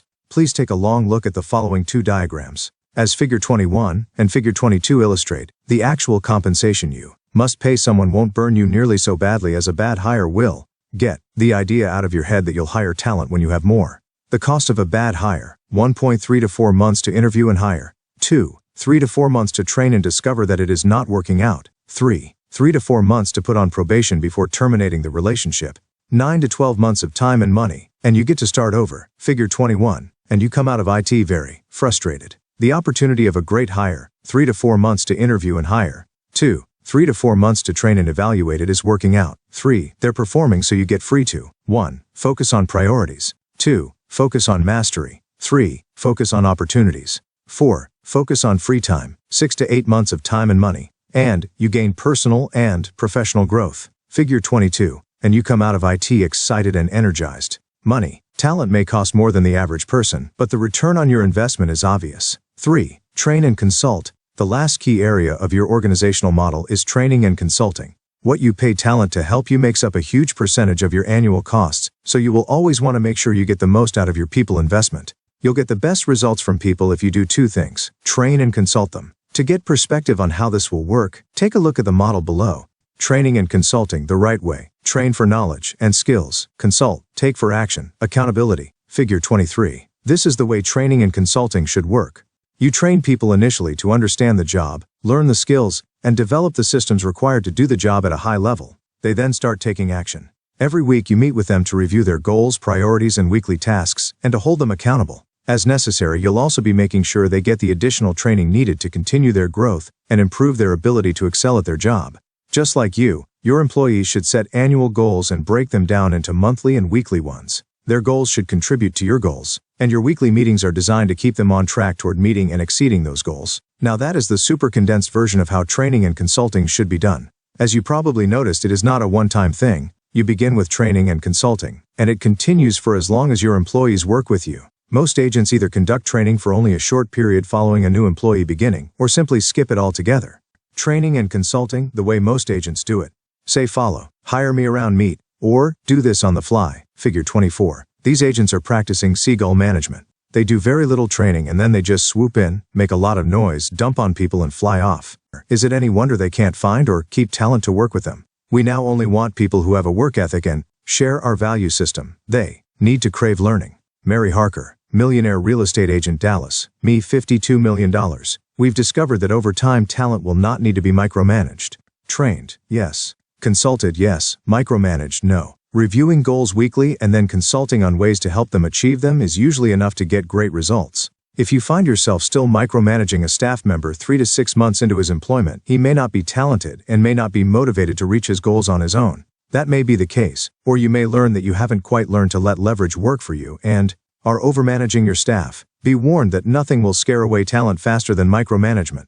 They don't need it, don't enjoy it, and won't tolerate it. Talent expects that if they exceed your goals and expectations, you will train, consult, and hold them accountable, but no more. Generally speaking, micromanagement is usually something to be avoided. Sometimes inexperienced managers pay too much attention and get trapped in hover mode. This is when your employees feel obligated to run everything past you, and you feel obligated to check on everything they do. That is a bad place to be. And at the end of the day, no one feels empowered to take decisive action. Let's take a quick look at the 10 principles for empowering people. They are great guiding principles for managing your staff. From clearly communicating and getting agreement on their responsibilities to treating them with respect, these 10 principles will help you have the highest possible success with the people you employ. 10 principles for empowering people. 1. Tell people what their responsibilities are. Get agreement. 2. Give them authority equal to their assigned responsibilities. 3. Set standards of excellence and guidelines. 4. Provide initial and ongoing training that will enable them to meet standards. 7. Recognize them for their achievements. Figure 25. The Millionaire Real Estate Agent. Consulting your employees is at the very heart of the empowerment process. Although many agents think of accountability as tough confrontation, I want you to think of it as carefrontation. You're doing it because you care. When done right, it holds people accountable to their job and goals in a timely, agreeable manner. Consulting begins by setting and agreeing to specific annual, monthly, and weekly goals. The consultative interview. 1. What was your goal? 2. How did you do? 3. How do you feel about that? 4. Based on how you did, what is your goal and what do you need to do now?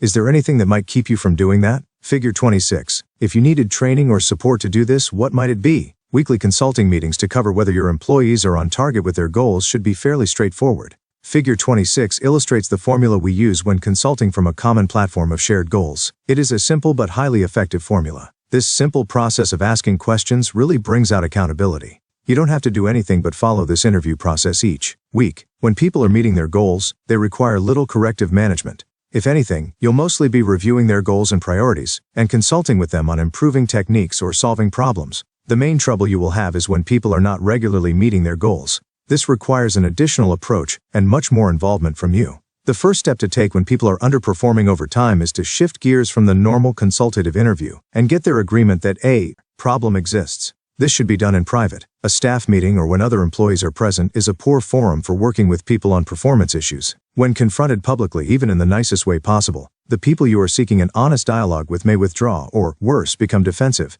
Many agents make this simple mistake because they have structured their week around one team meeting. The truth is you need 2 sets of meetings to be effective. A team meeting to share information and common goals and private one-on-one meetings to address personal performance. In addressing personal performance, if there is a problem, you are first seeking their agreement that an actual problem exists. In fact, the possibility remains that the goals were perhaps unrealistic, or that work conditions have conspired to make talented individuals underachieve. So if you can eliminate those possibilities, you'll need to get their buy-in that a productivity problem exists. Next, ask how they see the problem and then honestly share your perspective. Depending on the situation, you may need to discuss the consequences for them. If there is no change in the situation, you should seek an agreement on what you both want to see happen. This short-term goal should be put in writing. A big part of the process is discussing alternate solutions. How are we going to solve this problem? Let them know that you're willing to participate in the process and get their ideas on how to fix it. What emerges from this conversation can be very revealing. It may be that the people do not believe in your models and aren't following them. They may think they have better ideas. Keep an open mind. But the point of the discussion is to arrive at a mutually agreeable course of action. This needs to be specific and should spell out expectations, responsibilities, and timelines. Again, write it down. What you will have then is a kind of short-term contract for personal performance course correction. You have a copy, and they have a copy. They have agreed to the terms and understands the consequences. Next, you begin the process of following up and measuring progress. Stick to your proven models and approaches during this process. Underachieving employees will many times try to convince you that it is the models or systems that are wrong and not their behavior. You have to remember that you are judging results and not people. If people aren't right for your system, you can still love them to death while parting ways. Conversely, you'll need to positively reinforce achievement and progress as it occurs. As an ongoing reminder, think of your organizational model this way. Talent to shine, systems to define, train and consult to refine. The 2 Ds in your organization. Time out. Before we leave our discussion of your organizational model, we need to address systems and tools. We've put forth the idea that when you hire the right people, they will develop and implement your systems and tools. That is exactly right, and it's why we've dedicated the bulk of our analysis of leverage to the people aspect. But we need to realize that while the third leverage begins with people, it also includes these other 2 important aspects. Systems and tools bring leverage to your staff, and they bring more D to your business. Let's take a moment and explore the concept of bringing D to your organization. All truly successful businesses are successful because they get things done. The best businesses get things done by bringing two Ds into the business. The concept of D comes from the popular DISC behavioral profiling tool, used by many organizations during the hiring process. In that system, D loosely stands for the drive we associate with doers. In other words, D gets things done. It is sometimes referred to as leadership D. On the opposite end of the spectrum is another kind of D that I've identified over the years. It's the D of the business itself, which is about the drive created by infrastructure, powerful systems and tools. This is called business D. In a business organization, unless you address it, the two tend to exist in inverse proportion to each other. The more leadership D there is, the less emphasis is put on developing business D and vice versa. Leadership D and business D. Having them both in your business is the key to building a truly great business. Most real estate agents power their sales business by their leadership D and heavily favor leveraging their growth on their personal drive. This is the classic model we see every day in the real estate industry, where the agent provides the lion's share of the D. On the other side of the spectrum are mature businesses, which base their success on the quality and effectiveness of their infrastructure, systems, and tools. This brings to mind massive systems-based companies like FedEx, which have exceptional leaders like Fred Smith, but which also have amazing business D. The business D derived from systems and tools that are so effective that the company could essentially fly on autopilot for a long while without the leader's everyday influence. Their business model demands that their systems be that powerful and self-sufficient. Such a balance of business D. The dilemma of D business. Leadership D business. D business D leadership. D leadership D. Is this it, or is this it? Is this it? Figure 27. The Millionaire Real Estate Agent. We have documented all our systems and put them in our operations manual. We run it like a business. David and Judy Crockett. Millionaire Real Estate Agents. Content OL. Sales volume, $53 million. And leadership D is hard to find, but when present, the agent has the best of both worlds. Strong momentum from their business D, powerful drive from their leadership D. In our industry, the main challenge for real estate agents is bringing business D to the organization. Many high-achieving agents have difficulty making this happen and aren't comfortable depending on systems and tools to move their business forward. The truth of the matter is, to reach your highest level of success, you will have to incorporate a certain amount of business D in your organization, or it will always be 100% dependent on you.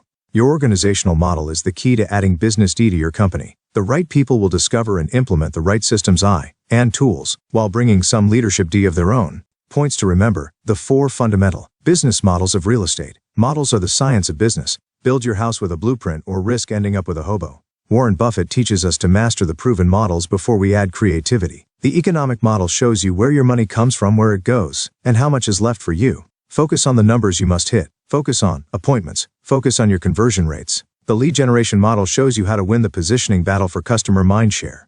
Understand that lead generation is a numbers game. Prospect and market to move people into your inner circle, your allied resources. Set up a contact database and feed it daily. Use 8x33 touch and 12 direct to contact your database systematically. Focus on seller listings and market them for more leads. The budget model shows you what happens to your money from the time you receive it until the moment you get to keep it. View your budget as a powerful financial planning tool. Lead with revenue, not expenses. Play red light, green light, stow. Hold your investments accountable for appropriate results. Stick to the budget model percentages and review them monthly. The organizational model shows you who will do what as you add people to your growing business. Hire administrative help first. They will systematize and document your business.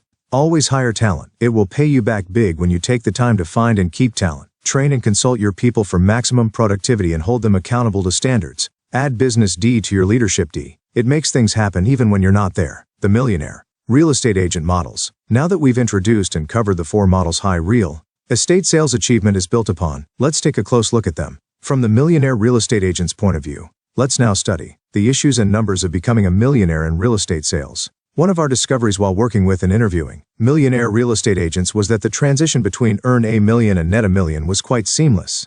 The same models are effective throughout. Netting $1 million in annual income is more a reflection of mastering your models than of pursuing a different path. In this section, we'll present to you the details that will take you all the way to netting $1 million and possibly beyond. In the subsequent chapter, Net $1 Million, we'll outline the primary issues you are most likely to encounter on the way from earning to netting $1 million. As we cover these models, you must still remember to maintain your focus on the core issues that will drive your real estate sales business, the 3 L's. The point is to put these models in place quickly and efficiently. If you follow them systematically and leverage their implementation through a few key hires, you should be able to maintain them with minimal distraction from your primary areas of focus: leads, listings, and leverage. Above all, you'll be focused on generating leads, I like to say lead generation comes first, last, and always. The difference between the millionaire real estate agent and an average real estate agent is that the millionaire never drops the ball on lead generation. It doesn't matter whether his computer crashed or his assistant quit, he systematically pursues leads, and when finished, then turns his attention to the problems of the day. He knows that if he allows himself to be distracted from his core job, he'll always be lagging behind and exposing himself to the vagaries of shifting markets.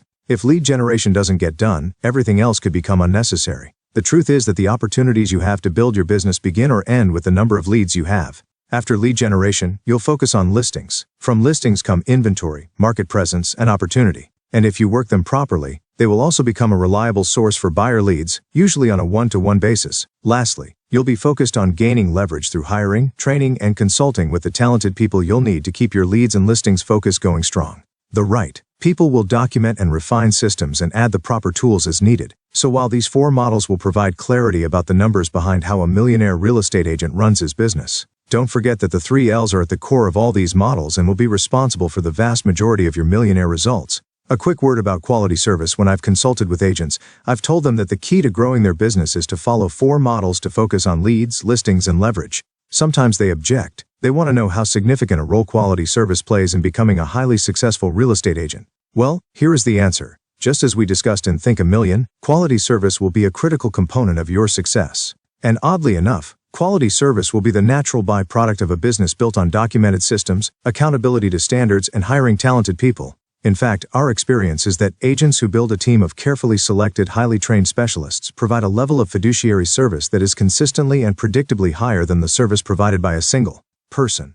The cleverest thing I've ever done is to learn to delegate. My people actually do things better than do Russell Shaw. Millionaire real estate agent, Phoenix, Arizona. Sales volume $50.6 million. Top producing agents are inherently committed to their clients and have a passion for helping them meet their homeownership needs. While the commitment to delivering high-quality real estate service is fundamental to becoming a top-producing agent, it is not the primary determining factor in creating a million-dollar business.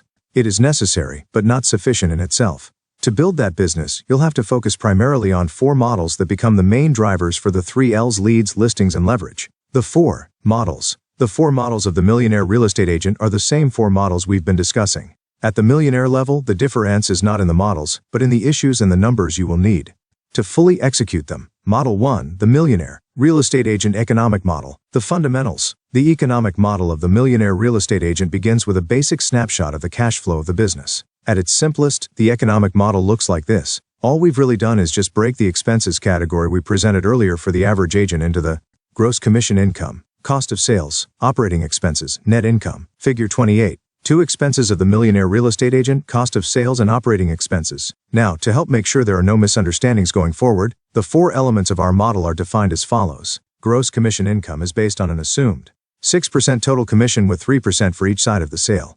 Although this will vary by agent and by city and is always negotiable, we had to pick a basic commission standard. For simplicity's sake, we have included all additional transaction fees charged buyers and sellers in the commission rate. It was 176. The inclusion of these fees that brought the commission up to approximately 6%.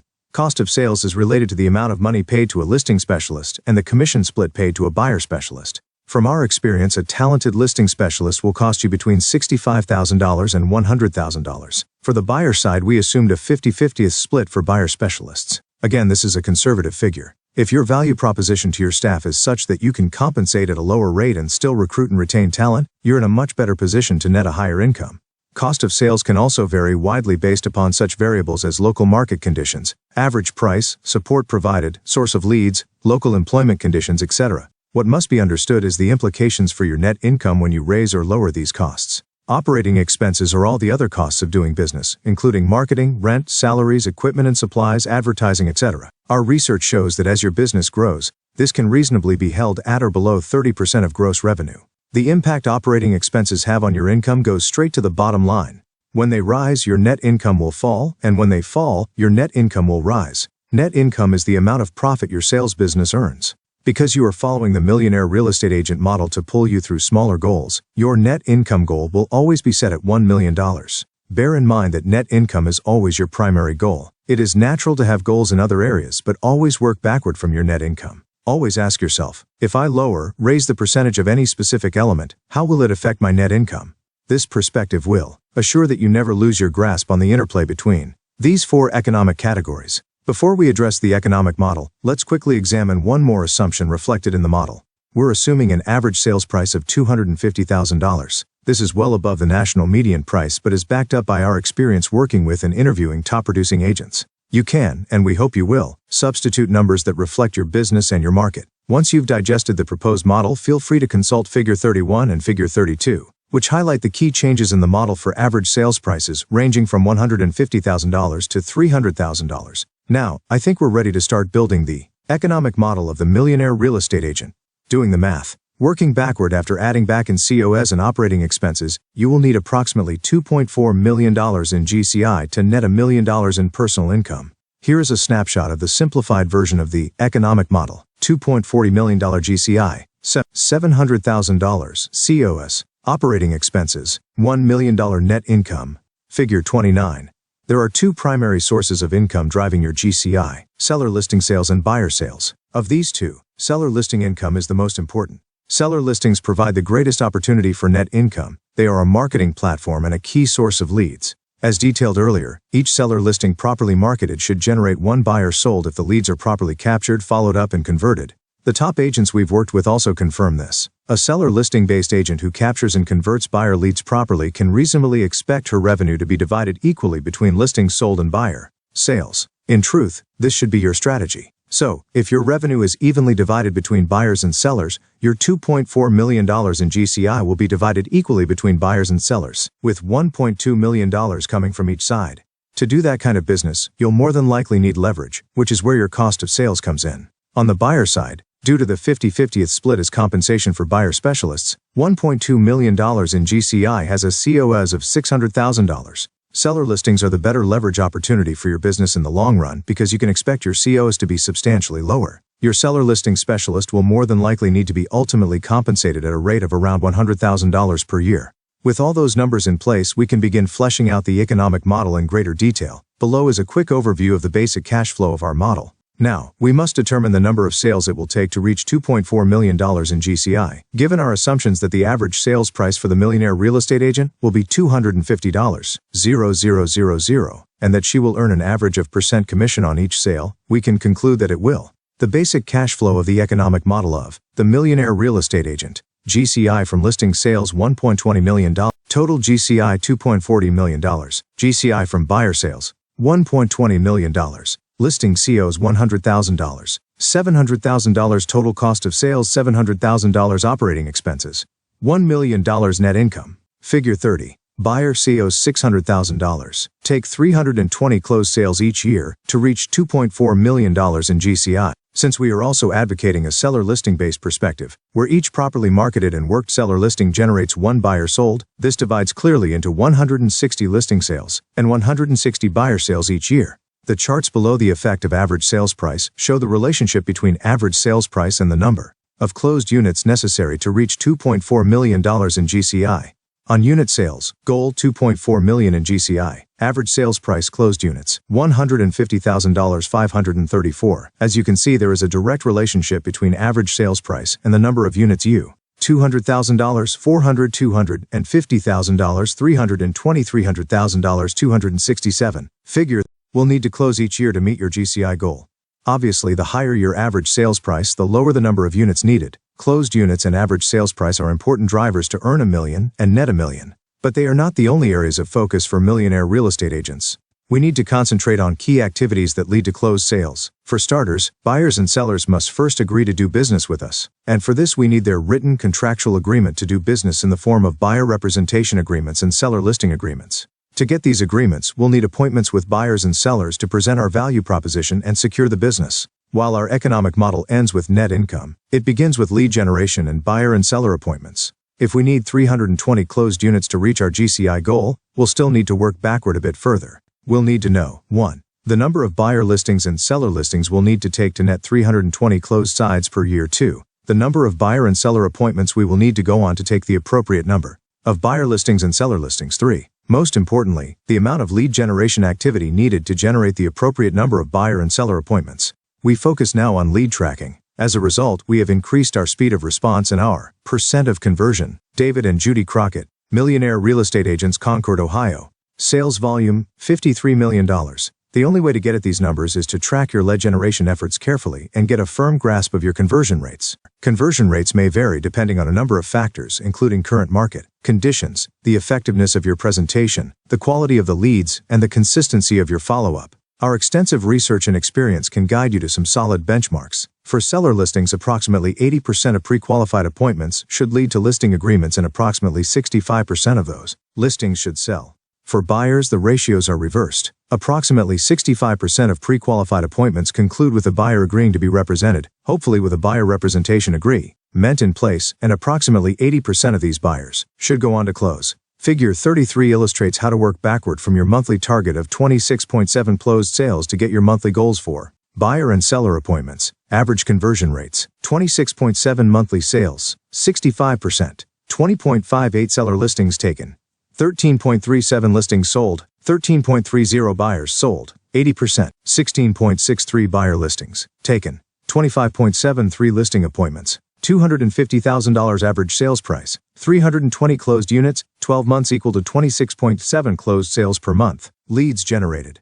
Figure 33, earn $1 million, 25.58 buyer appointments. Using the 80-65 to 65-80 benchmarks, to reach the annual goal of 320 closed sales, you'll need to have a minimum of 25.73 listing appointments and 25.58 buyer appointments each month. Those 51.31 monthly appointments are some of the most important for you and your team. If you can turn up your focus for those appointments, the results can be amazing. Interestingly enough, some of the top agents we have interviewed reported conversion rates as high as 95% on seller listing appointments. Credit for this can be divided equally between the quality of their client leads, the excellence of their presentations, their years of experience, and their value proposition. These factors almost always outweigh the market conditions in terms of having an impact on the outcome of these presentation meetings. Buyer and seller appointments are both part of the first goal category of the Millionaire Real Estate Agent, which we covered in the Think a Million chapter. You'll need to set annual, monthly, and weekly goals in these categories and then track your results attentively. Over time, you'll be able to determine the average conversion rates for you and your team and update your economic model appropriately. The better your converting calls into appointments is one of the most important things for me to do. Sherry Wilson, Millionaire Real Estate Agent, Purcellville, Virginia. Sales volume, $102.6 million. Scion rates, the fewer appointments you'll need to schedule each month to reach your goal. Or, you could view it from the perspective that the higher your conversion rates, the more net income you'll generate from the same number of appointments. Either way, you win.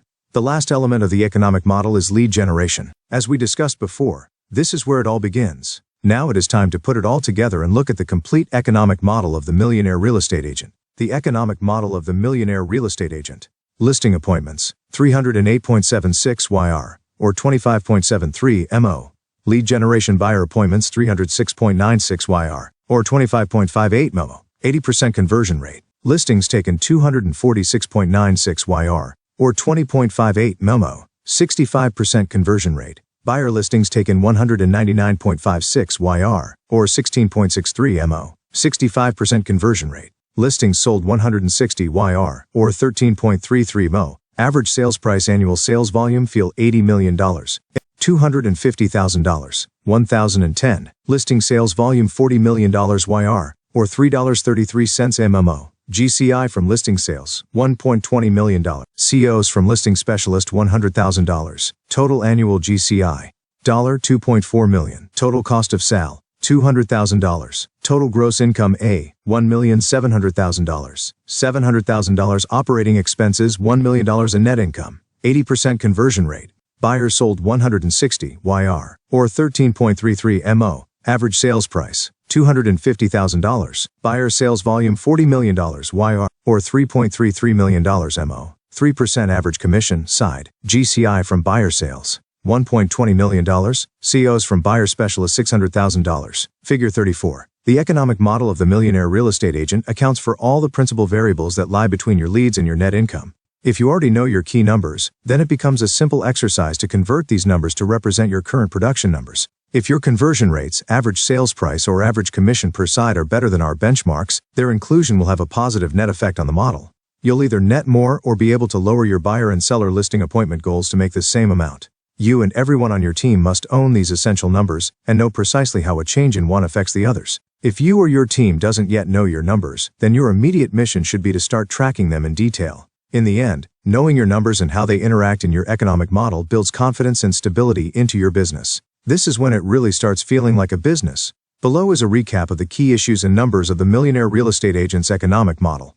The big issues of the economic model of the Millionaire Real Estate Agent. 1. 320 closed sales with an average sales price of $250,000. 2. $2.40 million in GCI. 3. $700,000 cost of sales, $700,000 operating expenses. 4. 27 appointments per month, 2 seller listing appointments per month, 16.63 buyer listings taken per month, 13.33 buyer listings sold per month. Figure 35. The Millionaire Real Estate Agent. You now have 6 goals that you and your team can put on your goal sheet and post around your workspace so they are in clear sight at all times. If this is your business focus, then let it be your visual focus as well. The economic model of the Millionaire Real Estate Agent is a big model for big goals. It should serve you well from start to finish. If you do not yet have a listing or buyer specialist, leave those areas in your personal model as placeholders for the future. Eventually, you will need talented people to help grow your business, and before you hire them, you need to understand the impact they will have on your cash flow and net income. Model 2. The Millionaire Real Estate Agent Lead Generation Model. Let's face facts. To achieve big in real estate sales, you will need a lot of leads. To be a millionaire real estate agent, you will need enough leads to drive your millionaire economic model. It's that simple. If you follow the economic model of the Millionaire Real Estate Agent, your annual lead generation goal is quite clear: lead generate in order to net 160 listing sales, which will in turn lead to 160 buyer sales. It is anticipated that you will have to go on about 308 seller listing appointments and about 306 buyer listing appointments in order to achieve your 160 seller listings sold and 160 buyers sold goals. Marketing-based prospecting enhanced. To generate this level of numbers, you will need to follow a highly leveraged lead generation plan that is marketing-based and prospecting enhanced. The reason we keep saying marketing-based is because marketing is a leveraged activity. To be able to generate the number of leads you will need, prospecting just won't be enough. Only marketing. Mail to my database of 7 every month, and I try to make 100 past client calls a day. Also do my own pro. I give the newspaper stories and then they call me Alan Dombey, Millionaire Real Estate Agent, Philadelphia, PA. Sales volume $135 million. Actively can give you the leverage you'll need to generate a large number of leads. Then, you might ask, why do prospecting at all?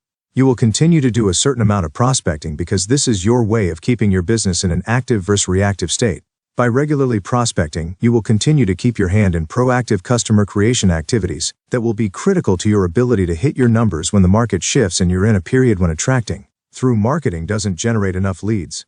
If you wait until the market shifts to get back to some prospecting activities, the lag time between when you start and when the leads come in could be longer than you want. If it would be helpful, refer back now to Figure 12 on page 143 and refamiliarize yourself with this model. Basically, here is how the lead generation model works to become a millionaire real estate agent. You will run an aggressive marketing and prospecting campaign built off of the list in Figure 10 on page 138. These activities generate leads. All of these leads go into your 8x8 program to establish your relationship with these individuals. Their names are then added to your MET database, and they get the 33-touch treatment each year. The 33-touch program should then result in repeat and referral business at a rate of 1 referral and 1 repeat for every 12 people in the program. Note, the reason we say 12-2 instead of 6-1 is because we're differentiating between a repeat sale and a referral sale. Studies show that when you follow the 8x8 and 33-touch programs, you can expect to get 2 transactions for every 12 people in this program, 1 repeat sale and 1 referral sale.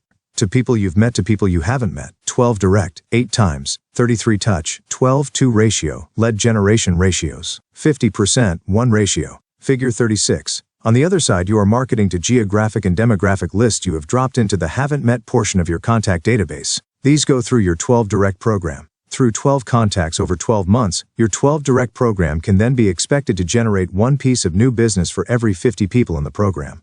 At those conversion rates, the millionaire real estate agent will need either 1,920 people in his MET database, or 16,000 in his haven't met database, or some combination thereof, to reach the annual goal of 320 sales. The lead generation numbers game. MET haven't met. Option 1 1,920 in 0 in database. Option 2 Option 3 960 in database, 8,000 in database. Net 320 sales per year. Figure 37. If you want to go the overkill route, which we encourage, you could also set out to put 1,920 people in your MET database and 16,000 people in your haven't met database. Now that is really aiming high. While those numbers may look intimidating, it really isn't all that complicated. If you account for vacations, weekends, and sick days, the average person works roughly 240 days a year. If you were to add one person to your Met database each of those 240 working days, 8 years later, you would have enough people in your Met database to create 320 annual sales. Adding 2 people a day would get you there in 4 years. 3 a day would get you to your goal in less than 3 years. And that's assuming you have to start from zero. So filling your Met database could take forever, or it could reasonably be done in as little as 3 years. The alternative is to go out and just accumulate mailing lists over time until you have 16,000 people in your haven't met database. The most powerful and proactive approach would be to do both in some combination of overkill that ensures you the right minimum number of sales leads to reach your goals. Below are the Millionaire Real Estate Agent's 4 laws of lead generation, which we have found to be a helpful tool in getting real estate agents to maintain their focus on daily lead generation. The 4 laws of lead generation. Figure 38. The costs of massive lead generation success. When I throw out these kinds of numbers to agents who are striving to become millionaire real estate agents, one of the first assumptions they make is that it will cost a fortune. While it will cost more money than most agents spend, it is actually not nearly so costly as you might think. Let's break it down to a per-sale cost for sales generated through marketing and prospecting to your Met and haven't met databases. The cost of a millionaire lead generation program. Met 1. Every 12 people in your Met database marketed to 33 times each year, 2 sales. Haven't met 1. Every 50 people in your haven't met database marketed to 12 times a year minus 1 sale. 2. Restated, 396 touches. 2. Restated, 600 touches, 2 sales. 3. So, 396 touches x 50 cents average. Cost of a touch $198 for 2 sales or $99 per sale. 4. To reach your goal of 320 sales, how many people would you need in your Met database? Answer. 320 x 12 halves equal to 1,920 people. 1 sale. 3. So, 600 touches x 50 cents average. Cost of a touch equal to $300 per sale. Base? Answer. 320 x 50 to 16,000 people. Note, the cost of the 8x8 program is not included. Figure 39. Used to just throw mud at the wall. Now I've narrowed my promotions. When you track your leads, you know what is working and where to spend your money. When you try a new program, track it for 6 months or a year. You have to give it a chance. Ball Ryan, millionaire real estate agent, Chandler. Sales volume $54 million.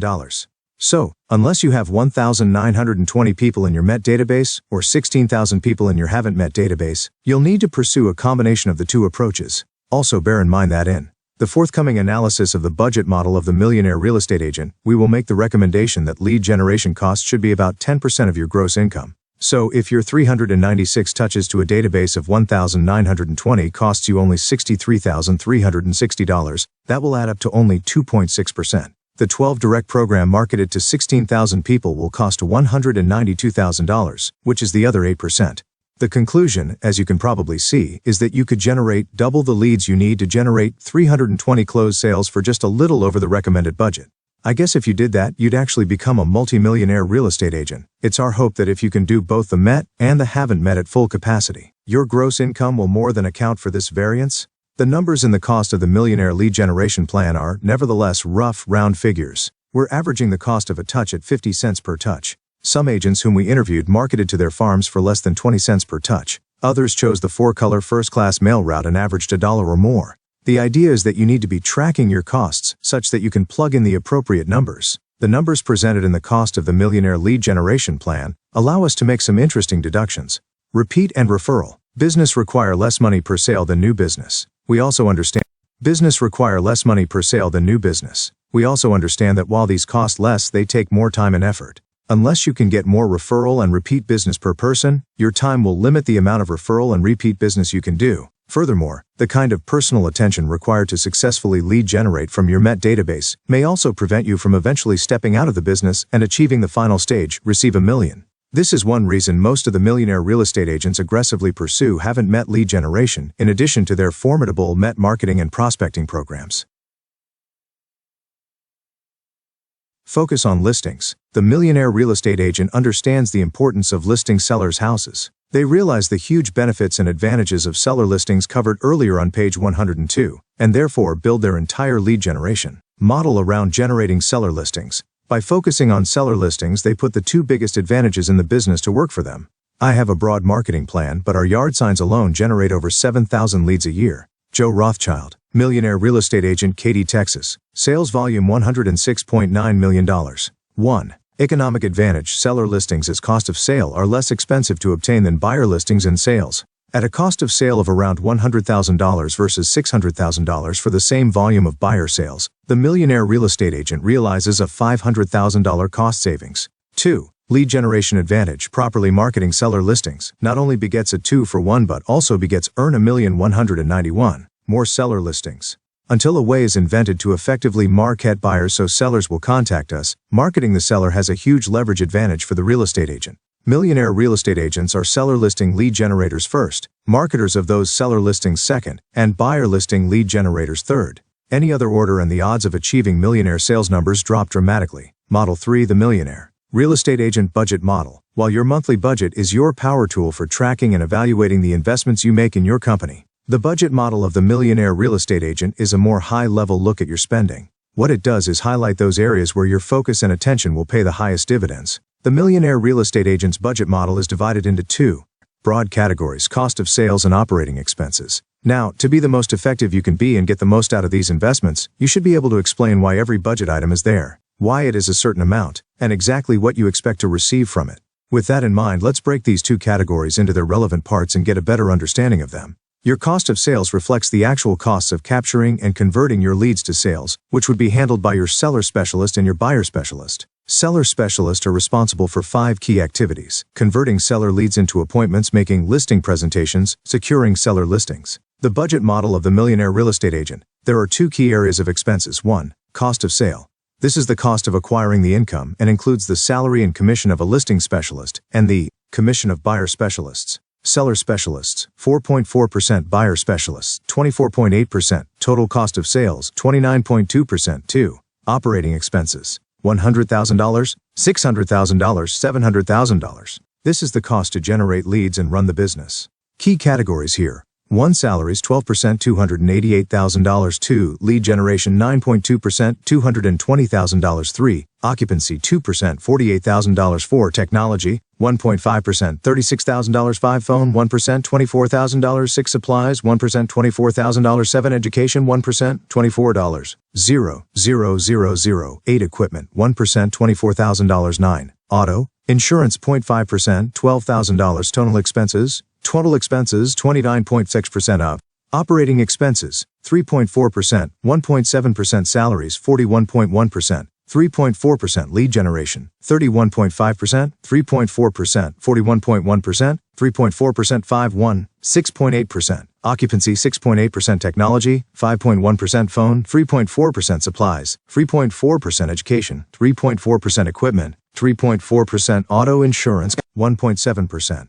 31.5%. Reflects percentage of annual $2.4 million GCI goal from the economic model of the Millionaire real estate agent. Referral fees would also be included in cost of sales. Figure 40. Handling communications during the marketing period. Negotiating purchase offers based on our experience. We recommend this individual be paid a salary plus bonuses based on specific criteria such as the number of listings taken, number of listings sold, or the net profit of the business. Depending on the market, talent for this position will demand between $65,000 and $100,000 a year. Our model reflects the conservative end of the spectrum.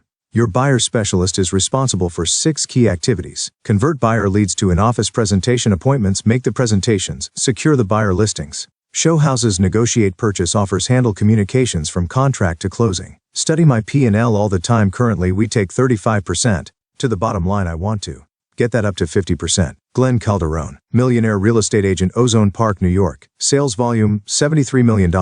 Typical commission splits range from a low of 35/65ths to a high of 60/40ths. However, you should know that going higher than 50/50ths can have extremely adverse effects on your economic model, and we strongly recommend against it. Operating expenses are divided into 9 broad categories. There is no miscellaneous category. I repeat, there is no miscellaneous category. All expenses should be accounted for. In Appendix A, you'll find a very specific chart of accounts with more than 135 categories of expenses we have identified over the years. If you use it, you should be able to find a specific category for every check you write. Why? So when you are comparing expenses with other real estate agents, both of you will be talking the same language. Budget model, you will notice that of the 9 categories to account for. When you look closely at the big 2 as a percentage of operating expenses, salaries 41.1%, the lion's share of your operating expenses. We call these the big 2. Total. Chances are, if you can be successful. Lead generation 31.5%, 72.6%.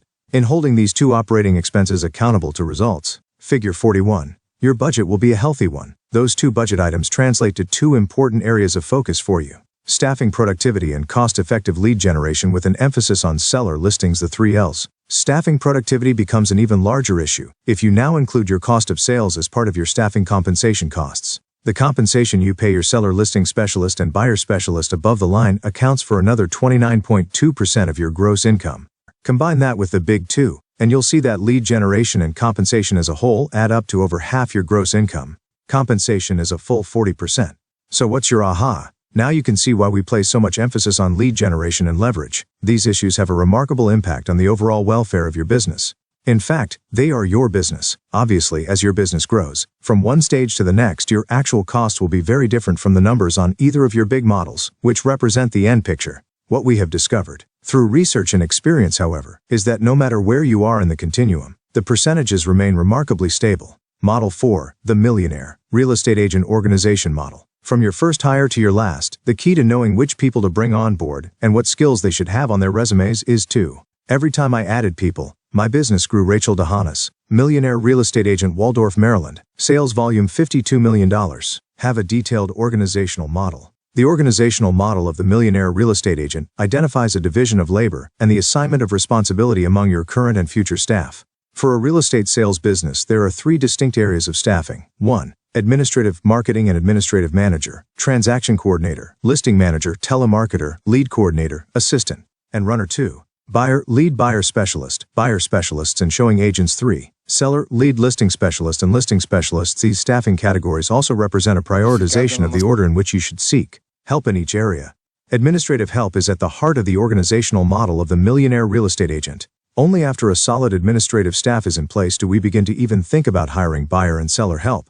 I got an assistant early. I love sales, not paperwork. In the end, each area should have a highly talented person in place: your marketing and administrative manager, your lead buyer specialist, and finally, your lead listing specialist. Your primary focus under leverage from the start of your career until the end is to find and keep magnificent talent for these 3 essential positions. If you have. Elaine Northrup, Millionaire Real Estate Agent, Ellicott City, Maryland. Sales volume $71 million. The Millionaire Real Estate Agent. The organizational model of the Millionaire Real Estate Agent. Lead listing specialist, lead coordinator, agent, marketing and administrative manager, lead buyer specialist, telemarketer, buyer specialist, listings, manager, transaction coordinator, assistant, buyer specialist, runner, buyer specialist, buyer specialist, buyer specialist. Figure 42. Extraordinary talent in all 3. Your chances of becoming a millionaire real estate agent are greatly enhanced. Magnificent talent is not easy to find. It takes time, patience, and dedication. But the encouraging revelation many agents come to is that you could be just 3 exceptional hires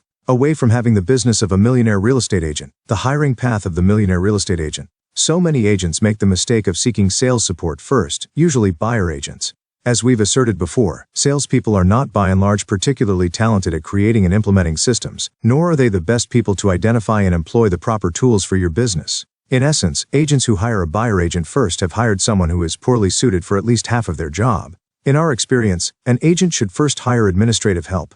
This allows the agent to focus on more productive sales activities such as lead generation, buyer appointments, and listing appointments. Depending on your personal production limits, your first, second, and possibly even your third hires will be talented administrative help. The idea is eventually to reach a point where you are wholly focused on lead generation, listing, and selling, while your administrative team handles everything else in your business. Only after reaching that point, when you find you have more sales-oriented work than you can handle alone, do you add staff for sales. Specifically a buyer specialist to handle many of the time-consuming tasks and processes of working with buyers. Some millionaire real estate agents may opt to make the buyer specialist a graduated hire and begin with a licensed showing assistant. This allows them the option of being directly involved in initial consultations, negotiations, and preparing offers and contracts, while avoiding potentially long afternoons escorting buyers around town. By getting help in the selling side, you can increasingly devote your attention to the 2 most important sales activities in your model, leads and listings. As we have discussed, the more listings you have and market properly, the more buyers you will have. As you increasingly devote your energies to listings, you may need more than one person on the buyer side to handle the selling side of your business. In the end, you will need a talented lead buyer, 198 the millionaire real estate agent, specialist who will eventually manage your other buyer specialists and showing assistants and hold them accountable to the goals of the business. The next step in your organizational growth will probably be to add more administrative infrastructure if it is not already in place. Your marketing and administrative manager, who may have been your very first hire, is now managing your entire administrative team. That person will help you fill your other future administrative needs: transaction coordinator, telemarketer, listings manager, lead coordinator, assistant, and runner. These hires are added incrementally and in proportion to your sales growth. All the while, they have been helping you document and implement systems and identify and implement tools in your business. The lead coordinator is an interesting piece of the administrative puzzle. This is the person charged with receiving, sourcing, assigning, and tracking your leads through a database. In the beginning, your assistant will probably handle much of the call sourcing and database entry for you while you are working alone. When you have sales help, you, the Millionaire real estate agent, will be personally assigning the leads and tracking conversion rates. Only later, when you have a fully developed sales team, will this become a large enough job for a full or part-time employee. The last piece of the puzzle is on the seller side of the business.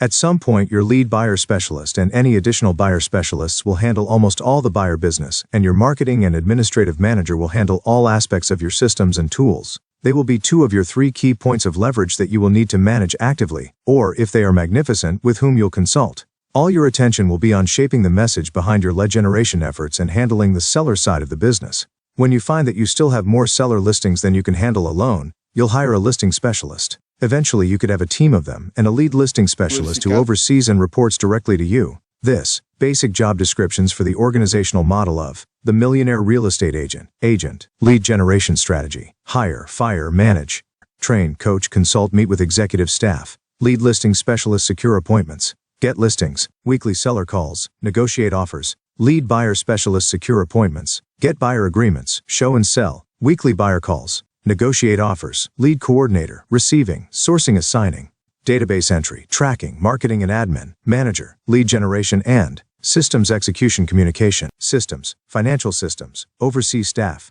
Telemarketer: get lists, make calls, get leads. Listing manager: CMAs, listing marketing, seller admin. Transaction coordinator: contract to close, select and manage vendors. Client communication assistant: answer phone. Administrative overflow, runner: physical tasks, outside office. Figure 43 is your 3rd key point of leverage. These 3 people, the marketing and bookkeeping manager, the lead buyer specialist, and the lead listing specialist, will play a large role in helping you become a Millionaire real estate agent. To get a little more clarity on the roles each of these people will play in your Millionaire real estate agent business, let's take a look at their abbreviated job descriptions. Years ago, we created a detailed list of the 170 tasks related to doing business as a Millionaire real estate agent, and to whom in this organizational model those tasks fall. While this was great exploration for a high-level understanding of the business, we believe the diagram opposite is more effective, in that it simply lays out the 4 or 5 most important job responsibilities of each staff member. True talent, when given responsibilities, will drill down to the details on his own and deliver. We divide the diagram into 3 areas to show how the responsibilities are divided between front and back office staff. Your sales team is at the forefront of your business. In the middle is your lead generation team. Your back office is where the principal administrative and support tasks are handled. When you are ready to step out of your business and let someone else take over, your future CEO will come from the front or middle office personnel. This individual must be an active part of your lead generation machine, because this is where the power of the company comes from. So you will first add administrative help, then staff for selling, and lastly bring in someone to help you with the seller side of the business. With the exception of the order, the different specific pieces will fall in place rather naturally as your business grows. Figure 44 shows how your organization might grow following the organizational model of the Millionaire real estate agent. The 7th level is a kind of nirvana for the business person. It represents the place where you can actually step out of the business and start earning passive business income. Later, in the receive, the path to people leverage, administration and processing, sales and marketing. You level, you 2nd level first assistant, you 30 level marketing, administrative transaction coordinator, lead buyer, agent. You 4th level marketing transaction administrative coordinator, lead listing marketing tele, specialist. You administrative marketer. 5th level buyer, lead buyer listing transaction agents, agent manager coordinator, listing specialist, lead listing specialist marketing tele. You administrative marketer, buyer, agents, lead buyer, agent listing transaction. 6 manager coordinator level, listing specialist, lead listing specialist, CEO marketing administrative tele, marketer, buyer, agents, lead buyer, agent level listing manager transaction coordinator. You lead coordinator. Figure 44. A million section of this book will discuss in greater detail the process of transitioning your business to the 7th level. In my experience, the average person thinks the goal of a business leader is to run a successful business. Well, I'm here to tell you it isn't. That is just the first goal of a business person. The ultimate business goal is to have a successful business run by other people. That's what we call having a 7th level business. Getting there requires you to have loaded your organization with exceptional talent, particularly at the 3 key positions: marketing and administrative manager, lead buyer specialist, and lead listing specialist. To sum it up, you are building a 3-headed sales production machine. You'll have an administrative team with up to 5 members. You'll have a buyer team with 3 to 5 members, including your lead buyer specialist. And you'll have a seller team with up to 2 staff members, a lead listing specialist and possibly another listing specialist. Every position will have a written job description identifying the core responsibilities of the job and the performance standards you expect. 7 recruiting sources. Because Millionaire real estate agents have made a commitment to succeed through others, they will continually need to look for talent. There are 7 main sources they use. 1. Ads. 2. Allied resources. 3. Job websites. 4. Temporary employment agencies. 5. Permanent employment agencies. 6. Other agents in your marketplace. 7. Real estate schools. The 7 recruiting sources. 1 to 4. Immediate opening for assistant to assist real estate executive. You should be an organizer, a fast learner, a positive person, and a great communicator. Good word processing and computer skills are a must. You'll work in a fast-paced real estate office in 1. Offer an exciting atmosphere in a people-oriented business. This is not. 2. 3. Allied resources, job websites, temporary employment agencies, an entry-level position. Your first step is to send your resume to, or fax to, placement sources, small local newspaper preferred. Hi, this is with Realty. The reason I'm calling is to ask for your help. My business is expanding and I am looking to hire an outstanding person to help me take my business to the next level. The kind of person I'm looking for is, do you know of anyone who might fit this description? Thank you for this lead. I really appreciate it. May I also ask you, if you were in my shoes, whom you might call to see if they knew of a good person for this opportunity? Go to your favorite internet portal and search for job sites with the following keywords: job site, employment, listings, employment connection, job postings, career search, etc. Local sites, which are typically sponsored by your local newspaper, are best. Hire a temporary employment agency. Go interview 3 to 4 temporary agents and choose 1 or more. These agencies will screen candidates in advance for you. The upside with a temp is you get to try out an individual with no commitment. The downside is, the candidates get to work for you with no commitment either, and you may have to try out many to find a good fit, all the while paying more on an hourly basis than you otherwise would. Should you hire someone permanently, be sure to read the fine print as to your costs. You may have to pay their agency 1 to 2 months in salary as compensation. Figure 45, 6, 7, real estate, other agents, schools, in your marketplace, employment, permanent agencies. The 7 recruiting sources. 5 to 7. Hire a permanent employment agency. Go interview 3 to 4 temporary agents and choose 1 or more. These agencies will screen candidates in advance for you. The upside is that they screen better candidates in general. The downside could be the cost. Should you hire the candidate, you may pay 1 to 2 months of their permanent salary to the employment agency. Another place to look for talent is in your own marketplace. Look for agents or office staff from other companies that have a solid reputation and might be looking for a career change. Possibly someone looking for 1. Job stability with growth opportunities. 2. Flexible hours. 3. Training and experience. Go teach, make presentations, and have career opportunity flyers at all the real estate schools or licensing schools in your area. Finding people brand new to the business has its advantages over hiring people with more experience. The new agents have no bad habits to break. Figure 46. The 9 major compensation options. When you're trying to work out a compensation model that works for your staff and your market, you'll need to consider all your options. The 9 major compensation options takes in all the ways you're likely to compensate your people. Most likely you'll use a combination of 2 or more of the options. Let's quickly look at the fundamentals of each option before getting to our recommended compensation philosophies. Salary will be the primary source of compensation for your middle office. The key to keeping great people is to pay them well and be flexible in their lives. Jerry Mahan, Millionaire Real Estate Agent, Puyallup, WA, Sales Volume $93 million. The 9 major compensation options. 1. Salary. 2. Commissions. 3. Pay expenses. 4. Bonuses. 5. Profit sharing. 6. Retirement plan. 7. Insurance benefits. And back office employees. We always recommend being competitive within your local market. Most of your staff positions should be filled for between $25,000 and $50,000, depending on responsibilities and qualifications. Management positions will command more, but you can also be creative and use bonuses or profit. 8. Vacation time and sick leave sharing to keep your salaries competitive. 9. Equity opportunities. And remember, reward what you expect. Figure 47. While minimizing your risk. It goes without saying that you need to make sure your bookkeeper is withholding income taxes and Social Security for all salaried staff members. 2. Commissions. Commission is probably the #1 traditional method for compensating sales personnel. However, some companies have successfully experimented with a combination of salaries and either performance-based bonuses or profit sharing. In general, buyer-agent commission splits should be 50/50ths. Should you need to adjust them, your options here include different commission splits for company-generated leads versus individual-generated leads, graduating the commission splits based on what the company earns, improving the commission split based on specific goals being met. Whatever method you choose, study it with care and move with caution. Market conditions can change, and talent can exceed expectations, and you never want to discover that your commission structure was so generous it hampered the financial growth of your business. Lastly, remember that with most commission-based compensation plans, your staff probably will be considered self-employed, and neither taxes nor Social Security need be withheld.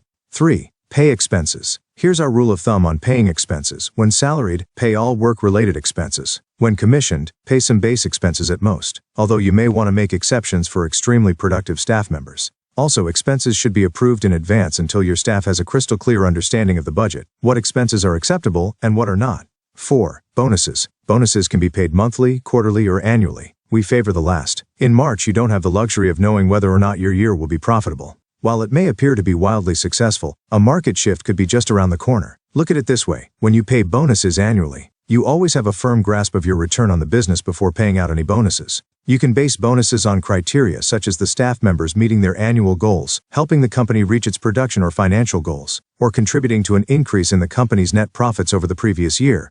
Whatever the case, bonuses should also be firmly based on a quantifiable goal, preferably one employees can impact directly. Bonuses should also be a preset, meaningful amount or a percentage of the employee's salary.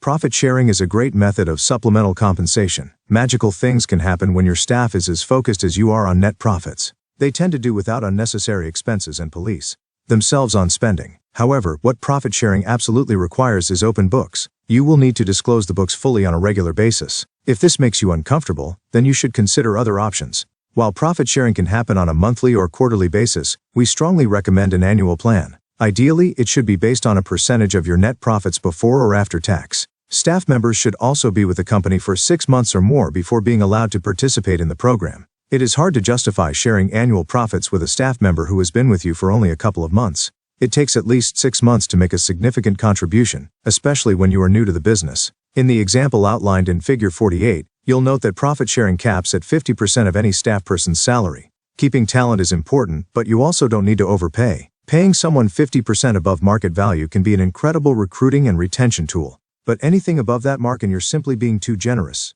If someone deserves to make more than that in profit sharing, maybe you should consider option number 9, equity opportunities. Lastly, it is important that you clearly define the rules governing your profit sharing from the beginning.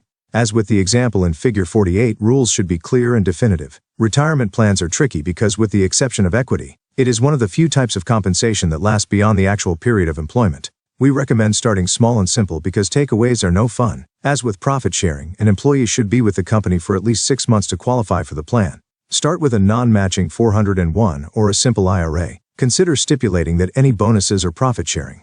A profit sharing plan example. Time period will be from January 1st through December 31 of each calendar year. Must be with the company 6 months to participate in the plan. Any loss carried forward applies indefinitely. Losses are never forgiven. Employee may choose between their current bonus plan or the profit share plan, but not both. Profit share dollars not to exceed 50% of base salary. Profit share dollars to be paid at year end. Should employee leave prior to year end for any reason, the profit share for that year would be waived. Current company owners will not participate in the plan. Creation of the profit sharing pool. First, $100,000 net profits, 0% profit share. Second, $200,000 net profits, 5% profit share. Above $300,000 net profits, 10% profit share. Distribution of the profit sharing pool. Each employee receives 1 unit per year with the company, I unit per $1,000 of salary. Example A. John has been with the company 2 years. 1 Act 2 years. B. John makes $36,000 per year. C. John's total units. 2 units, 36 units, 38 units. D. Total units of all people in the company. E.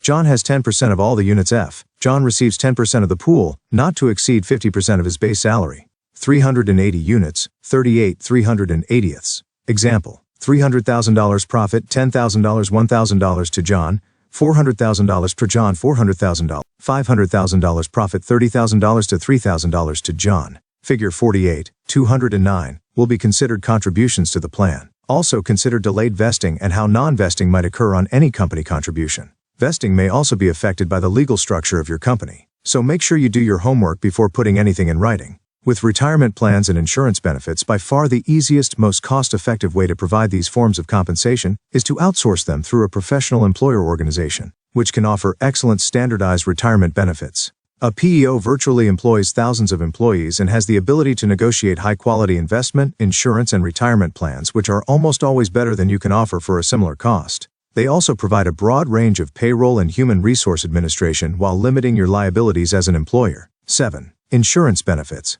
As with retirement plans, we recommend exploring a PEO or other outsourced group to handle this aspect of compensation. PEOs can negotiate from a position of strength since they represent thousands of virtual employees. Most, but not all, will also have options for handling payroll, since deducting from salary is the preferred method of covering the discounted costs of these benefits. No matter what route you go on insurance, we recommend a 90-day period before employees can take advantage of this benefit. Lastly, the truth is you never know how good a policy is until you have to use it, so be very careful when deciding on a plan. This is one area in which you don't want to cut corners or go bargain hunting. Vacation time is a fairly standard form of compensation. Most companies give employees 2 weeks of paid vacation each year. We recommend that employees be with the business for 6 months before being eligible for paid vacation. They will then get 1 week in the second half of the year. If this presents a problem for a new hire, you can work around it by granting time off without pay. You don't want to miss an opportunity to buy your talent because someone has a trip to Disney World scheduled a couple of months after his/her hire date.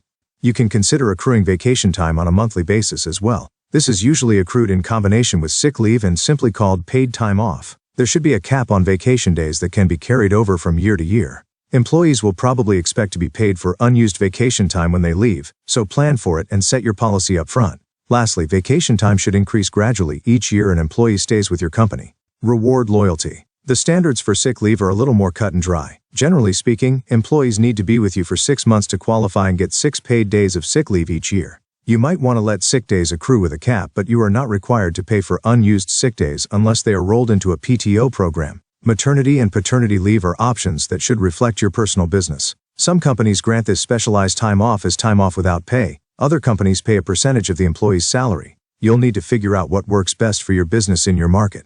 Also, be sure approval of time off is obtained in advance. You need to know who will be available and when. This is how businesses are run. When we talk about equity opportunities, we're rarely talking about sharing equity in your main real estate sales business. Equity opportunities are usually about new ownership opportunities, real estate investments, or companies that may spin off of your business. Real estate investments are probably the most common form of opportunity you can offer your staff, but partnerships in other businesses like title and mortgage companies are not uncommon. Lastly, equity opportunities should not be handed out lightly. Team members should have to earn the right to participate through major contributions to your team over time. Summing up compensation. To wrap up our discussion of compensation, we've supplied the following graphic, which should help you organize your thinking on these matters. You have 3 distinct areas of your business team, and each will demand a different kind of compensation. Just remember, to hire talent, reward what you expect, and hold your investment in people accountable to results. The fundamental principle behind the organizational model of the Millionaire Real Estate Agent is to find, hire, and retain talent. Looking for and identifying talent is always foremost in your people goals, no matter how spectacular your staff may be. This idea of the never-ending talent search is called top grading. You never know when you may lose talent in your organization, so whenever great talent becomes available, you would be wise to find a place for them in your company. More than once I've left a friend's office and said, "If you ever decide to part ways with you, let me know. I'll make room for you in my company." When you aren't having fun or are feeling overwhelmed, it is time to find someone to help with your other jobs. You don't have enough arms and legs to do everything all the time. Everyone should aspire to having an assistant to avoid burning out.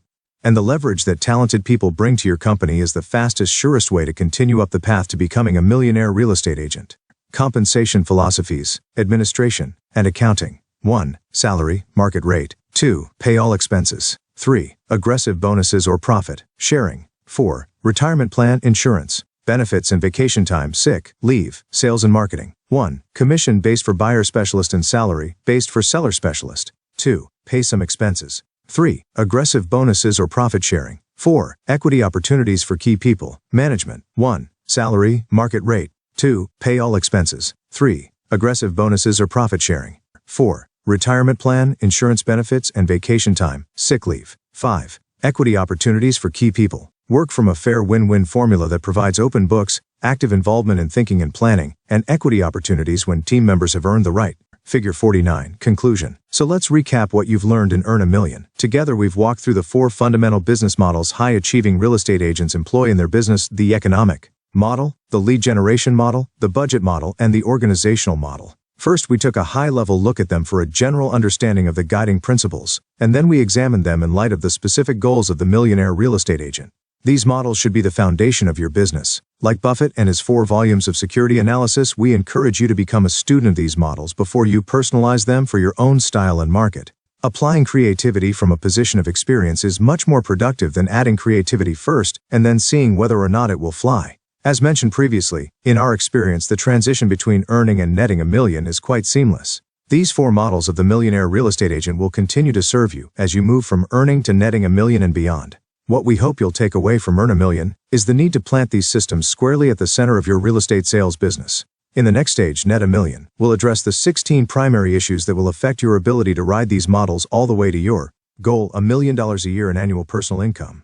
Points to remember: the millionaire real estate agent models. Earn $1 Million is just a step on the path to Net $1 Million. So begin with the end in mind and adopt the goals and models of Net $1 Million. A team of highly trained specialists delivers a consistently and predictably higher level of fiduciary service. The millionaire real estate agent economic model tracks GCI, COS, operating expenses, and net income. Your goals are to achieve $2.4 million in GCL, $700,000 in COS, $700,000 in operating expenses, and $1 million in net income. Your average sales price determines the number of closed sales necessary to reach your GC goal. Your conversion rates determine the number of appointments needed to achieve your closed sales. Of the millionaire real estate agent.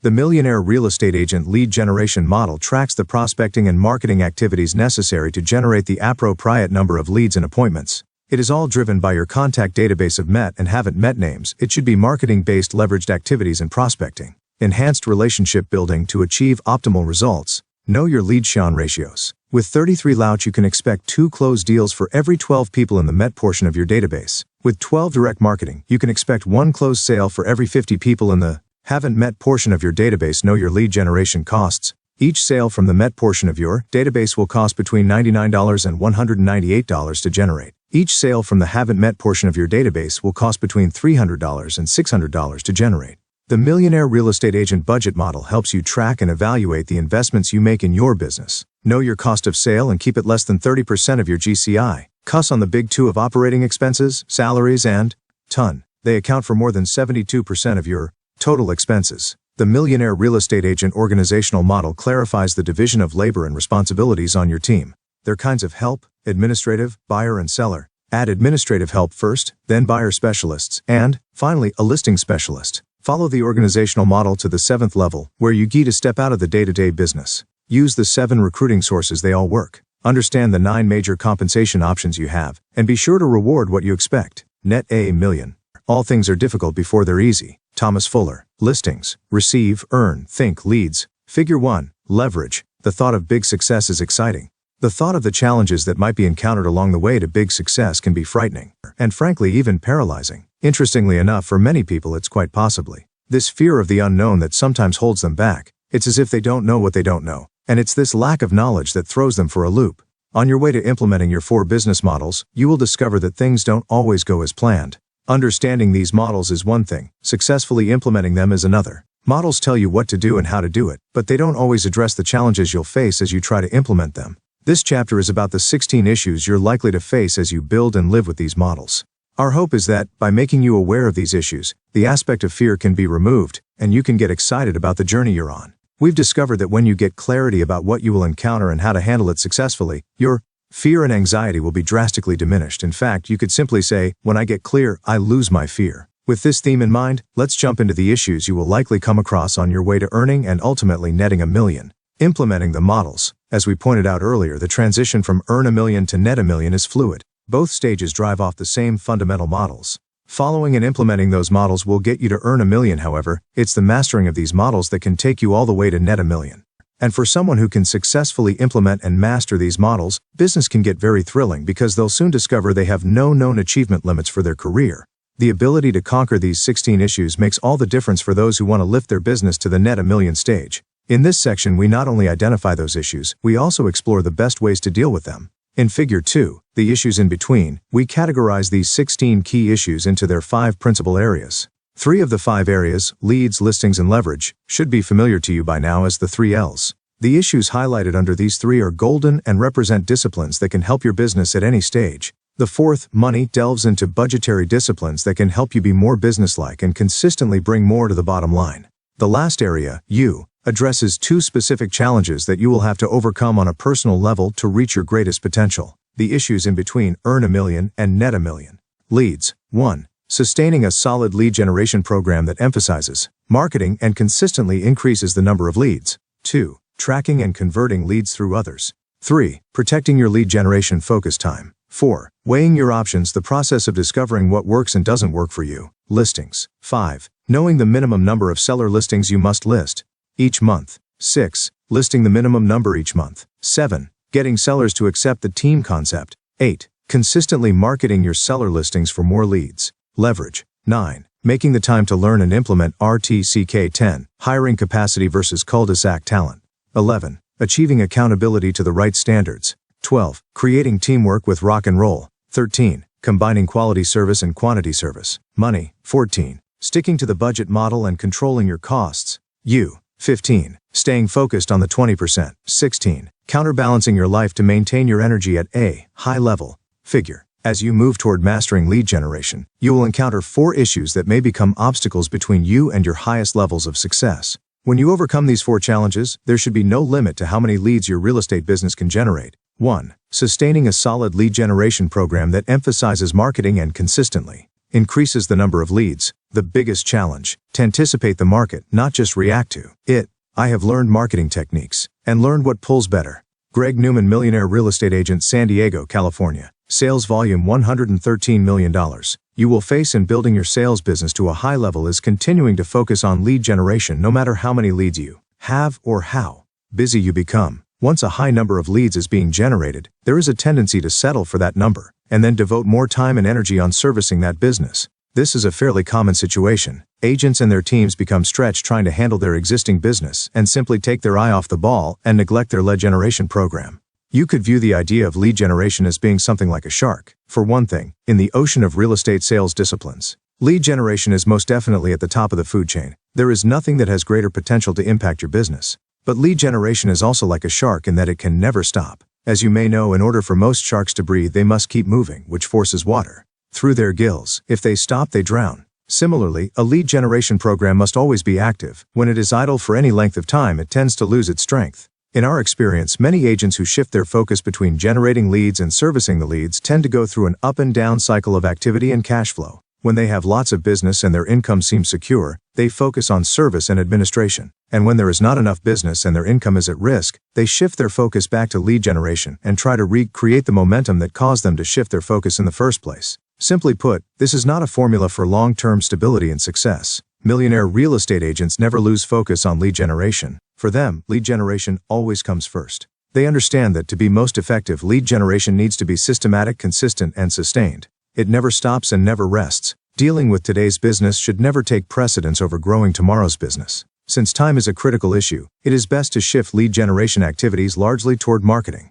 As we discussed in the lead generation model, marketing is simply more time efficient and therefore more leveraged than prospecting. Marketing is at its best and most effective when it is database-driven. Databases are built through acquaintances, captured leads, referrals, or targeted lists. This is really a pragmatic approach. In a few hours a week, millionaire real estate agents can supervise and shape their marketing message, which reaches as many people as they can amass in their lose to just throw mud at the wall. Now I've narrowed any promotions. When you track your leads, you know what is working and where to spare your money. When you try a new program, track it for 6 months or a year. You have to give it a chance. Bill Ryan, Millionaire Real Estate Agent, Chandler, Arizona. Sales volume $54 million. Database. And if you're using the 8x8 33 touch and 12 direct programs previously outlined, you'll be able systematically to deliver that message to your chosen audience. Without a doubt, this is the most vital discipline for a prosperous real estate sales business. It must be done. If prospecting is used to enhance your marketing, you can delegate most of it to others in your organization, telemarketers, listing specialists, and showing assistants or buyer agents. At the end of the day, however, the most consistent, efficient, and predictable results will be achieved through marketing. The millionaire real estate agent must become a master of creating and sustaining a marketing-based and prospecting-enhanced lead generation program. 2. Tracking and converting leads through others. Once leads are generated, they must be followed up on and turned into appointments. Those appointments should generate a predictable number of signed buyer and seller representation agreements. Working under those agreements can then efficiently lead you to written purchase contracts that close. By this point in your career, you have well mastered this process of turning leads into closed business. You have an instinct for it and have enhanced those natural abilities by acquiring over time the appropriate scripts and skills. Furthermore, you have a sense of urgency when you go about it, a nose for opportunity, and a sense about timing and readiness. All these skills and abilities are born of your experience, learning, and enthusiasm for the work you do. Now, to navigate, we now have a assign and track all of our calls, and the A load coordinator to handle. Ronnie and Kathy Matthews, Millionaire Real Estate Agents, Houston, Texas. Sales volume, $99.5 million. Successfully the path from earn a million to net a million. You will need to get those same great results through your staff. And while this is not an easy thing to do, it is being done every day by an increasing number of top agents. It begins by believing that your results can in fact be duplicated through others. But you conquered that myth understanding long ago, right? You understand that a talented team can actually provide better service systems and standards. Knowing this, your first task is to make sure the right people, true talent, are turning your leads into closed business. Taking the time up front to identify, recruit, and train talent is crucial to the success of your lead conversion program. But understand this, hiring talent is not your only issue. Ultimately, your ongoing responsibility in this regard will be to assure proper tracking and converting. And this brings us back to the engine that drives this process, your database. As the leads come in, you'll need a lead tracking process in place that is consistently used and accurate. This process must ensure that the lead is captured, sourced, assigned, and stored in the database. It really doesn't matter who in your organization handles this, but it must be done. With this system in place, you'll be able effectively to train and consult with your staff on lead conversion that meets your standards. With this data in hand, you can more easily set performance standards and hold your team members accountable to them. And the real beauty of this system is that you will always absolutely know what is happening in your business, who is getting the job done and who is not. When the numbers are always in the open, it is much harder to hide behind excuses. Over the years, I've worked with hundreds of agents whose businesses were experiencing trouble, the cause of which the agents simply could not identify. What these agents discovered by assessing their systems was that they really didn't know who was performing and who was not. Because they didn't really know how many leads their people were handling, they had no system for accurately measuring performance. In the end, after we track all our leads and put them in a database, we have now added a follow-up system. Barbara Wilson, Millionaire Real Estate Agent, Medina, off. Her sales volume, $57.3 million. Putting a tracking process in place, many of these agents came to find out that some staff members were burning lead opportunities through inability, lack of focus, cherry-picking, or, in some cases, laziness. Needless to say, once they discovered the power and benefits of tracking the lead conversion process, these agents never turned back. An agent once told us in a consulting call that she didn't have time to follow up on all the leads that were coming in. She said she had stacks of notes and lead sheets on her desk filled with names of people who had called. We suggested that she imagine those stacks as piles of money that were burning. It was her money in those piles, and she had just lit them with a match. She immediately got the picture, hired 2 buyer specialists, and had her marketing director put in place a lead tracking and conversion system. She no longer has stacks of money burning on her desk. Careful attention to tracking and lead conversion is one of the core disciplines of the Millionaire Real Estate Agent. These skills are vital if you want to build the kind of high-performance team capable of making the journey from earn a million to net a million. You have to track your numbers, you have to know where your leads are coming from, and who's been assigned for follow-up. Bill Ryan, Millionaire Real Estate Agent, Chandler, Arizona. Sales volume, $54 million. While time really isn't money, it is convertible into money. Ultimately, lead generation is the most dollar-productive activity you can do for your real estate sales business. For those who are seeking real estate success at a very high level, lead generation time must be considered the most important time on their calendar. And as such, it will need to be jealously guarded and protected, because life seems to love to offer up the unexpected. Guarding this time is never as easy to do as it may seem. As your business grows, you will begin to sense that you have become its CEO. Well, in truth you are. The problem with being my goals are fueled by my dreams, CEO is that you might be pulled back into. I'd defend and protect those dreams from distractions and from interruptions. From other people. Tim Wood, Millionaire Real Estate Agent, Big Bear Lake, California. Sales volume, $38 million. And entangled by day-to-day administrative, service, and personnel issues. If allowed to, people and problems can chew up your time and drain your energy. And then you will find yourself in the trap of managing your business instead of leading and building it. When this happens, one of the first things always to hit the back burner for most agents is lead generation. Why? Because when people don't truly understand the importance of lead generation, it can masquerade as an optional activity, rather than as the core foundational discipline it is. In my opinion, having learned from my own errors and the mistakes of thousands of agents I've worked with, this is something you should never allow to happen. To avoid this pitfall, you need to make a commitment to block off substantial regular time in your calendar and devote it to lead generation. My goal is to do more volume in less time with a better net. The key for me is to be disciplined in my time, man. Agement and lead follow-up. John Toy, Millionaire Real Estate Agent, Westland, Michigan. Sales volume $39.2 million. See on. This is the time you use to prospect, follow up on existing leads, and develop and implement marketing plans. To be able to do this, you must hold others accountable for handling the administrative, service, and personnel issues wherever possible. Delegate, train, and consult, but let others handle all the details. This will allow you time to focus on what is ultimately most important for your business lead generation. 4. Weighing your options. The process of discovering what works and doesn't work for you. Our experience and research has taught us that almost any form of marketing or prospecting can be effective, just not everywhere. Or, use your strengths and natural abilities to build your business. Was in radio and TV for years, so I write my own copy and do my own radio commercials. Russell Shaw, Millionaire Real Estate Agent, Phoenix. Sales volume $50.6 million. For everyone. Lead generation is an art as well as a science. Successful lead generators pay attention and become very knowledgeable over time about what works and what does not work for them in their market. This is seldom initially obvious. Their understanding is the byproduct of much learning, practice, and, most important, attention to results. Lead generating success is not purely creative. Like so many other aspects of this business, it requires a system. So many agents do spur-of-the-moment, idea-of-the-month marketing and prospecting. They adopt new lead generation programs from the latest, greatest, best, and most creative idea ever seminar. Or else they reinvent their program based on some can't-miss, pays-for-itself instant success program. Then they are off and running, spending money, discarding previous strategies, and going whole hog on their latest inspiration. While I understand this kind of behavior, marketing can be fun and exciting and downright entertaining to explore. It is simply not the way millionaire real estate agents go about their lead generation. They always begin with the tried and true. They do that first, and they do it with a plan, a budget, a message, and a target audience. They don't discount a program that does not yield immediate results, nor do they fall wholeheartedly in love with one that does. The ones who look like marketing and prospecting geniuses do it consistently over time and meticulously track and source their leads. They then weigh the costs of their plan against their net results so that they can get a clear sense of their cost per lead. Tracking, sourcing, and costing over time provides the information needed to judge accurately the merits of a particular method. Only after the lead generation model has been practiced and analyzed do they start adding creativity and tweaking the model according to their past results and new information.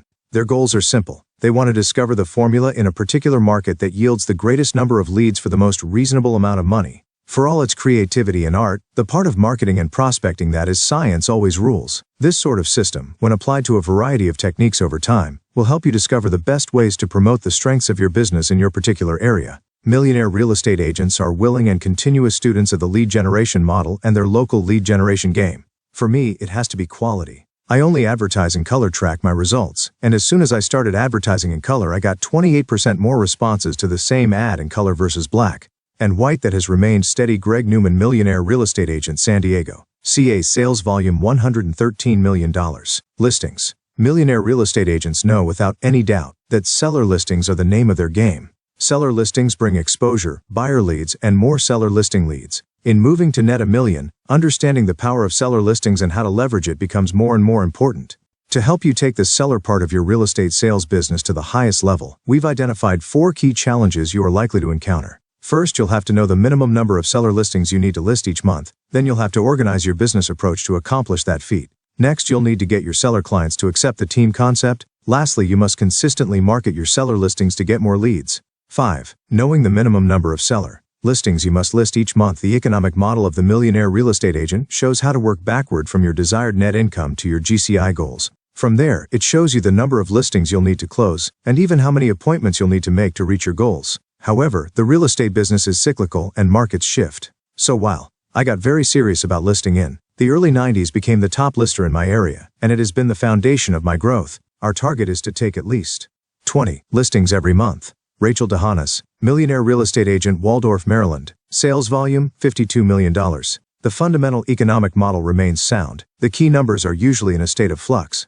What this means is that it will take on your part considerable attention to current market trends and conditions to know how many listings you'll need to take in any particular month to meet your goals. In the classic words of Wayne Gretzky, you must skate to where the puck will be. The variables you must watch are made very clear from the model: the percent of appointments that will generate a listing and the percent of listings that will in turn sell. For example, a hot seller's market generally leads to a higher percentage of listings that sell in less time and for a better price. But it may also create more FSBOs and entice more agents actively to work the listing side of the business, which can undermine your listing efforts. Some of this is predictable across the board, but most of these factors are driven by local market conditions that you will need to understand as fluently as your native tongue. If you stay on top of those key conversion ratios, you'll be better prepared to anticipate and react to market shifts, and you'll also be able to take the appropriate action to keep your income steady. The length of time the average home sits on the market will also have a telling effect on your net income if it is not accounted for in your goal tracking. When homes stay on the market longer, you may need to take more at the right price to keep your income on track. If listings are selling quickly, you'll have to speed up your marketing so you have the time to get the desired additional leads that marketing your listings usually provides. All of this adds up to an emphasis on attention to the key variables in your business. As many a little leaguer has discovered the hard way, when you take your eye off the ball, it is as likely to hit you in the nose as it is to land in your glove. What distinguishes the highest real estate sales business achievers from the rest is their insistence on hitting their goals. Now that they know what the number is, they know they have to hit it. They bring amazing urgency, persistence, and tenacity to their efforts. For them, if we're not on tour track to hit our monthly seller listings number, everything else takes a backseat until we do. Gary and Nikki Ubaldini, Millionaire Real Estate Agents, Palm Harbor, EL. Sales volume $28 million. There are no excuses, no hiding places, and no victim behavior. Goal pursuit for them becomes very black and white. Goals are met or they are not met. Vince Lombardi summed it up well when he said, "Winning is not a sometime thing, it's an all-the-time thing. You don't win once in a while, you don't do the right thing once in a while, you do them right all the time." Winning is a habit. Unfortunately, so is losing.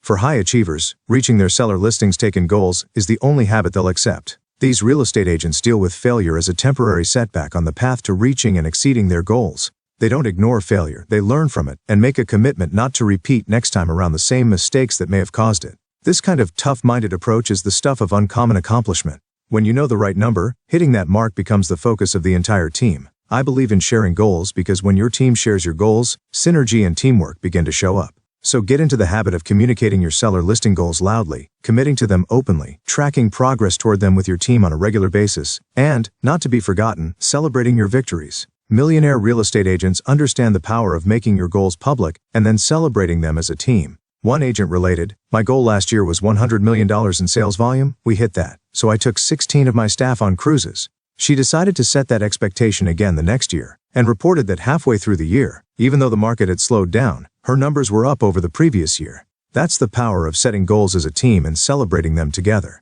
On the opposite side of the coin is accountability. When performance lags and seller listing goals are not being met, these high achievers maintain their standards and hold their staff accountable to their goals. After lead generation, meeting your monthly seller listing goal is the most critical aspect of your business. And this is one area where high achievers allow themselves actively to step back into the day-to-day business if that is what it takes to make things right. When the game is on the line, they jump in and lead by example. Meeting your monthly seller listing goal is a critical priority and a major preoccupation. Your personal tenacity, your public commitment to those goals, and your willingness to reward people and hold them accountable for those goals are the keys to getting the number of seller listings necessary to achieving your net income goals on a consistent basis. 7. Getting sellers to accept the team concept. Historically, the real estate business for so long was a personal sales enterprise with service being delivered by an individual agent. Consumers have come to expect real estate agents to deliver the personal service themselves, and the industry is still largely focused on real estate service delivered in such a way. The truth is that the concept of the buyer and seller being serviced by a team of individuals instead of a single agent has come in and out of fashion in the industry. Whether it is in or out, our experience has taught us that the best real estate sales businesses employ sales teams with specialized administrative support.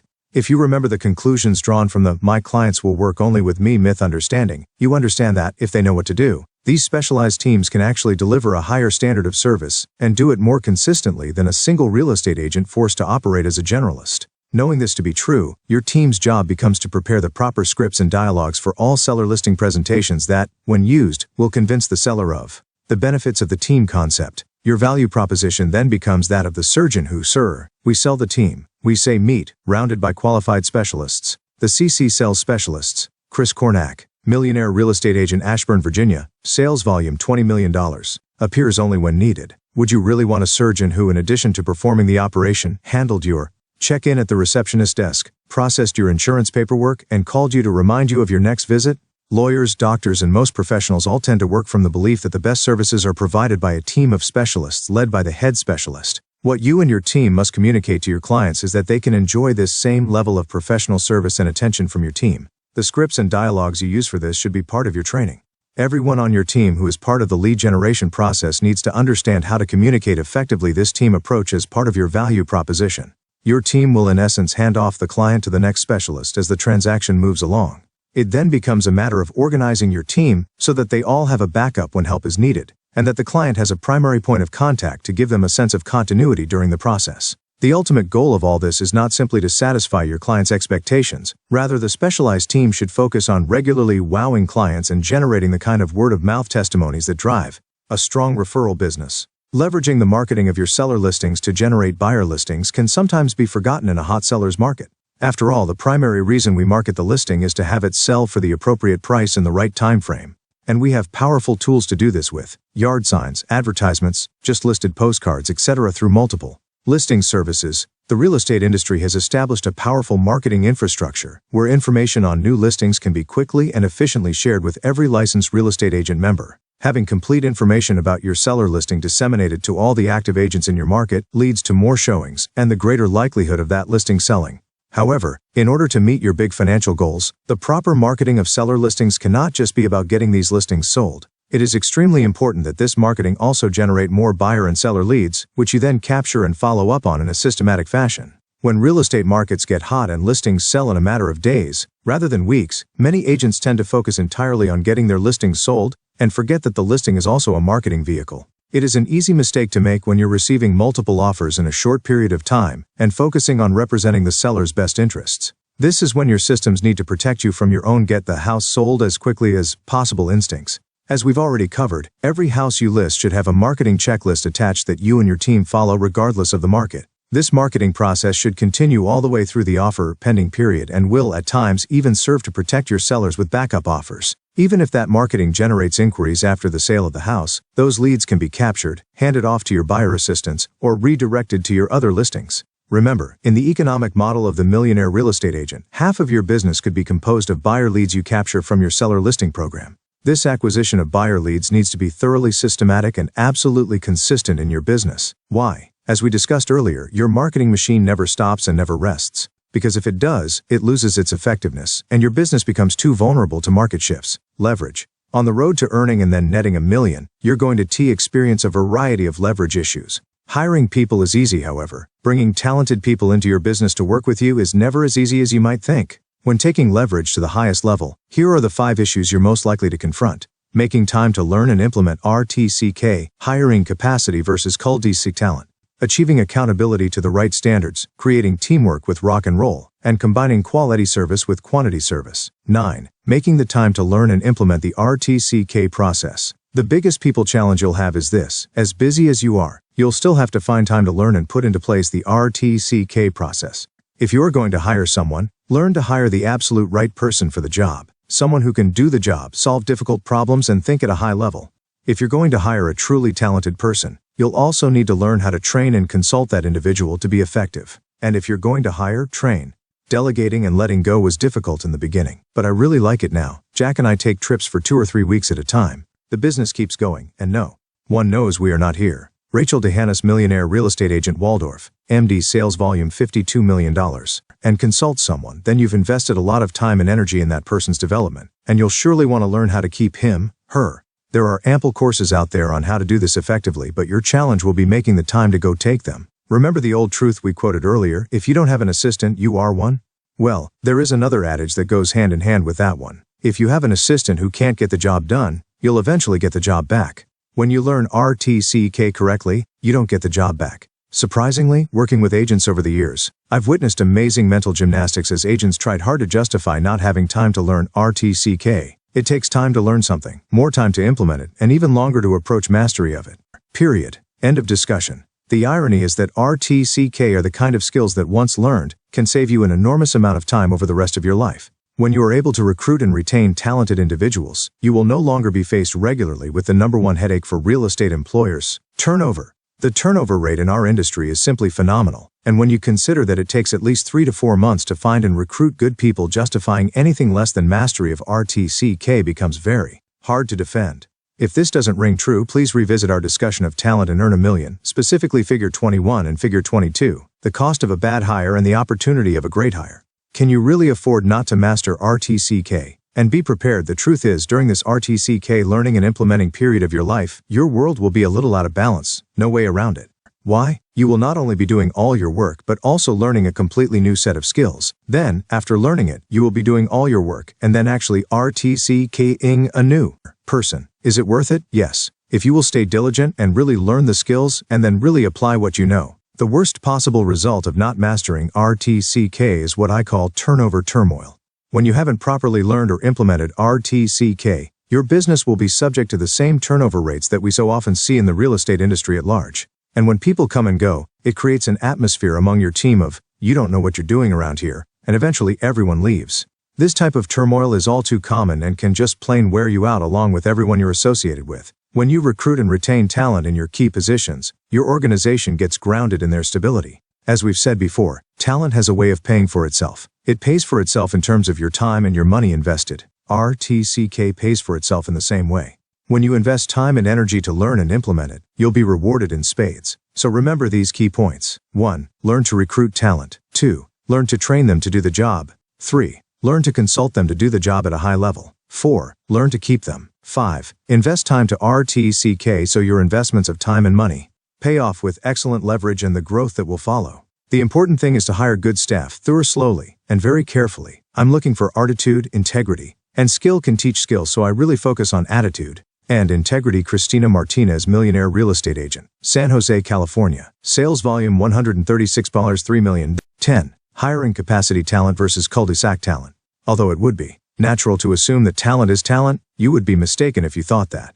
Talent is not just talent. As you begin to hire more than one person for your team, the biggest mistakes we make are to hire too quickly and take too long to fire. You really can't change people. Alan Dahm, Millionaire Real Estate Agent, Philadelphia, PA. Sales volume $135 million. You will soon discover that there are broadly two types of talent, capacity and cul-de-sac. Capacity talent is someone who can do not only the current job really well, but who also has the desire and ability to learn and take on new tasks and responsibilities. The person has the desire and ability plus the intelligence to grow beyond the basic job description. She can plus it. Cul-de-sac talent is someone who can do the current job really well, but who does not have the desire or ability to learn and take on new tasks and responsibilities. This person does not have the desire, ability, or intelligence to grow beyond the job. Thus, the individual is like a cul-de-sac. She doesn't plus the job.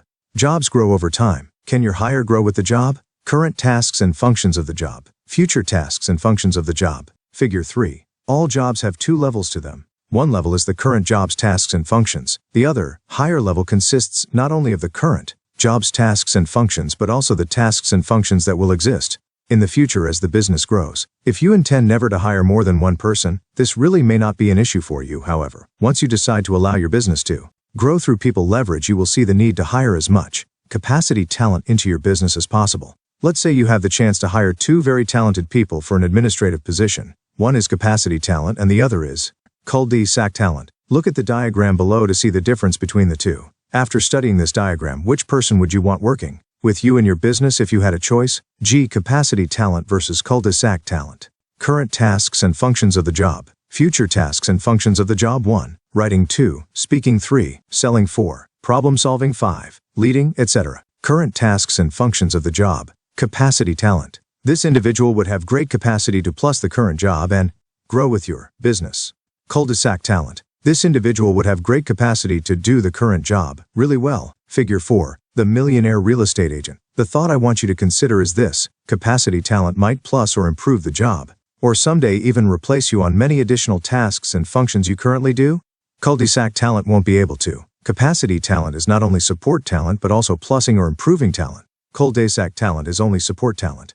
In other words, replacement talent will push you and free you up by not only taking doing off your shoulders but also by taking some thinking responsibilities as well. Support talent will more than likely just take the doing. This is why at the end of the day, if your assistant is just support talent, you will get a lot accomplished and still feel mentally tired. The weight of the problems and solutions more than likely still reside with you. Capacity talent has the desire, ability, and intelligence to do a good job and to make a big difference. Cul-de-sac talent has the desire and ability to do a good job. Cul-de-sac talent says, I did what you said to do. Capacity talent says, I did what you said to do plus what seemed to be needed. I heard what you asked and saw where you were going. The bottom line is that capacity talent has the ability to support you really well and replace you in some capacity, some combination of thinking and doing. Cul-de-sac talent has the ability to support you really well. The truth is, if you want your business to grow big, you really need to hire capacity talent.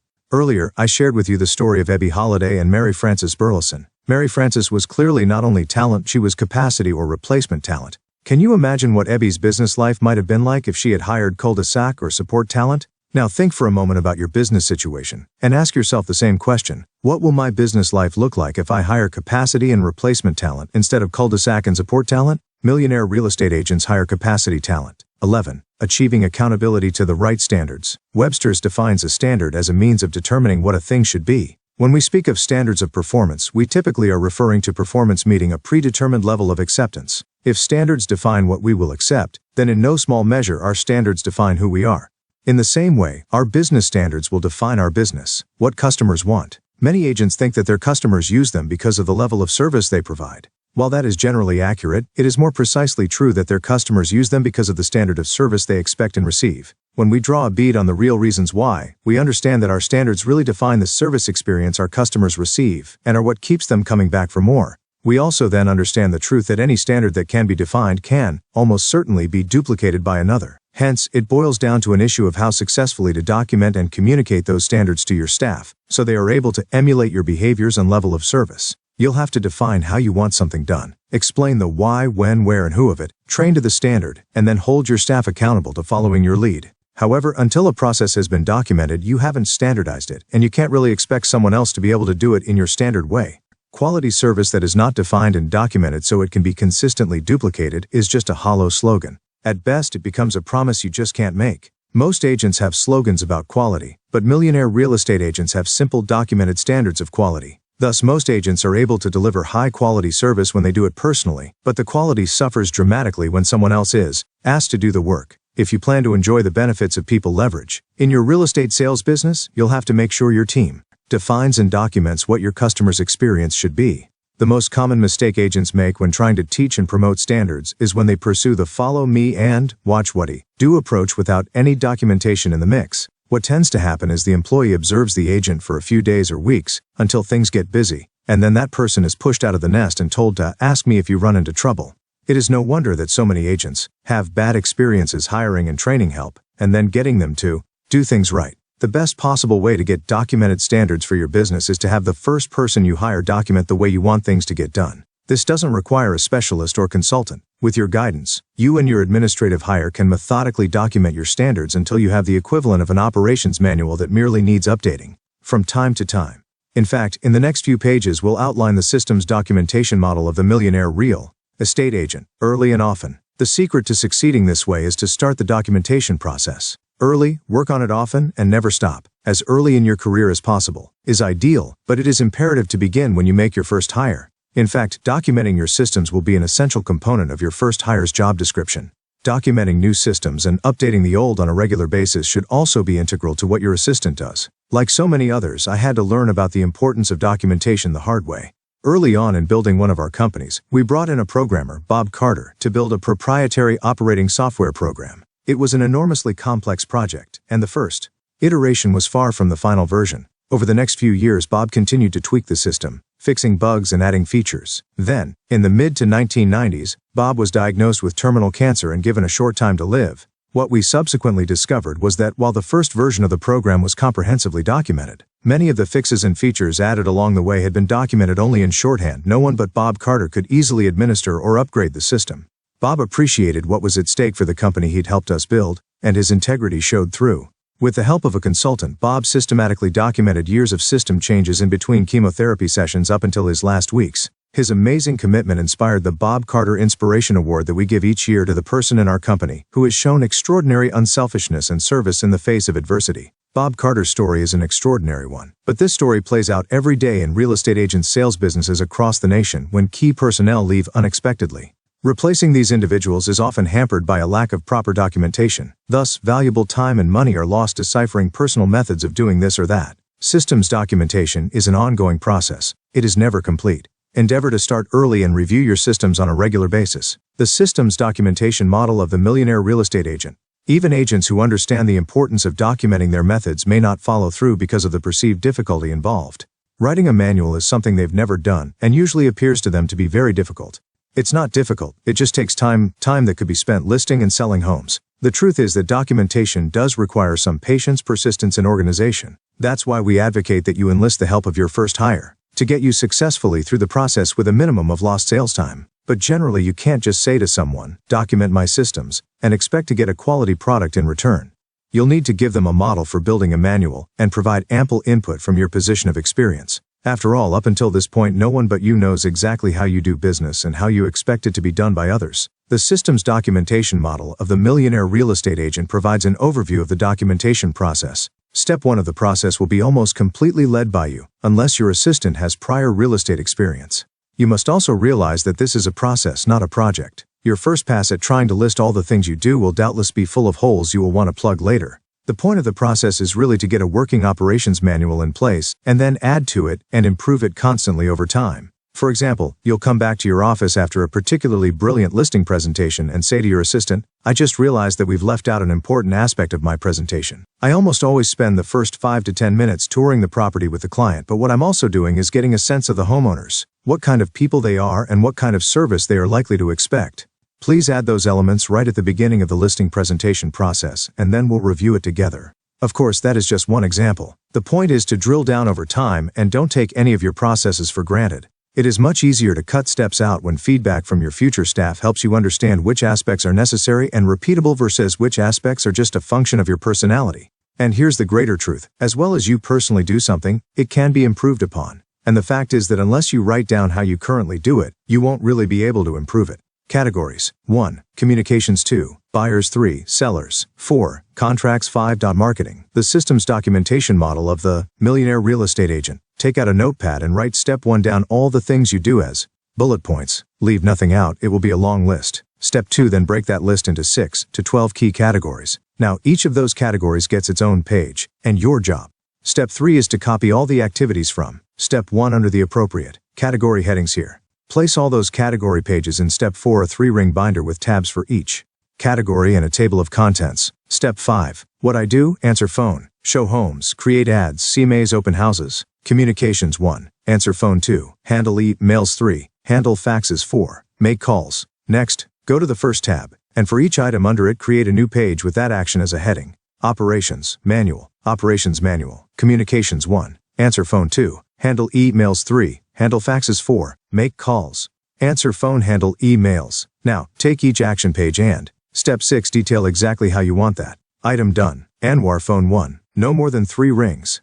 2. Answer by saying. Step 7, behind each action page. Lastly, add the appropriate forms, scripts, and dialogue examples. Congratulations, you've just created your operations manual. Figure 5. The Millionaire Real Estate Agent. Accountability. Different aspects of your operations manual will serve as components for the detailed job description you give your staff. If answering the phone is part of their duties, then your expectation and standards for doing so should be clearly detailed in the manual. The key then becomes to hold your staff accountable to meeting your standards. I've found that the best process for building accountability into your business is to 1. Set weekly appointments with the individuals who report to you.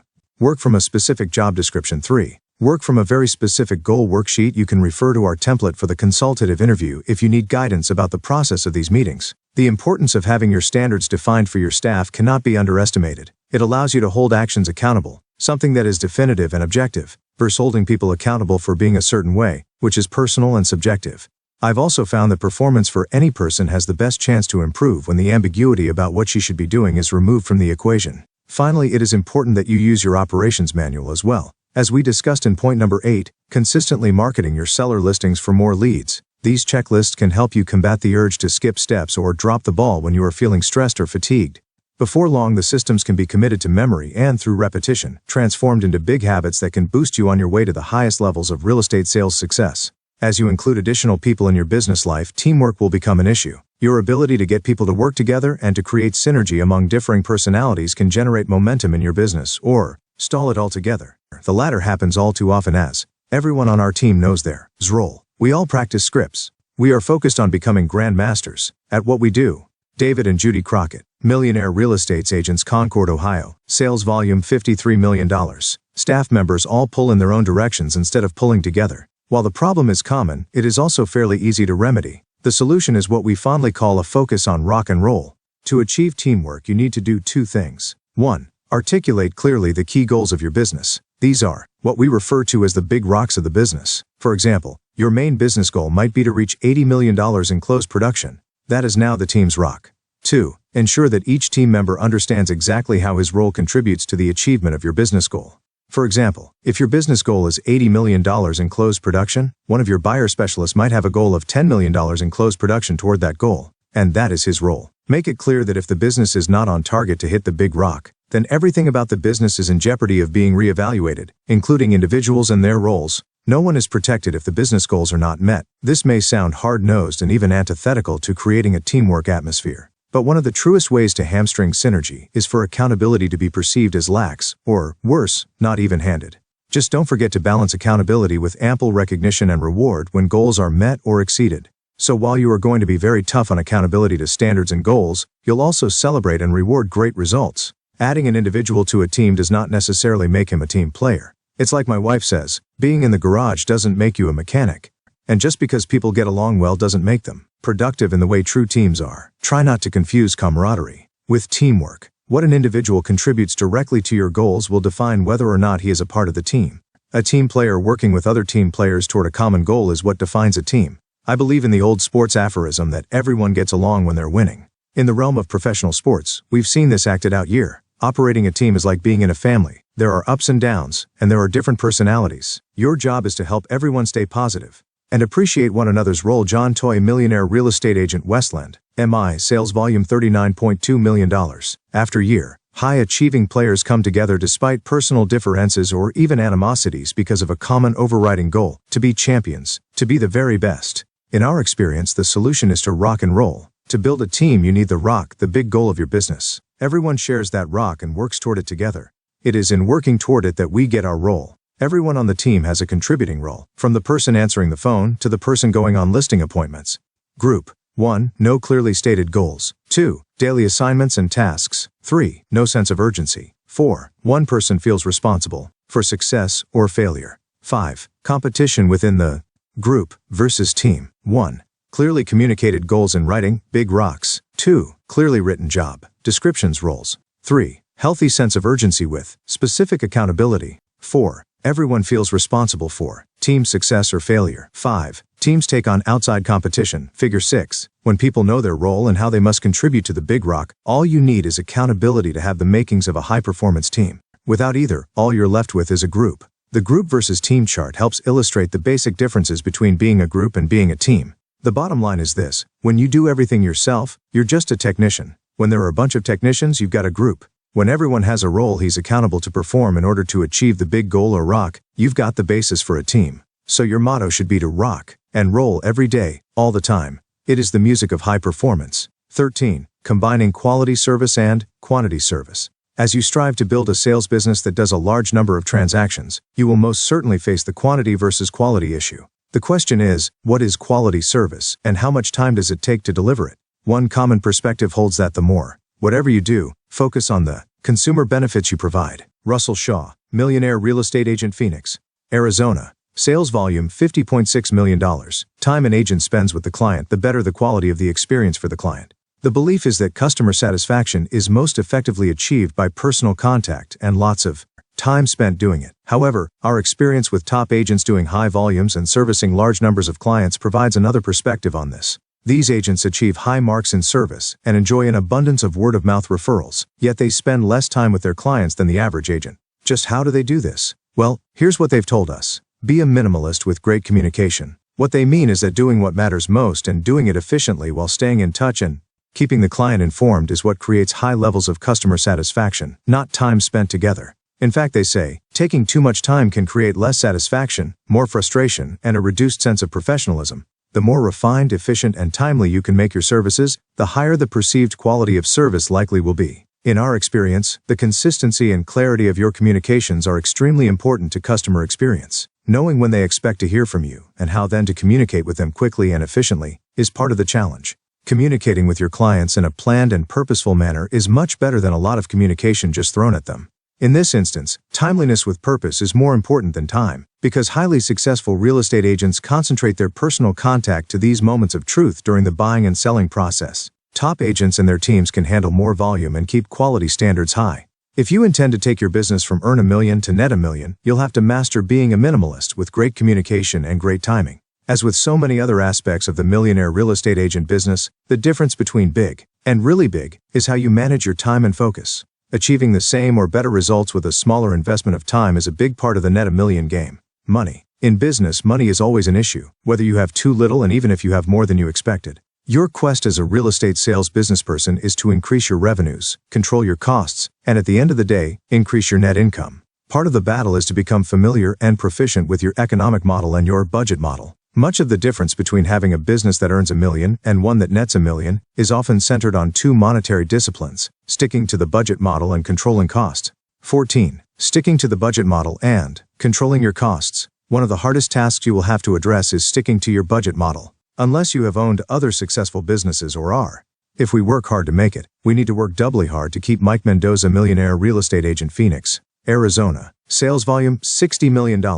Among the few real estate agents with formal business or accounting training, you may be challenged in this area up front. Budgeting is not so much a matter of specialized professional expertise as it is about a little know-how, some experience, and some discipline. It is not that difficult to understand an income statement or to prepare a budget. It just takes a little repetition with someone who is comfortable with these tools. Usually your sales manager or broker will have this experience and skill. If not, he can point you in the right direction. Whether you or your personnel office manager handles the budget, you will ultimately be responsible for reviewing it and authorizing any unbudgeted expenses. This means you need to understand your budget model and your economic model, basically the relationship between all the variables from your gross revenue to your net income. It doesn't require a Herculean effort, just some time to get up to speed. It is your money, and taking care of it supports your future. The bigger your business gets, the more detailed your budgeting process can and should become. This is one reason we stress the importance of implementing the models on the front end of your career before things have a chance to get overwhelming. Strive to put the budget model and systems in place as early as you can. Then over time you'll become more and more proficient with them. In this way, by the time things start getting more detailed, you'll feel comfortable and capable of handling the more challenging issues as they arise. But keep it simple. You don't need to rush out and enroll in an MBA accounting program. Do an annual budget, stick to it, review it monthly, and pay serious attention to any variances. Identifying variances early is very important. This level of awareness will help you make more accurate cost projections and know where your money is going sooner. Don't treat your budget lightly, and don't alter it easily. Make it difficult for you and others to justify spending outside the budget. Always look for areas where you can reduce expenses. Trial and error can sometimes be quite effective. Try living without something, and if you find you can't, you'll know it was important. But when all is said and done, the true financial disciplines are learning to say no, and are learning to ask why. Casual spending and the phrase "this is only the cost of a commission from one more sale" are the bane of a millionaire real estate agent. Stick to your budget, and when you have to spend outside of it, make sure the move is absolutely justifiable. These truths and principles sound simple, but they are actually a little difficult to do over time. In our experience, inattention to the money and overspending are the norm. If you are truly going to net a million, you will have to fight those natural tendencies. Oddly enough, those of us who have the most confidence in our ability to generate money often have the greatest difficulty in keeping it. When you build in systems and processes, they tend to serve two purposes. First, they help you keep your good habits and do the right things. And second, they make it very, very difficult to regress into old bad habits and do the wrong things. In this way, your budgetary system should be geared to keep you focused on following the money and to prevent you from losing control of your expenses. One easy example of this is to separate your deposit account from your operating account. Only transfer enough into your operating account to cover that month's budgeted expenses. Then set a business standard to avoid exceeding that amount. And if it appears you need to exceed your budget, require a variance justification that must be reviewed before the money can be transferred to the operating account to cover those additional costs. At the very least, this makes you aware of every item that exceeds your budget allowance. And awareness is half the battle. Another good technique is to have someone else hold you and your business management accountable, and then schedule monthly consultations with you. But remember, they need to be empowered to be critical and to get answers to their questions. Otherwise, their consultation will have little ability to keep you on track. As a general rule, you should request a detailed budget for any new marketing plan, equipment purchase, or staff position. For each proposal, insist on a complete economic model, how it will increase income or save expenses or cause higher productivity. This is red light, green light at a high level. Make it a habit to question a new expense until you are confident it makes economic sense to do it. Then let it rest for a couple of days and see if it still makes sense. It may sound like overkill, but when you allow the habit of impulse or even urgent spending outside the bounds of your budget, you are sounding a death knell for your net income. Listings and lead generation are urgent matters, however. Spending money should always be a deliberate enterprise. Some agents simply take their projected net income off the top of every commission check. Then, when unexpected expenses arise, they become very aware that they are reaching into their own wallet to cover them. It is probably a good idea always to think of unbudgeted expenses in this way. Acquiring this perspective on controlling costs and making it a habit is essential to your success as a business person at any level. But it is most apparent when you are attempting to take your real estate sales business to the highest levels, to net $1 million and beyond. When you get down to it, your millionaire real estate agent business will work harder on yourself than your job. Tim Wood, Millionaire Real Estate Agent, Big Bear Lake, Cast Sales Volume $38 million. Ultimately be a reflection of you. If it is to change, improve, and grow, you will have to too. In fact, your growth will actually come before the growth of your business. Your ability and willingness to work on yourself will in large part determine how far you and your business go. The high achievers we've worked with and interviewed dedicated significant money and time toward personal development. In fact, for many, personal development, being their best, is their big why. Self-improvement is a high priority and is tracked along with all their other goals. Time and experience have helped us identify two particular areas of personal development that will have a significant impact on your ability to reach greater success. Your ability to maintain your focus on the 20% of the business that matters most, and your ability to maintain some sense of balance in your life so you will always have the energy you need to pursue your goals. On the road to building your millionaire real estate agent business, you will constantly be faced with the issue of distractions. As soon as you are able to delegate a responsibility, it seems, you will get pulled. Call 5 people in the first hour of the day and I do lead follow-up the second the rest of the day is for appointments with sellers and buyers. Christina Martinez, Millionaire Real Estate Agent, San Jose, California. Sales volume $136.3 million. Right back into it to advise, consult, or simply make an executive decision. It will increasingly become a challenge to stay focused on the cornerstones of your business: leads, listings, and leverage. The busier you get, this is a truth you will definitely come up against. One way you'll handle this will be to train your team to respect your time by teaching the 80-20 rule and helping them understand which activities are truly dollar productive. Instilling those principles in your team members will, first and foremost, give them the ability to pursue their goals with focus and, as a byproduct of that focus, help sustain the productivity of your business. It's really about having goals, knowing priorities, and doing the important things first. Although this can truly be a mental discipline, I've found that there are also simple methods that can serve to bolster and aid. Focused. Unfocused. You have two choices: be focused or be unfocused. Showings title, paperwork, recruit meetings, listings, lead, buyer tone, open, call lead, inspectio, training, edback, CMA, signs, leverage. Which one do you want to be? Figure 7. You and your team in your attempts to recognize your 20% and prioritize it properly. It all begins by recognizing you really only have two choices regarding focus: to be focused or to be unfocused. To be successful at high levels, being focused is the only way to be. One method you can use to gain focus for you and your team is a process called the Goal to Action 20% system. This is a very simple 4-step process that can give your business the focus it must have to achieve big. The Goal to Action 20% system. 20%. Goal to Action 20% worksheet. Write down your key goals and the action steps to achieve them. Daily to-do worksheet. Calendar. Allocate time in your personal calendar for all the action steps you need to achieve your 20%. If time permits, work to get as many of the 80% tasks done after your percent. Daily to-do worksheet. Create a daily planner that puts it all together on one sheet of paper. To maximize your locus. Figure 8. The 3 questions it will answer are: 1. What do we want? 2. When do we want it? 3. What has to happen for us to have it? Here are the 4 steps in this system. The Goal to Action 20% worksheet. Name, goal, date, accomplishment date, action steps. Figure 9. Master task list 80%. Figure 10. Net $1,257,000. Date, business tasks 1, 2. Daily worksheet. Messages and notes. 1, 2, 3, 4, 5, 6, 7, 3, 4, 5, 6, 7, 8, 8, 9, 10, 10. Personal tasks 11, 11. 5:30 a.m. Appointments. 2 p.m. 6 a.m. 2:30 p.m. 6:30 a.m. 3 p.m. 7 a.m. 3:30 p.m. 7:30 a.m. 4 p.m. 8 a.m. 4:30 p.m. 8:30 a.m. 5 p.m. 9 a.m. 5:30 p.m. 9:30 a.m. 6 p.m. 6:30 p.m. 2 p.m. 0:00 p.m. 12 p.m. 8:30 p.m. 12:30 p.m. 9 p.m. 1 p.m. 9:30 p.m. 1:30 p.m. 10 p.m. Figure 11. The forms you and your team can use to follow this system are in Figure 8, Figure 9, Figure 10, and Figure 11. Focus becomes increasingly possible in direct proportion to how clear you are about what you want, when you want it, what you must do to get it, and how well you have blocked out the time in your calendar so you can do it.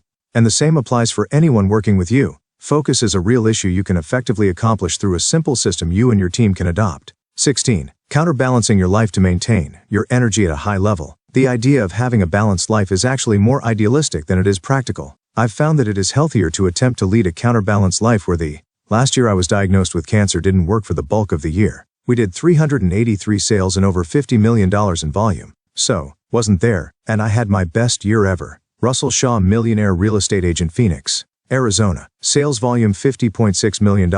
Issue isn't that you got out of balance, but how long you stay there. Implicit in the label is an acceptance that at times your life will be out of balance. And frankly, for millionaire real estate agents, life can seesaw quite dramatically from balance to imbalance. So it is very important to acknowledge this so you can then deal with it.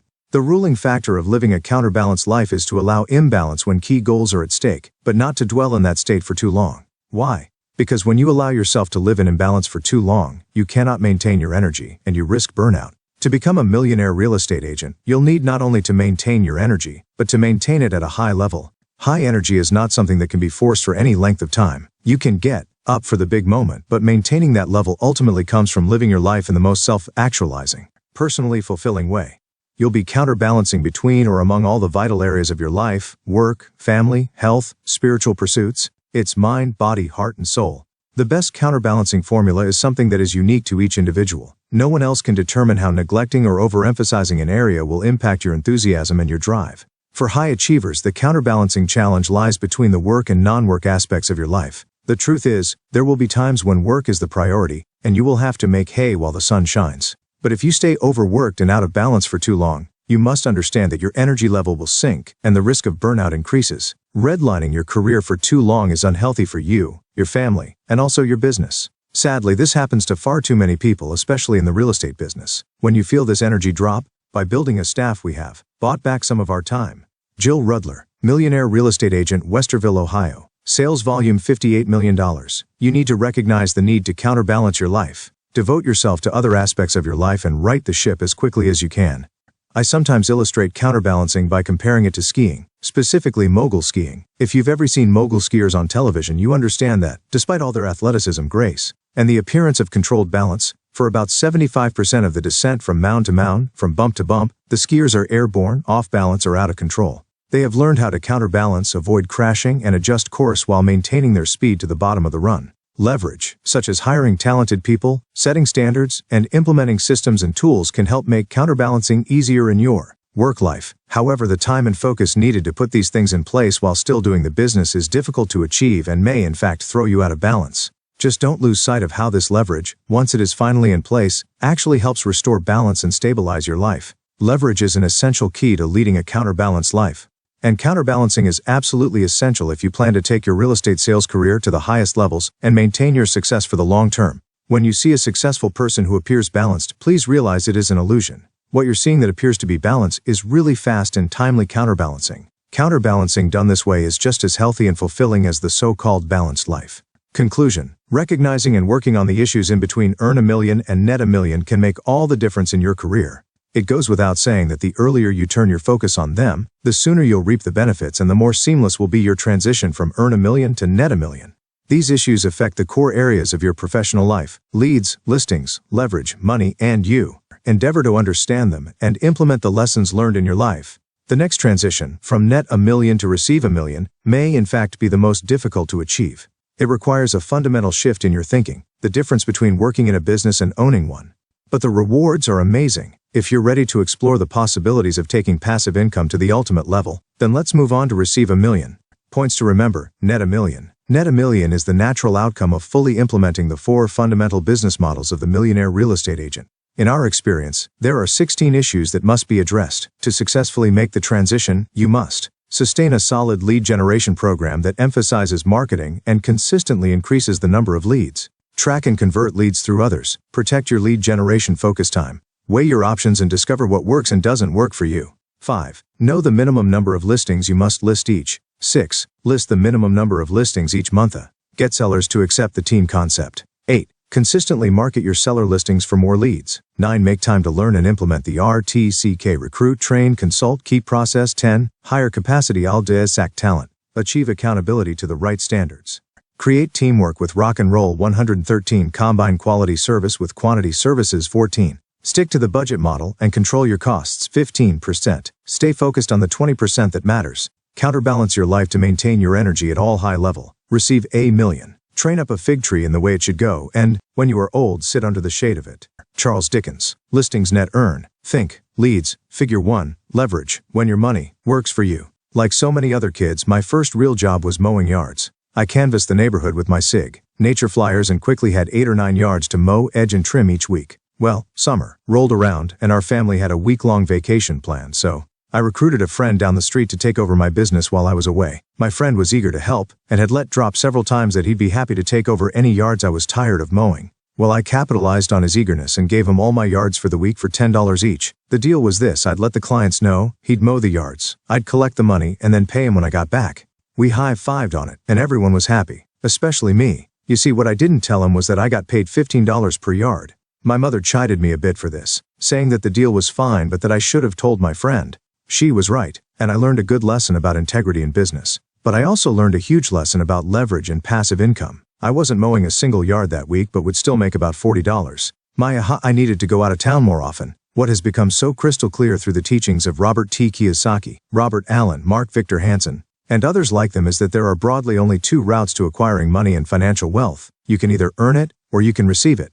And although there are multiple paths to earning and receiving, you can still divide them into 2 neat categories. Either you work for money, or your money works for you. The difference between it is the difference between active and passive income. Active is where you, and passive income, you, work for. Figure 2, works, for, you. Work for your sales business, and passive is where your sales business works for you. Most real estate agents work for their businesses, and always will, which is why we wrote a chapter entitled, Receive a Million. The goals of this chapter are to teach and encourage you to grow and organize your business in such a way that someday your business will work for you. This is the powerful opportunity of passive income and the theme behind Receive a Million. As surprising as it is, I've learned that most real estate agents really don't understand, respect, or aggressively pursue passive income. For some reason, if they are earning $50,000 a year, they think that $5,000 a year in passive income is nothing to get excited about. Likewise, if they are earning $100,000 a year, then $10,000 a year in passive income isn't significant enough to raise their eyebrows. What they fail to appreciate is how much and how long they'd have to earn and save to achieve these passive income numbers. For example, if we assume a conservative 5% rate of return on your savings, you'd need $100,000 in the bank to earn $5,000 per year in passive income. Now, to save that much, you would actually have to earn a total of $149,253, which, when you take out taxes, amounts to $100,000 in the bank. Even a disciplined agent who sets aside $10,000 a year before taxes would still have to wait 15 years to amass $100,000 in total after tax savings. Saving for passive income, $149,253 gross income, x 33% tax rate, $49,253 taxes, $149,253 gross income, $49,253 taxes, $100,000 in savings, $100,000 in savings. X 5% interest rate, $5,000 passive income, year. So, incredible as it may sound, you can see that $5,000 in passive income really represents at least 15 years of work and disciplined money management. That's no small feat, and if you hope to earn $10,000 a year in pre-tax passive income, you'd have to save. Figure 3. How much after-tax money would you need invested to generate the following monthly pre-tax income? Money invested, $9,000. Monthly income at percent, $37.50. $18,000, $75, $36,000, $150, $72,000, $300, $120,000, $500, $240,000, $1,000, $000, $360,000, $1,500. For 30 years to accumulate $480,000, $2,000. Late the necessary $200,000, $600,000, $2,500. In savings after tax. Now, if $720,000, $3,000. You quantify it in monthly $960,000, $4,000. Terms, it looks like this. Figure 4. Are you getting a sense of the investment in time and money that wealth building through totally conservative and conventional means requires? Even if you invest your money in the stock market, which has historically generated about a 10% return in any 7-year period dating back to the 1930s, you'd still be looking at a significant investment of money over time to generate meaningful passive returns. We believe that as you build your sales business, you have another option for generating wealth through passive income through business ownership. In fact, we believe that turning your self-employed real estate sales job into a business is the most straightforward path you can take to building financial wealth and passive income. Our point of view is that when you accomplish this, you will have created for yourself a business-based source of passive income, which has the potential to generate a substantially higher rate of return. Working on the business instead of in the business. For you to receive $1 million a year from your business without having a job in the business, two things must happen first. 1. You must gross a lot more than $1 million a year. 2. You must hire someone who can run the business at the level you did. Those are the two basic prerequisites if you want to achieve the passive income of the millionaire real estate agent. But you should know that you don't necessarily have to net $1 million to make the move to business owner and passive income. For example, if your business were netting you $200,000 a year, and you could hire someone to run it for you for $100,000 a year, you'd have a business that netted you $100,000 a year. That is nothing to sneeze at. In fact, if you were looking to retire or move on to some other endeavor, turning your $200,000 job into a $100,000 per year passive income source is a wonderful way to attain the freedom to make those choices. In other words, turning your real estate sales business practice into a business that generates passive income to you is one way to move from your work life into your life work. Before I can introduce you to the 4 issues of Receive $1 million, I need to point out that as a business owner you will be challenged to work on your business instead of working in it. So what's the difference? As Michael Gerber explains in his book E-Myth, in is when you are doing the actual day-to-day work of the business, and on is when you are doing the work of planning and building the business. If it helps you to remember the difference, try thinking of it this way. The difference between in and on is the difference between a focus on I and a focus on O. Figure 5 provides a nice illustration of the path you're likely to go through on your way from Indiana to on. The journey from working in your business to working on your business. In, set and do the standards. On, in, maintain standards and share the doing. Accountability to standards. In, being an agent, I do it. Being a manager, we do it. Being an owner, others do it. Figure 5. This diagram really shows how you progress from I do it to we do it to the final stage where others do it. As much sense as it makes to transition from in to on, the act of letting go and letting others run the business is a difficult challenge for most. We hope that by learning about and understanding the 4 issues of Receive $1 million, you will be able to make this transition as painlessly as possible. The 4 issues of Receive $1 million. It took me 20 years to have $1 million in the bank, but only 2 more years to have $3 million and another 2 years to get to $5 million. Tim Wood, Millionaire Real Estate Agent, Big Bear Lake, California. Sales volume $38 million. From our experience working with and interviewing top agents around the country, we've managed to isolate 4 issues that make the difference when you're jumping from business owner to Receive $1 million. These 4 issues can be summarized as follows. Is not truly passive. Your business will still require your involvement and attention, just in a different way. 2. The opportunity of the 7th level, as difficult as it is to transform your job into a business, exiting your job through conventional investing requires just as much mastery and can be just as tough. Turning your real estate sales business into what we call a 7th level business is a better, wiser option. 3. The 3 key hires of a millionaire business. It takes 3 magnificent hires to create the foundation for a millionaire real estate agent business. Your job is to recruit, train, consult, and keep these 3 extraordinary capacity talented individuals. 4. Your role and responsibilities. As a millionaire real estate agent, you have one role: accountability. Your success will hinge on your ability to hold your team accountable in 3 areas: leadership, people, and capital. The first 2 issues are really about the understanding and awareness that will aid in your transition. And the last 2 are about the actual steps you'll need to take and your ongoing role in your business. Let's take a close look at the pivotal issues that stand between you and receiving $1 million. 1. Active versus passive income. Active income and passive income actually represent opposite ends of the spectrum. On one side you have a job and are paid directly for the work you do. And on the other end is ownership income, sometimes called mailbox money, where money comes to you from your business or investments. But here's the rub: as passive as it may appear, even mailbox money requires your active involvement. For example, even dividends from a stock you purchased required your attention at some point when you selected and purchased the stock. And you have to keep your eye on that stock too. Obviously, in this example, the return on your time investment can be so significant as to make it virtually passive money. The key word is virtually. You still had to do some work to get it. Likewise, business ownership still requires your attention and involvement, just on a smaller scale and in a different way. The truth is, unless you are the beneficiary of a trust fund, there is actually no such thing in a practical sense as completely passive income. Dollars per hour. There is an interesting economic concept that might help you get a better grasp on just how passive your income really is. It's called dollars. Bring focus to my work, and I seek to create cash flow and passive income from businesses and projects. Don Zalesniak, Millionaire Real Estate Agent, Scottsdale, Arizona. Sales volume $77 million per hour. Basically, if you take your net income and divide it by the hours you spend earning it, you can measure your progress toward higher levels of business passive income. For example, if as a real estate agent you net $300,000 per year and work 60 hours a week, 50 weeks a year to earn it, your dollars per hour is $100 hour. When you've built a business that nets the same amount but you're working only 40 hours a week for 40 weeks, your dollars per hour look like this: $300,000, 1,600 hours, $187.50 per hour. Now, were it to become a business where you spend 10 hours a week for 40 weeks a year working on the business, your dollars per hour looks like this: $300,000, 400 hours, $750 per hour. In the Millionaire real estate agent model, it is possible, with the right people and the right amount of leads, to earn million in the same hours. In dollars per hour, that's $1 million, 400 hours, $2,500 per hour in business passive income. Now that's a goal worth striving for. In my business, I want to work fewer hours and make more money. Christina Martinez, Millionaire real estate agent, San Jose, California. Sales volume $136.3 million.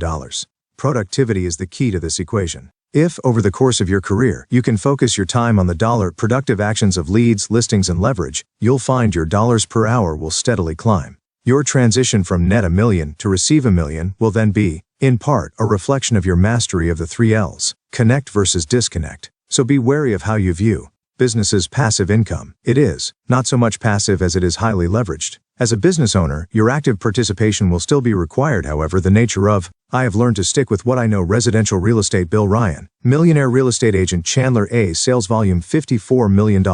That involvement will be dramatically different from when you held a job in the business. As the Millionaire real estate agent, your primary role will be to make sure that the right people are doing the right things and meeting your standards. But your role is active, not passive. Unfortunately, many people don't get this subtlety and take the position that business ownership frees them to devote all their attention elsewhere. They mistake business passive income for pure passive income. As a result, their businesses often suffer from that neglect. Here is an interesting business point you must not miss. Active is active, and passive is active in business. They are both active in business. Active is working in the business, and passive active is working on the business. Be warned, absentee ownership usually equals business demise. Owners who wish to be absent, to have no active role, should simply sell. The same principle of entropy that applies to the universe applies to your business. Anything left alone eventually falls apart. So anytime you feel as if you've earned the right to be AWOL from your business for a while, revisit that point. You just don't know what you might come back and find. 2. The opportunity of the 7th level. As we discussed earlier, as your business grows, you will discover 7 distinct and separate levels you can progress to or move through. Depend. If you don't treat it like a business, I won't become a business now that have a real business. I work because want to, not because I have to. Bill Ryan, Millionaire real estate agent, Chandler, Arizona. Sales volume $54 million. Owing on your goals and your ability to master your current level. These levels are really 7 potential models of people leverage. At level 1, it's just you doing it all, and at the other extreme, at level 7, it's an entire team of people, and you're just working on it. Interestingly, these levels are not just about money. Although it is more common to find the millionaire real estate agent operating at levels 6 or 7, we have on occasion met millionaire real estate agents operating at levels 3, 4, or 5. They're just working more in it and therefore have more jobs than they would if they were operating at level 6 or 7. The reality is, if you don't choose to turn your self-employed job into a 7th level business that runs without your having a job in it, then you will obviously have to master investing in order to achieve passive income in your life. This is the dilemma of every person in the real estate sales industry. Because there is typically no retirement plan set aside for them, they must create their own. Sadly, most do not. While the real estate industry provides great freedom, flexibility, and the opportunity for a high income, it does not provide for the financial security of its independent agents. These two realities, unlimited earning potential and no security structure, represent 2 of the most compelling arguments for and against working in real estate sales. The fact is, independent practitioners must fend for themselves and provide for their own financial future. The first level, the second level, the 7th level concept. The 7 potential models of people leverage of a financially wealthy real estate agent. Agent, no leverage. 1 administrator, administrative. The 3rd level agent, administrative. The 4th level gent, administrative buyer specialist. The 5th level agent, seller specialist, buyer specialist. The 6th level, multiple administrators. 1 buyer specialist. Multiple administrators, multiple buyer specialists. 1 seller specialist. Administrative manager, multiple administrators, multiple buyer specialists. Seller specialist. Seller specialist. Administrative manager, buyer specialist. Administrative. The 7th level agent manager, Other business administrative, manager administrative manager. Multiple administrators multiple buyer specialists. Other. Business seller specialist manager buyer specialist. Seller specialist. Other. Business administrative administrative administrative. You do not need to predetermine which level you will ultimately achieve. The key is to master the level you are on, and then let that set the foundation for the possibility of moving to the next stage. Trying to skip levels or move too quickly through them may set the stage for burnout or backsliding. Note, if you decide against going to the 7th level, you should master investing. Figure 6. If real estate agents do not build their own practice into an asset-based business that can generate business passive income, they will have to find some other means to take care of their financial needs when they stop listing and selling homes. They will need to have invested a significant share of their earned income over a period of many years, and they will need to have wisely placed that money in investment vehicles from stocks and bonds to CDs and real estate to achieve sources of future income. Those real estate agents will then have to master those forms of investing or pay someone to do it for them.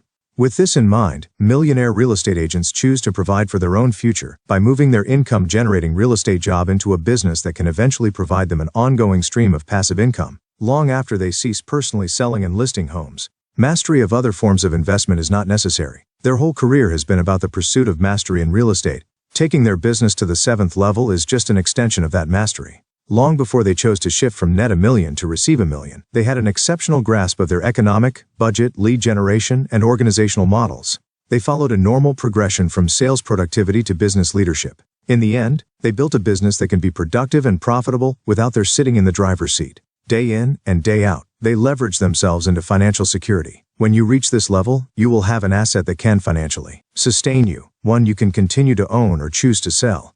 You can con it as a mistake not to delegate as much as you should have made that mistake, and tried to do all the details. Glenn Calderon, Millionaire real estate agent. Ozone Bark, New York sales volume, $73 million. Continue to reap the benefits of your wise decisions or, at some point, simply cash out. Having a 7th level business gives you choices. Sadly, most agents don't have this choice. 3. The 3 key hires of a millionaire business. One of the great business truths is that it doesn't take a lot of people to make a lot happen. Yes, by the time your business reaches the 7th level, there will be a lot of people involved. But in any well-organized company of any size, the leader has only to focus on a few key personnel who make all the rest happen. We call this the 3-foot rule, which demands that we make sure everything within our reach is magnificent. Applying the 3-foot rule to your organization means that the people who report directly to you should also be magnificent. When you surround yourself with capacity talent, then everything else falls into place. If you do not have capacity talent, no amount of work by you is going to salvage it. From the President of the United States to the neighborhood paperboy, no one succeeds by himself. History shows great success is achieved when working through a few great people who then in turn work through a few great people, and so on. The key is to hire good staff. Christina Martinez, millionaire real estate agent, San Jose, California. Sales volume $1,363 million. So here is a huge truth that most real estate agents might miss. You are probably no more than 3 hires away from being a millionaire real estate agent. If you look at the organizational model of the millionaire real estate agent, you'll notice that when completed, there are 3 people at the top. Up at the 7th level to become the business manager. 3. The lead buyer specialist. Everyone else in the chart reports to one of these 3 people, who, in turn, at any level below the 7th level, report to you. So when you have those 3 people in your life and they are magnificent talent, the rest will begin to fall into place. Agents who understand this at a gut level turn their sights toward finding those 3 key people without hesitation. These 3 key people will be real capacity talent at their jobs. They will see themselves staying for a long time, and they will count on building their careers inside the business of and through a lasting relationship with a millionaire real estate agent. You should make note that it is not at least 3, it is only 3. The key is to have only these 3 people within your 3 feet and taking your time. The rest of the growth of your company is their job. They will be responsible for recruiting, training, and enforcing standards with the rest as needed to fulfill their job descriptions, departmental goals, and the big goals of the team.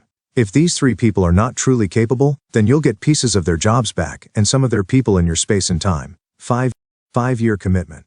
Retention is critical. When you are looking for these 3 people, it is extremely important that you seek at least a 5-year commitment from them. They need to see the position you are offering them as having serious potential to be their life's work. No matter how great the candidate, don't settle for anyone who.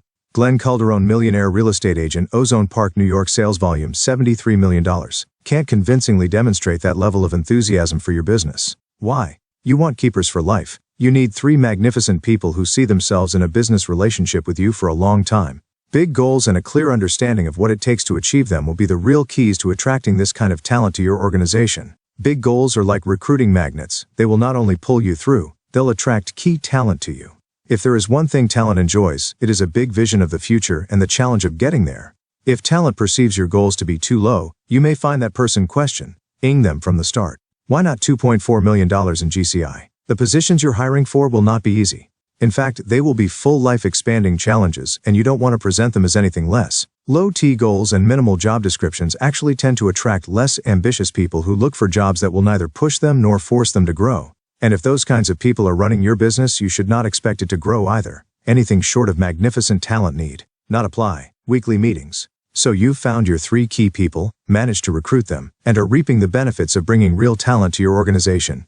You must now dedicate time to meet with these key people, strategize, and work on goals and accountability. Open your calendar and pick 2 hours during the week and reserve those blocks of time every week for the year. 1 hour will be dedicated to meeting with the person who runs the business. The other hour will be spent with this person as well as the other 2 key personnel. This second meeting is like an executive staff meeting. These meetings should always start and end with a discussion of your business goals, whether or not the business is on track, and how to get it on track or keep it there. Ask them to bring their individual goal worksheets that have their personal long-term, 1 year, 1 month, and weekly goals. You don't need agendas for these meetings. Your company goals and their individual goals are the agenda. What else would you need to talk about? Nothing. The rest is all 80% stuff. These meetings are consultative. They are about accountability, but they should also be rich with idea sharing and exploration of new directions for the business.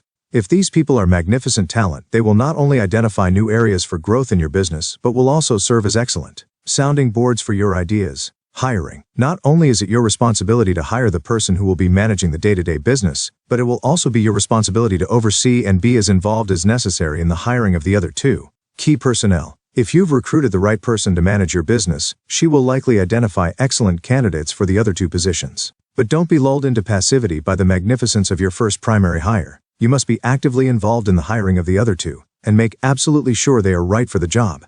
There is simply too much at stake. In the end, hiring and staying in business with these 3 key people become your total people focus. When done right, they'll hire, train, and consult the rest. When done wrong, you'll get it all back and you'll be busier than you've ever been in your life. Interestingly, the more you focus on making sure your team has the right 3 key people, no matter how many people you ultimately have, your life becomes and stays less stressful and less complicated than before. It all becomes much more manageable. The big thought here is this: the way to build a great big business is to build a great small business first. And in our experience, the way you build that great small business is to build it around 3 magnificent people. When you get out of their way, provide accountability, and avoid placing limitations on their growth, the great big business will come. The role of the millionaire real estate agent in a 7th-level business is very clear. It is the same role that every successful business owner has: accountability. You're never released from this responsibility until you decide to sell the business and pass the mantle of accountability to the next owner. At the end of the day, the buck stops with you. It is your business, and you are accountable for its financial success.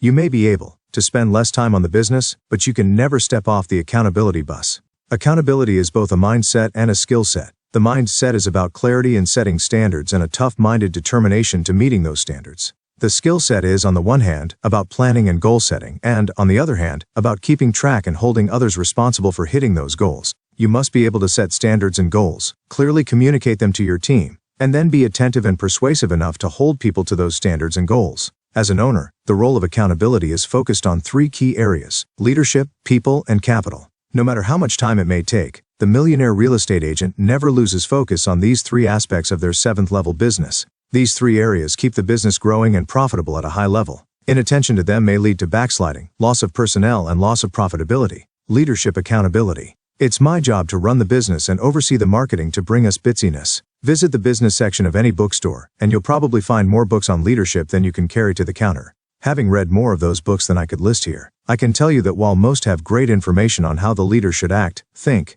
and interact in the arena of the business world, they often overlook what the leader must bring. Russell Shaw, millionaire real estate agent, Phoenix, Arizona, sales volume $50.6 million, to an organization. I've come to believe that as important as personality, drive, and experience are to leadership, the key lies in bringing 5 things to your venture: mission, vision, values, beliefs, and perspective. We call this the MVVP of your business, or as one person put it, the DNA code for leaders. In our experience, leaders are attuned to and bring clarity to these 5 issues. 1. Mission. What is our purpose? Why are we in business? 2. Vision. What does the world look like during and after we've achieved our mission? What is the journey and the end we have in mind? What are the short-term goals that will lead us to our long-term goals? 3. Values. What is important to us? What do we value? What is the why behind our business? What are our priorities? 4. Beliefs. What are the rules and guidelines we will follow as we work together? 5. Perspective. What is our current situation? What is the reality of where we are right now? Basically, leaders are constantly thinking along these lines and communicating and reinforcing their MVVBP in their organization. This is a big part of their responsibility. They bring focus, clarity, and reality to the business. At any meeting, they are the ones who ask, where are we going? What will the business look like when we're done? Mission. What are our short-term goals? Vision. What are our priorities? Values. What rules and standards will we follow? Beliefs. Where are we right now? Perspective. They are following a classic formula for leadership. Your business needs leadership and you must provide it. MVVBP is one formula you can follow to provide direction to your key people. People accountability. As we have pointed out, you may be only 3 hires away from having a millionaire real estate agent business. However, be forewarned, making great hires is just the beginning of the process. Even with capacity talent in place, you cannot sit back and allow them to take your business in any direction they choose. Absentee ownership, as we've said, is a slippery slope that can lead to disaster. People accountability is how, outer, beliefs, the rules we will follow in our business. MVVBP. What will our lives look like along the way? Vision. What does the business look like when we're done? Mission, future, goal, plans, actions, results. Goal, plans, actions, results. Now, perspective. Our interpretation of where we are at any given moment. Goal, plans, actions, results. Inner, values. What is important to us? Figure 7. You as the owner help your best people grow and meet the standards you have set. In the end, people accountability is how you help them take your business to the highest level possible. While we have already outlined the methods for achieving accountability and the system for quantifying goals and standards, what you must take away from this section is an understanding and acceptance that people accountability will always and ultimately be your responsibility. When you have the right 3 people in place, accountability is an easy and often uplifting experience. Talent, after all, tends to overshoot the mark.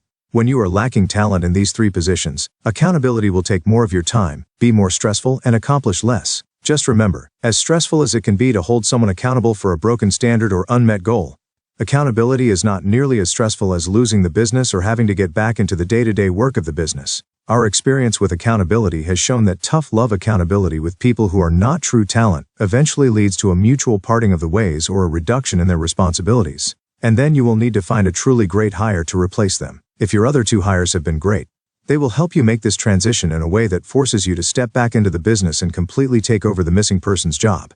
But you've got to be prepared to do this at any time, if that is what is necessary to preserve the business and get it back on track. It's like James Stewart's character George Bailey in It's a Wonderful Life, who, on his wedding night, jumps behind the counter to save the family business, the Bailey Bros, building and loan, from a potentially disastrous bank run. Business ownership is never really passive, and sometimes it requires sacrifices on your part. Holding your people accountable to standards is the way you improve the odds of not having to jump behind the counter and back into your business. Beyond this, you are tracking and making sure your key staff members are holding their people accountable to the same standards. Accountability is a skill you want to nourish and develop in them. You'll also be helping them constantly to improve the performance of the team and upgrade talent among the team whenever possible. It goes without saying that the better you are at people accountability, the better your key 3 will be at hiring talent and upholding standards, and the higher the success of your business. Capital accountability. The final area of responsibility for the millionaire real estate agent business owner is capital accountability, the financial side of ownership.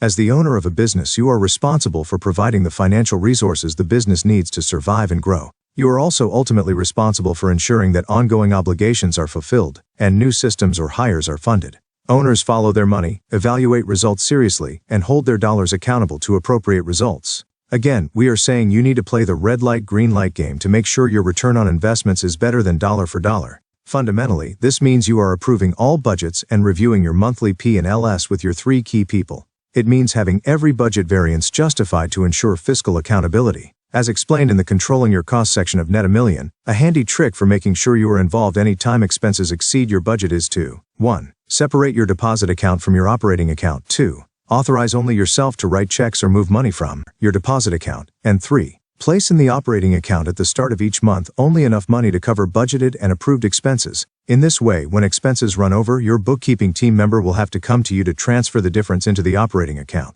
Half of the battle of accountability is awareness. In a similar way, you'll be insisting on economic justification for any new lead generation ideas, equipment or furniture purchases, or staff hirings. You'll be evaluating whether these proposed costs will generate enough new profit to justify the money spent. The goal of all of these measures is not just to say no, Besides being the ultimate keeper of the budget, your role is to teach budget accountability to your team.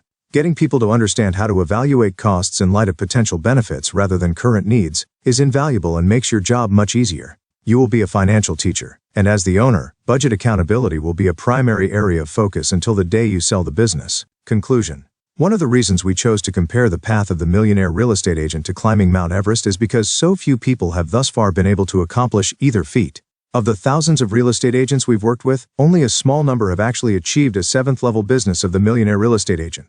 But we believe this is more a reflection of the fact that the path to the summit of the real estate sales business has only recently been identified. As with Everest, once the route is clearly marked, more and more high achievers will find they have the desire, the means, and the ability to make the journey themselves. There are thousands of top agents across the country who are perfectly positioned to make the move to receive $1 million, and more who could quickly get themselves on the path. This book is that path. We firmly believe that once you have taken your real estate sales business to the net $1 million level, and have identified the person who can and will take over the management of the business, you have only to focus your attention on the mastery of a handful of issues to receive $1 million.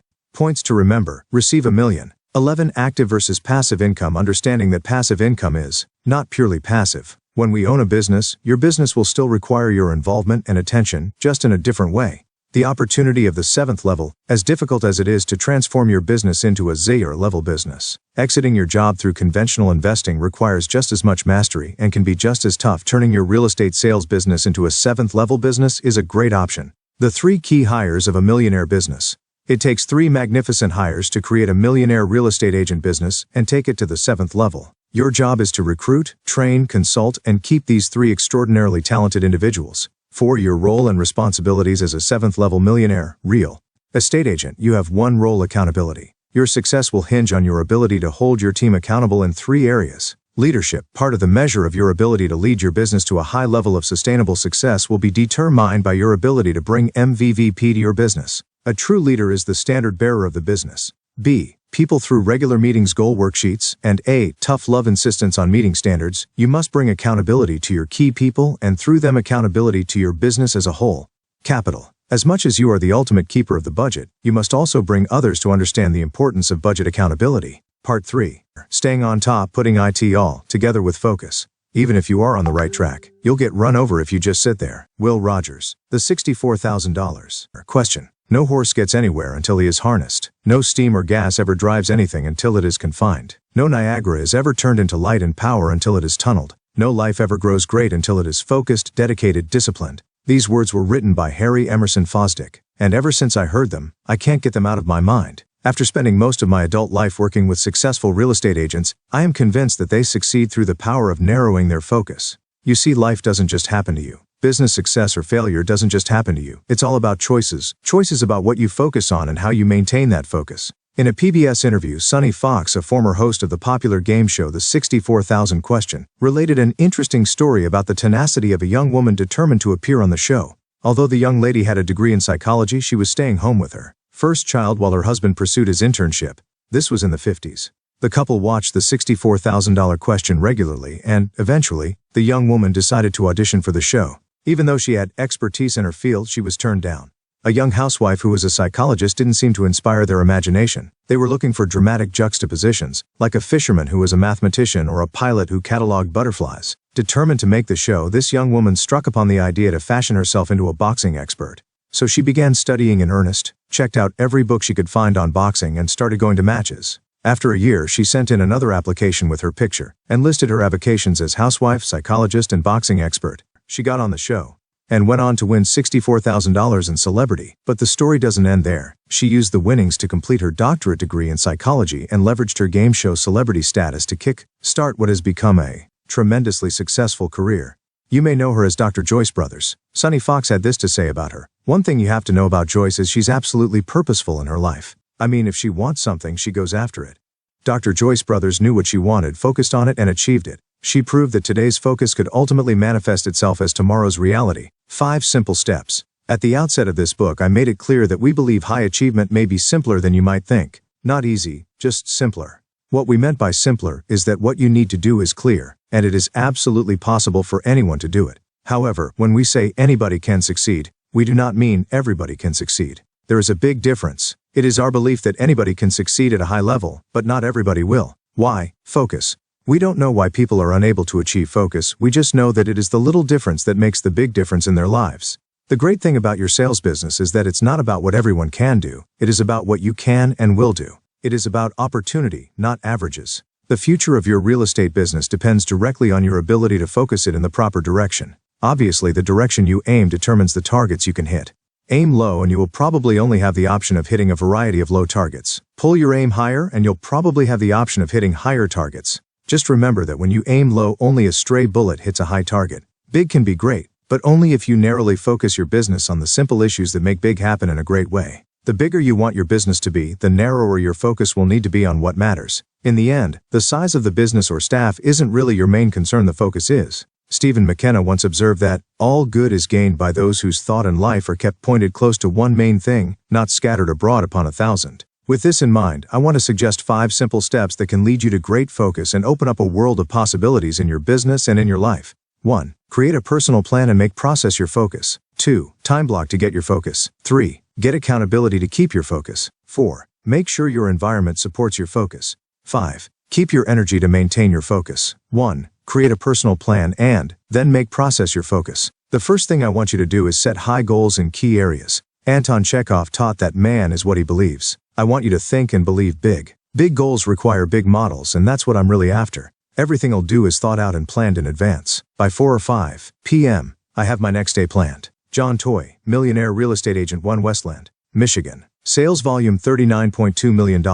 I want you following a big plan that is built from a big model. What I know for sure is that the achievement of big goals is only possible when the plan you are following is built from a big model and you make the implementation process your focus. An amazing truth is that process brings focus even when we ourselves feel unfocused. Call it a trick of the trade if you want, but it's true. When you concentrate on the process of implementing a plan that comes from a big model, big achievement becomes not just possible, but much more likely. Now, this doesn't mean that simply because you follow a big process you'll hit the big goal. What it does mean is that it won't be possible to become your very best if you don't. The truth I have come to know very clearly is that seeking mastery is a process and a path, not an event. Therefore, staying on the path and working from the process becomes your focus. Aim high. It is appropriate here to reiterate the opening concept of the book Aiming High Matters. Aiming high empowers big accomplishment. On the one hand, knowing the minimum income you need to make to live your life the way you desire is important. On the other hand, letting that number become the driving force for your business plan will always hold you back. Can you see that now? Goals are an endpoint, a finish line. And what do we do when we cross the finish line? We stop. We express our relief at having made it or cry for joy, and we stop. The thing you must be careful about with goal setting is to avoid letting your goals become ceilings to your future achievement. Low goals are limiting. At best, we stop for a while, realize we still have gas in the tank, and go about setting new goals to motivate us to keep moving and growing. Time is lost and opportunities are missed. A much better path is to set goals that place the finish line far, far away, and then allow ourselves to pause to catch our breath or celebrate our progress along the way. Big goals keep our feet moving and lead us closer to our highest possible potential. The big model will tell you when your plan needs focus, and your plan will always be about taking action. What I hope this book has revealed to you is that this action plan must always focus on the 3 big rocks. 1. Leads. Use a database-driven approach with a focus on seller listing leads.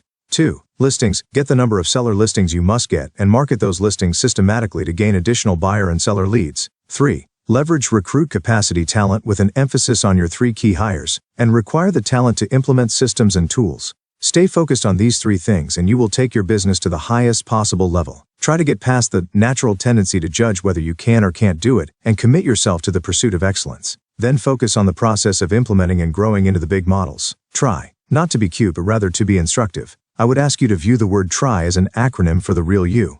Through years of teaching, we know for a fact that most people will never know who they really are or what they can really achieve because they fear to try. The real you can show up only when you try, so don't be left high and dry. Just aim high and try. 2. Time block for focus. The next thing I want you to do is begin to time block. The second step in making your business success happen is focusing on making sure the key things get done.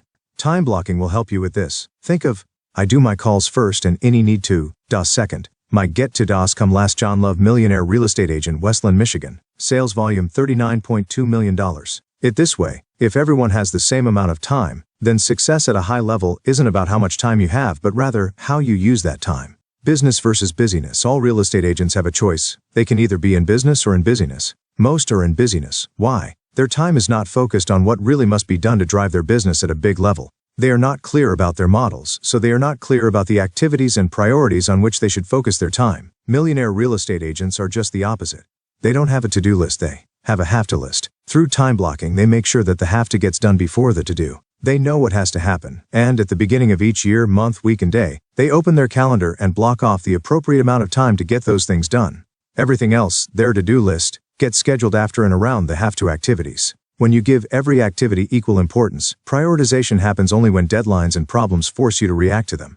Let's face it, the stuff that matters most isn't always the most fun. This leads people who work off of to-do lists to act like children picking at their food. They start with the favorites and save the veggies for last. So by the time they get to them, their business veggies are cold and hard to get down, or they may be full and not have room for more. High achievers are sensible enough to prioritize activities according to their ability to make the business grow, and then time block their calendars to ensure they have time to do them. They look first to take care of lead generation with a focus on seller listings. Only when these important items get done, and done well, do they turn their focus to other, less important activities. It is the difference between business and busyness. It is the difference between productivity and activity. It is the difference between the millionaire real estate agent and everyone else. Budget your time. Many years ago, I learned a basic truth about time blocking. Until your goals consistently hit your calendar, you won't consistently hit your goals. This truth makes your calendar an achievement power tool, just as your budget is your financial power tool. In fact, time blocking can just as easily be thought of as a way to budget your time. I have a peaceful morning to start my day. I work out 3 times a week. I end my workday at 6 or 6:30 p.m. and take a number. Phone calls at home. Valerie Fitzgerald, millionaire real estate agent, Los Angeles, California. Sales volume $160 million. You are going to your calendar and setting aside in advance enough time to accomplish the activities that will drive and build your business to its highest potential. In much the same way you hold the dollars you spend accountable for producing appropriate results, you will be holding yourself accountable for focusing your energy where you've budgeted it for as long as you've budgeted it or until the task is completed. If you set aside an hour each morning to make 10 prospecting calls to your allied resources, then you'll hold yourself accountable to making all 10 calls, even if the first 9 were spectacular, and even if you run long and have to bump other items off your calendar. Time blocking is for your 20% and is a skill that absolutely must be learned, practiced, and turned into a key productivity business habit. It will become over time one of the most important business habits you ever acquire. Agents who never acquire the time blocking business habit end up with time-wasting busyness habits and fall short of their potential. Focus your time blocking. Let's get a little clearer. The habit is not about blocking off all your time. That would be too rigid and impractical. The idea is to block off enough time for your key 20% activities. Time blocking up front is actually easy. Just go to your calendar and do it. The real challenge is to honor the system by protecting the time you've set aside and utilizing it with absolute focus in the face of the inevitable barrage of false priorities and interruptions that appear each day. You have to remind yourself that nothing is more important to your business than your focus on lead generation, listings, and the pursuit of leverage through talent.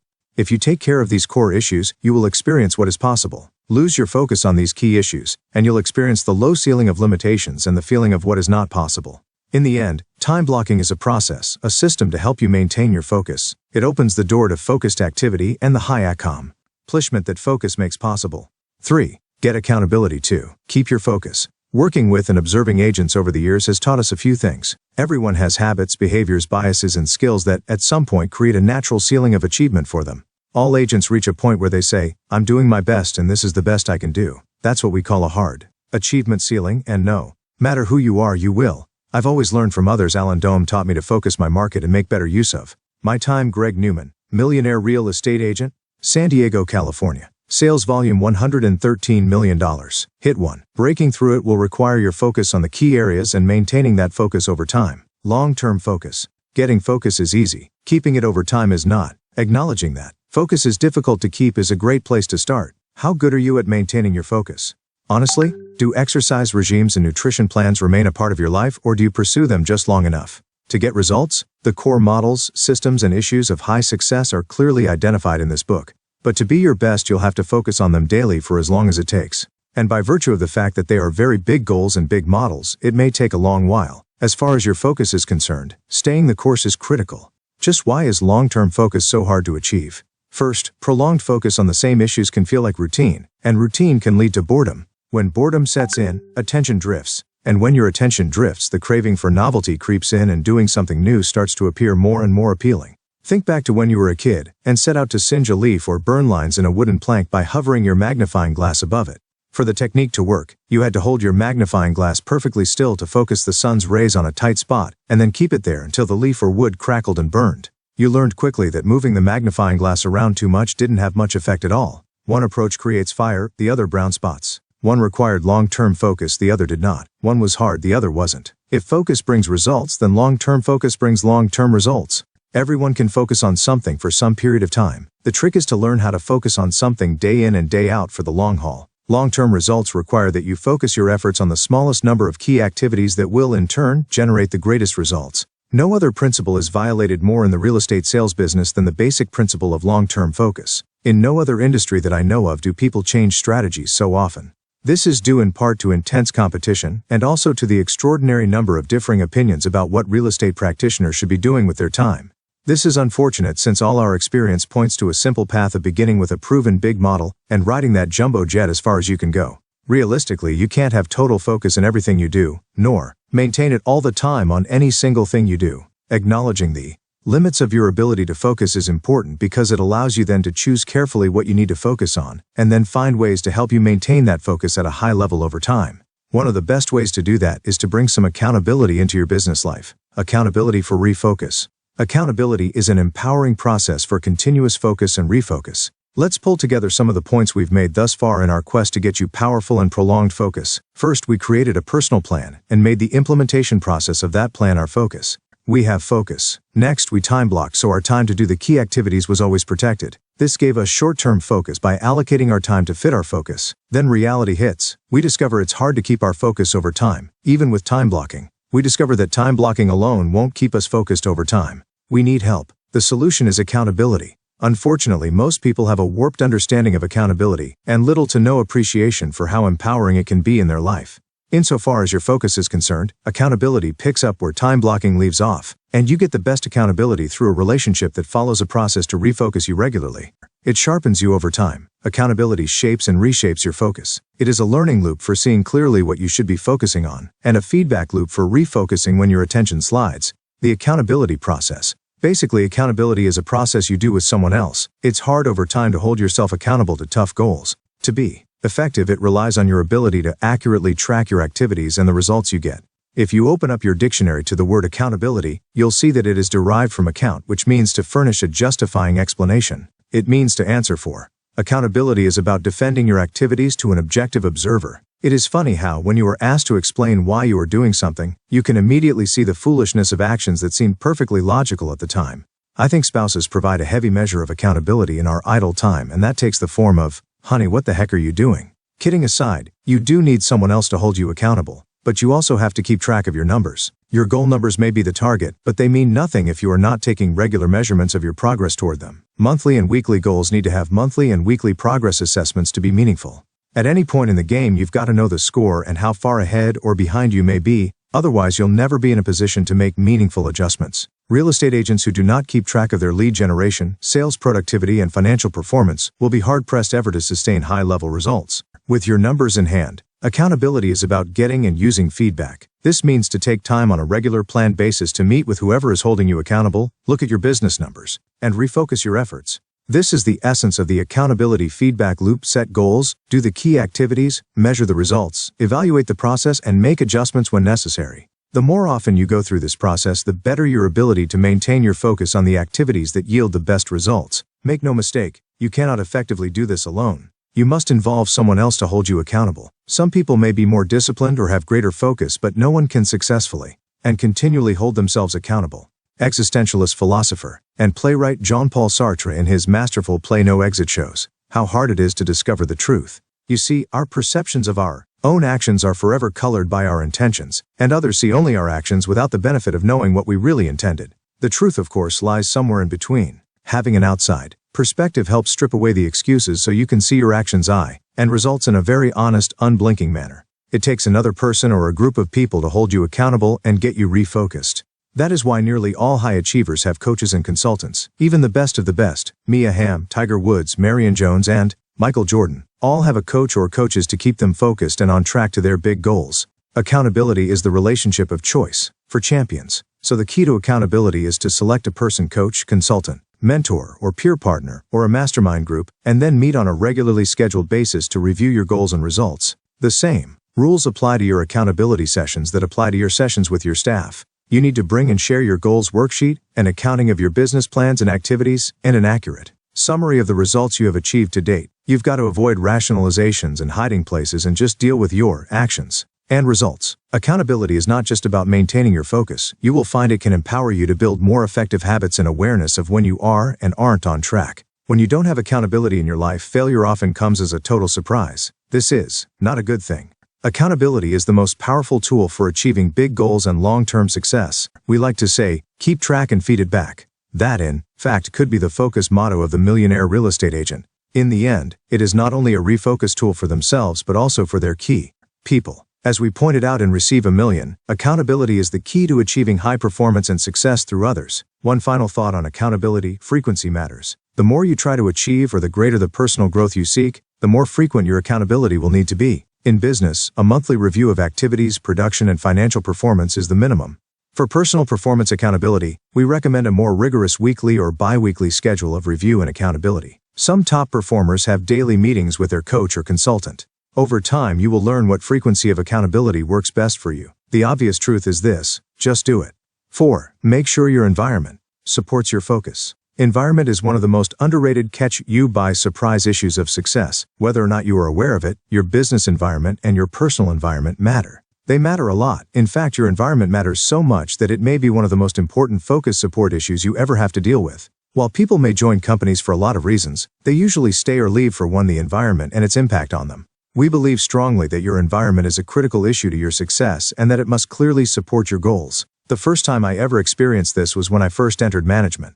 In my first year, I encountered a surprising number of women who, one by one, ended up in my office in crisis and often in tears. They were dealing with frustration over their situation. These women were in their late 40s and early 50s, and after raising a husband and a family, had re-entered the working world. After years of sacrifice in the name of family, this was to be their time for professional self-expression. And they were each having a serious challenge. Why? Because the deal their family had cut with them was this: we'll support your work as long as dinner is still on the table at 6 and our lives are not disrupted or altered by this career phase you're going through. I was in shock. These women were in situations where they were in deep psychological and physical turmoil because a key aspect of their personal environment, their family, was not supporting them. Let me rephrase that. A key aspect of their personal environment was pretty much working in direct opposition to their goals. That was when I realized that our environment absolutely must support our goals. Look, most of us just try and adapt to our environment. We make the best of it. Sometimes we get frustrated and complain about it. But we seldom see our environment as something we can control, as something we can change. So rather than attempt to shape our environment, many simply choose to abandon it. That, or we soldier on and continue to live in an environment that does not support our focus to become our best. The chief architect. Your environment has an impact on you constantly. It either builds you up and supports you, or it tears you down and fights you. Sometimes this is obvious right up front. Other times it creeps up and takes you by. Calm down and organize yourself. When you organize your life in your mind, that voice in your head, you get very calm inside and you get more productive outside. Valine Fitzgeralder's Millionaire Real Estate Agent, Los Angeles, California. Sales volume $160 million. Surprise. The more you are aware of the power of your surroundings to affect your life, the sooner you can address it and become the chief architect of your own environment. By being the chief architect, you reduce the risk of becoming a victim of it. As chief architect, there are two important design issues you must deal with: your physical environment and your people environment. Your physical environment. The key issue of your physical environment is productivity. That is, does your office space, furniture, equipment, and tools support your productivity goals? This is basic stuff, from the ergonomics of your chair to the quality of your office lighting. Either they support your efforts to keep you focused, or they distract you with an aching back and irritated eyes. Likewise, your equipment needs to be up to the task. You don't need an IBM mainframe for your basic real estate computing needs, but you will need a reliable desktop with updated software that isn't prone to crashing. Your systems are also a part of your physical environment. How the phones are answered, messages taken or calls directed, what, how, and where records are stored, how easily forms and data can be found and used. These are all physical systems that can enhance or reduce your ability to be productive. One of the key elements to reach your full potential is your physical environment and how well it matches up to, supports, and focuses you in your endless pursuit of productivity. It is surprising how many people choose to tolerate a poor physical environment rather than take a little time or money and fix it. In truth, your physical environment is much easier to alter than your people environment, so don't forget who the architect of your life is: you, your people environment. The other main environmental issue is people. If your physical environment is about productivity, then your people environment is about energy and synergy. Your people environment is composed of three groups: the people you are in business with, the people you do business with, and the people outside your business as your family and friends. What most fail to realize is that you are the gatekeeper and you can control who you let into your world, thus becoming an architect of your people environment. One of the keys to my success has been masterminding and associating with other high-achieving, optimistic agents. Mary Harker, Millionaire Real Estate Agent, Dallas, Texas. Sales volume $52 million. In our experience, high achievers tend to associate with energizers and synergizers, the people who support their goals and work well with them to achieve those goals. People who consciously or subconsciously don't support them, who drain energy and disrupt synergy, are isolated and weeded out. Just like your mom told you, the kids you hang out with make a difference in your life. This is where recruitment of talent plays yet another significant role in your life. The better you are at this, the better your people environment, the better your support, the better your focus, and the less time you'll have to spend at the unsavory task of weeding out the bad. You can either purposely choose to associate and let into your life the people who will support your goals, or you can just use the wing and a prayer approach. But at the end of the day, if the people in your life are not in synergy with your goals, you'll end up negotiating and compromising, and feeling less focused.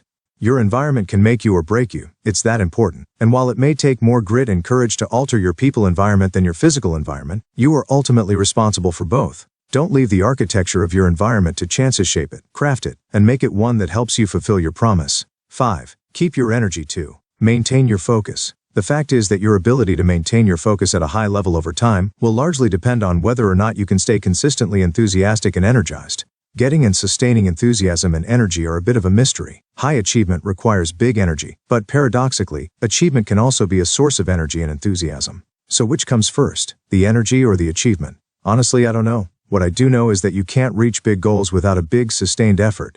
And a big sustained effort requires big sustained energy. High achievers have big energy. The trick is learning how to get it and keep it too. Life is energy. For all its applications and complexities, when you boil Einstein's EMC2 down to the basics, all it says is that everything is energy. Everything is energy, even our physical bodies. After some reflection, I've come to the point of view that what you do with your life and how you do it either adds energy to or subtracts energy from your life. The energy you have at your disposal, the fuel for your life, is determined by the choices you make. Metaphysics aside, there are some very specific things you can do to increase your energy and thereby maintain your focus. First, I recommend taking a long look at the 5 energy areas in the Millionaire Real Estate Agent Energy Plan outlined in the next section. This section basically describes 5 kinds of energy in your life and how to get them. Second, I'd ask you to consider the power of learning-based living. In the end, having the energy necessary for big goals and sustained achievement is, for us, about 2 essential habits: the habit of launching your day with energy and the habit of constant renewal.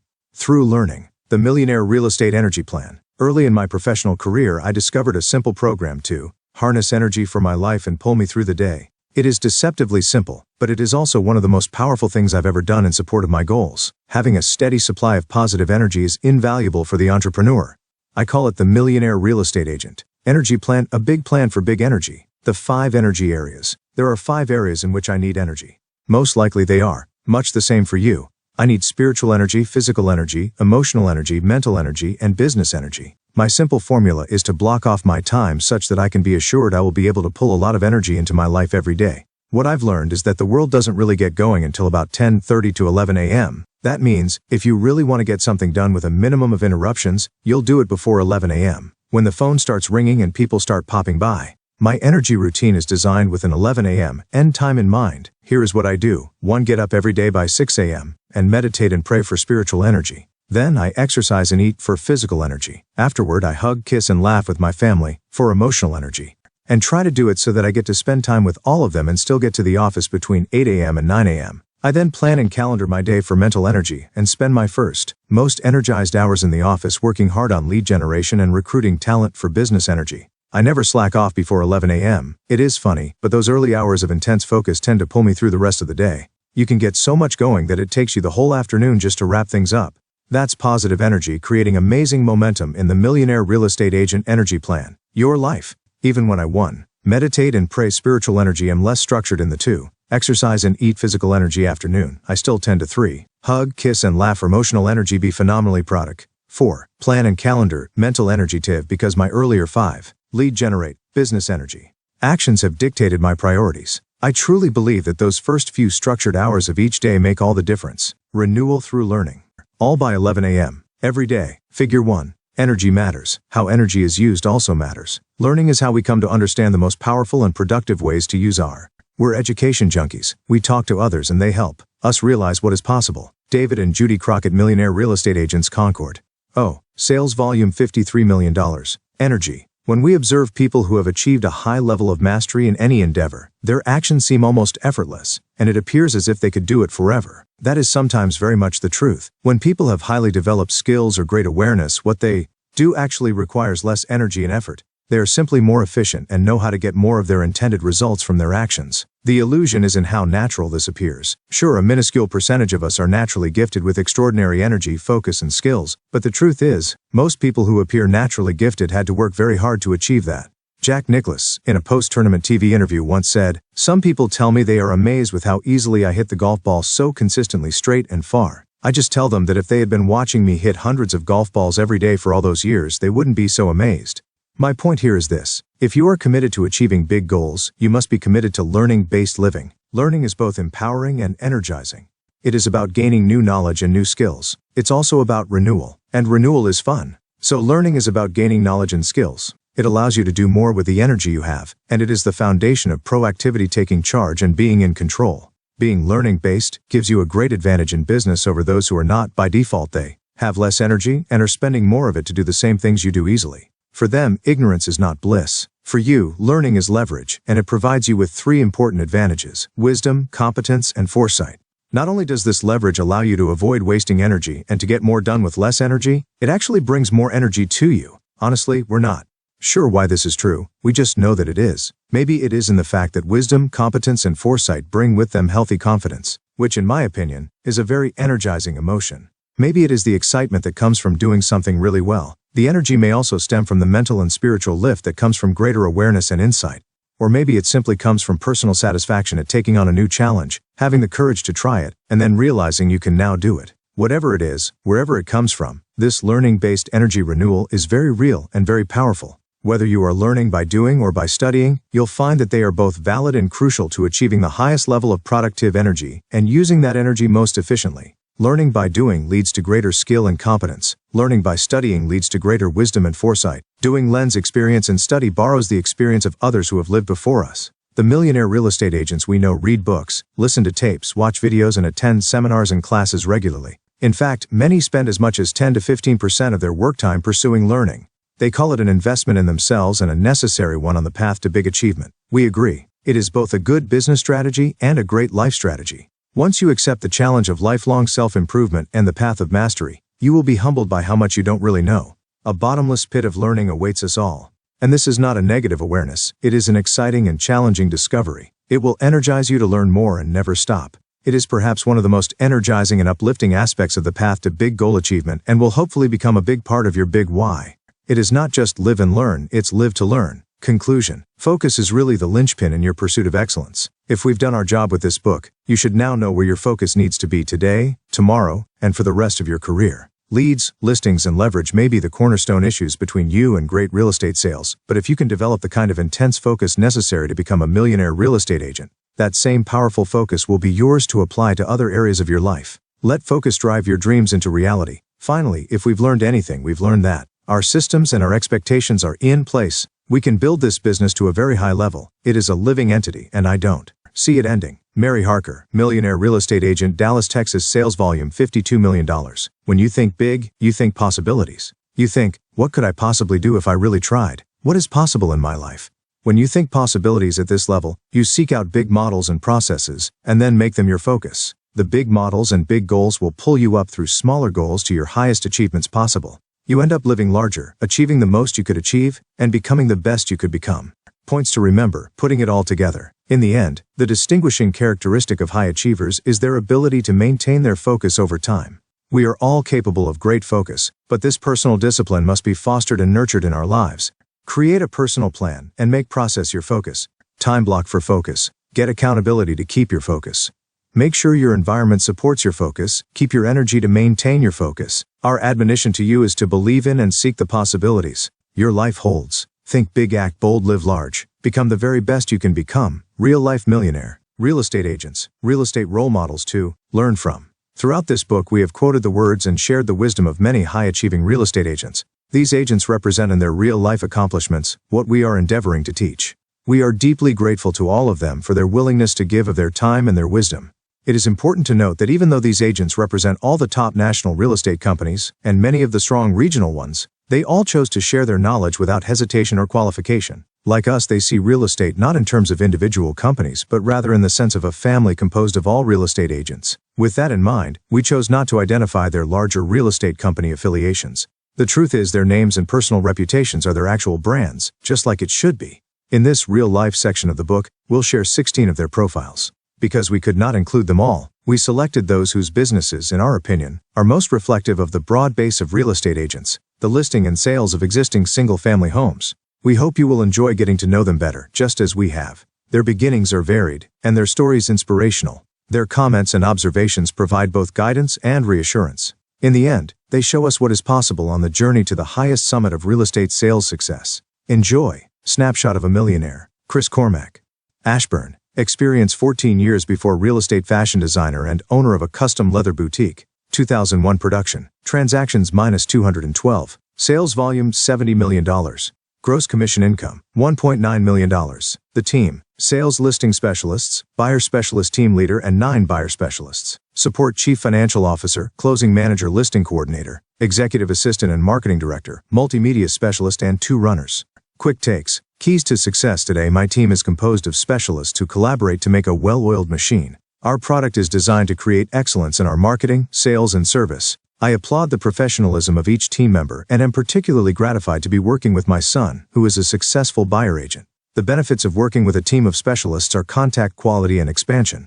Training plays a huge role in the success of our team. When a buyer agent joins the team, they go through CC Bootcamp, a 2 to 3 week process. In the bootcamp, they are trained how to sell real estate at our level of excellence. We have high standards, and they have to learn to play our way and at our pace. They are required to preview 5 homes every day and meet with the team leader in weekly accountability sessions. Lastly, we think and act like a business. From our titles to our organization structure, everything reflects a professional business culture. We track our goal, statistical, and budget numbers on a weekly, monthly, and annual basis. Because we know precisely what is happening with our team and our marketplace, we can make solid, informed decisions. Inspiration: my immediate family. We grew up outside of Washington, D.C. My dad was an incredible salesman who sold to the government. So I learned my selling skills at the dinner table. He was always talking about his current sales. My mother worked for the CIA, which was inspiring. My grandmother was an awesome entrepreneur. She started nursery schools in the days of the Depression, when women didn't really work, and she bought investment real estate. Before that, my great-grandmother came over on a boat, an Irish immigrant. She had been a servant but learned to do bookkeeping and went on to grow her business. To my 2 daughters, I am passing on a legacy of being a successful entrepreneur in any field they choose. Lead generation. Our primary source of business is marketing. Marketing makes my phone ting. We advertise heavily, and the other portion of my business comes from the internet. Maybe 20% comes from referrals. Overall, we budget 8 to 10% of our projected gross for marketing. This year, it's $148,000, and we're on budget. The most effective form is newspapers. We do a full-page ad that's mailed to 50,000 houses. We do this every week. We have a quarter-page ad we run in the local paper. The biggie is CC News. We do a C-custom full-color newspaper with a market review, and all our listings, our circulation is 22,000, and we even sell ad space. The cost is $7,200 per month before ad sales. Other business: a founding member of eFrog, an interactive internet system for agents, buyers, and sellers. Next year and the future for 2002, we're on track to do $2.4 million in GCF. That's our goal, and we're on track for it. We've got 178 transactions on the books. These are out numbers through July. Our goal is 300 units, and we're at 54% of that goal. Our volume is 100 million, so we're 53% of the way there as well. Snapshot of a Millionaire. David and Judy Crockett, Concord, Ohio. Experience 24 years before real estate chemist and homemaker. Transactions 306. Sales volume $53 million. 2001 production. Gross commission income $1.6 million. The team: sales 3 listing specialists, support office manager, escrow manager, client service manager, advertising manager, and an administrative assistant. Quick takes. The beginning: Judy started in 1978 and became a top producer in the area. I left my industry job in 1984 and became manager of the largest office in our area. In 1994, formed the Crockett team: Judy, me, our daughter Melissa, and our son Todd. Keys to success: I'm a strong believer that listings make the business. They make the phone ring. Nobody knows who the selling agent was, but everybody knows who listed it. The best source of leads is the yard sign. Our business is set up on a systems basis. We set it up so everybody on our team has a special focus. We want them to develop their experience and become a grandmaster of what they do. Then we systematize everything. It's got to be repetitive, it's got to be automatic. It's always documented, and it all goes into our operations manual. Inspiration: we are education junkies. We attend an awful lot of these things, and we're instructors at many of them. The real secret to success for realtors is recognizing what's possible out there. You won't find it looking up and down your street. You need to go out and talk to other people and learn from them. Lead generation: we mail postcards to our database of clients 4 times a year. We send out between 250 and 300 cards around each listing and each sale. We negotiated a very good deal on our Yellow Pages ad, and we advertise in our regional newspaper. The mistake that most realtors make is they love every idea they see, and they're all over the place. You need to define what you want to be and run with that. The typical short, spotty little campaigns are essentially useless. We have focused recently on lead tracking, we know where they come from, and we have increased our speed of response and our conversion rates. Advice: you have to start with good basic people who are likable right away. You don't need anyone who's in any way dysfunctional. Are they motivated? Do they have goals? Are they willing to work as a team? Do they understand how business works? Do they have common sense? If I were a client, would I like this person right away? Next year and the future, we're forming a limited liability company with the 4 of us being equal partners. We'll have a buyout program so our children can benefit from what we've built. Rachel DeHanas, Waldorf, Maryland. Experience 20 years. Before real estate secretary for the Board of Education. 2001 production. Transactions 246. Sales volume $52 million. Gross commission income $1.5 million. The team: sales listing specialist, buyer and relocation specialist, and 2 buyer specialists. Support: bookkeeper and property management, marketing and advertising. Manager: computer specialist, contract manager, D&Care manager, a contract specialist, and a contract assistant. Quick takes: the beginning: we've lived here since 1969, so I saw the marketplace become the marketplace. My husband Jack has had his license since 1976. He talked me into it in the early 80s, and I got my license in 1983. I had a 9-to-3 job. We had 4 sons, and we decided that once we had them raised, I could do something different. That schedule worked very well for me as a mother, a working mother, and allowed me to earn some income outside the home. I also owned a ceramics business where he was a teacher 3 nights a week. I had about 100 students. So I operated that business 3 nights a week in addition to working the school secretarial job, raising 4 children, having dinner on the table at 5 and all that good stuff. And in the early 70s, before I got into the ceramics business, sold Tupperware, manager for Tupperware, and had about 18 salespeople under me, always held 2 or 3 different jobs at the same time. Keys to success: the systems. Having systems in place and being able to capture the buyers. The internet also. We're getting probably 47% of our buyers from the internet. I have listings. I'm the top lister in the area, and I have been. We get buyers because we have listings. In the early 90s, I started looking at it as more of a business and hiring assistants after the first assistant. I saw how much more volume I could do. It seemed like every time I added a person or did something different, it freed me up to concentrate on the important things. It is a steady increase. Lead generation: we have a monthly newspaper. It's bulk mailed, so it goes out to probably 50,000 to 75,000 households. We inserted it in our local paper, but the distribution was not good enough. Once we started bulk mailing it, we could tell a big difference in the number of calls we received. We're about 47% internet now. My signs are the next best thing. Since 1987 or 89, I've done a 30-second spot on our local cable station. I don't know that you can track that. When we ask people when they call in, most of them say, "I just see you everywhere." Other business: property management. Next year and the future, DeHanas has targeted in 2002 to do more than 500 transactions, $75 million in sales volume, and $2 million in commissions. Her vision for the future: my vision would be to have a business my children can take over and pay me very well in my retirement years, so I can live the life I'm accustomed to. Valerie Fitzgerald. Los Angeles, California. Experience 14 years before real estate fashion model. 2001 production. Transaction sales volume $160 million. Gross commission income $3.2 million. The team: sales 4 buyer agents, 9. Support: office manager, marketing coordinator, a contract and escrow coordinator, and a personal assistant, call coordinator.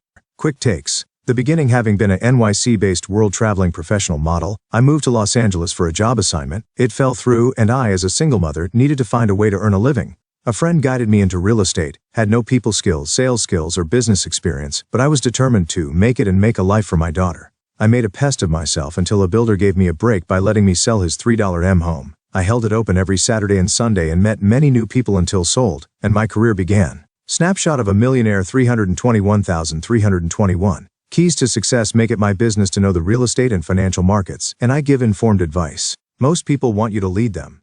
I'm a listing agent. 95% of my business is listings. I do what I want to do. List, sell, and negotiate, and I hire people to do the rest. Just take the leap of faith and hire someone. It will open you up and free you up.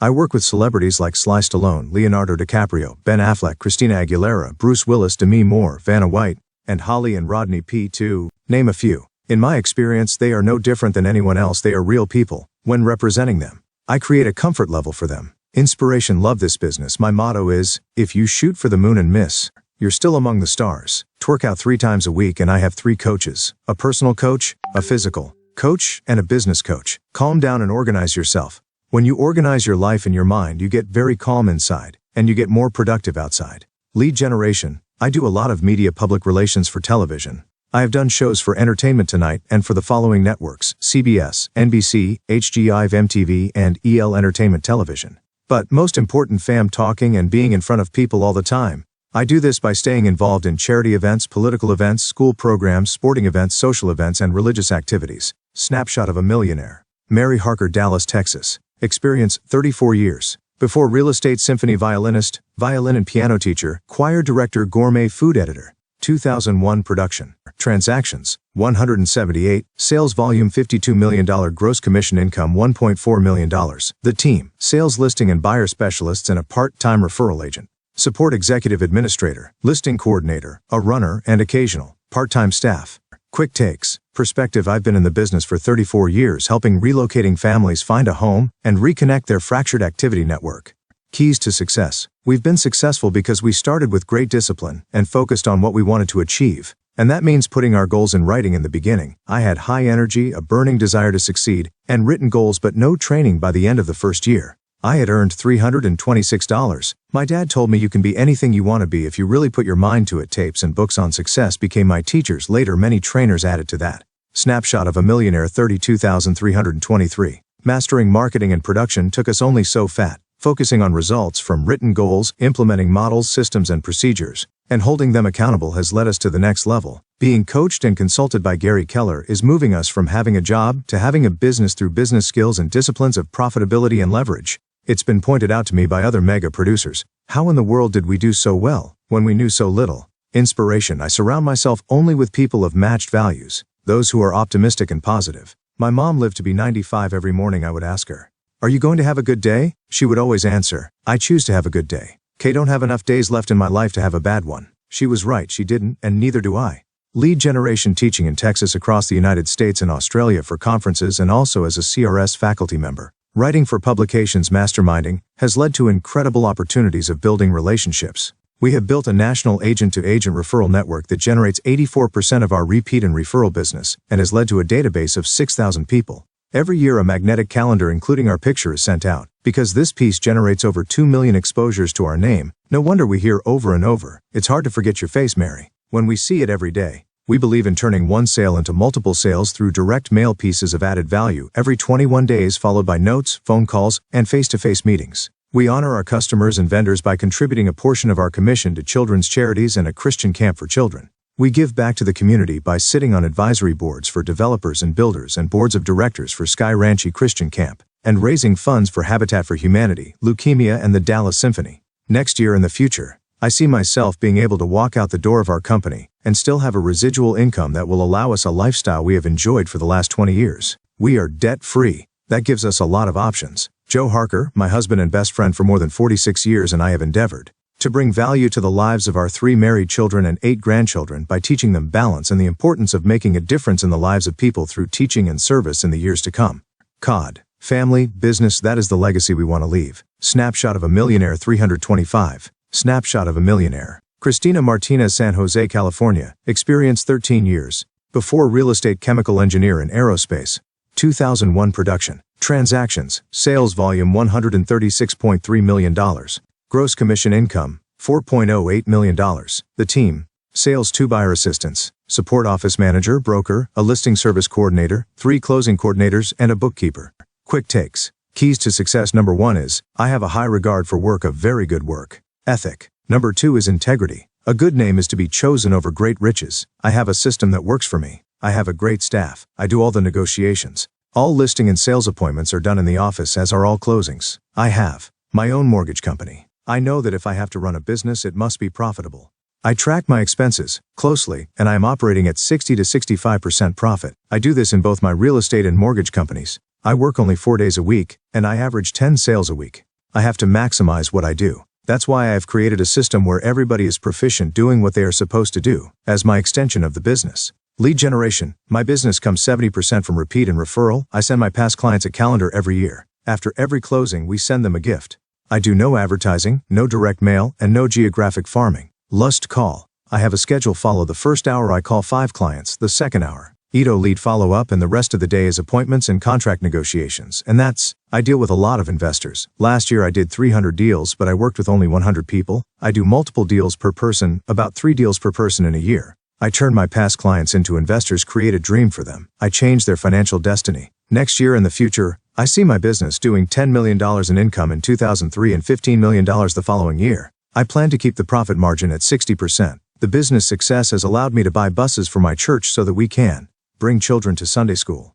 We visit underprivileged kids on Saturday to see what they need, and then on Sunday we load them on buses and bring them to Sunday school. After we've fed them spiritually, we feed them physically before we take them home. I just donated $3.1 million for building Golden State Baptist College. I believe the key to my business is putting God first. If I'm right with God, can be right with man. Ronnie and Kathy Matthew, Houston, Texas. Experience 14 years.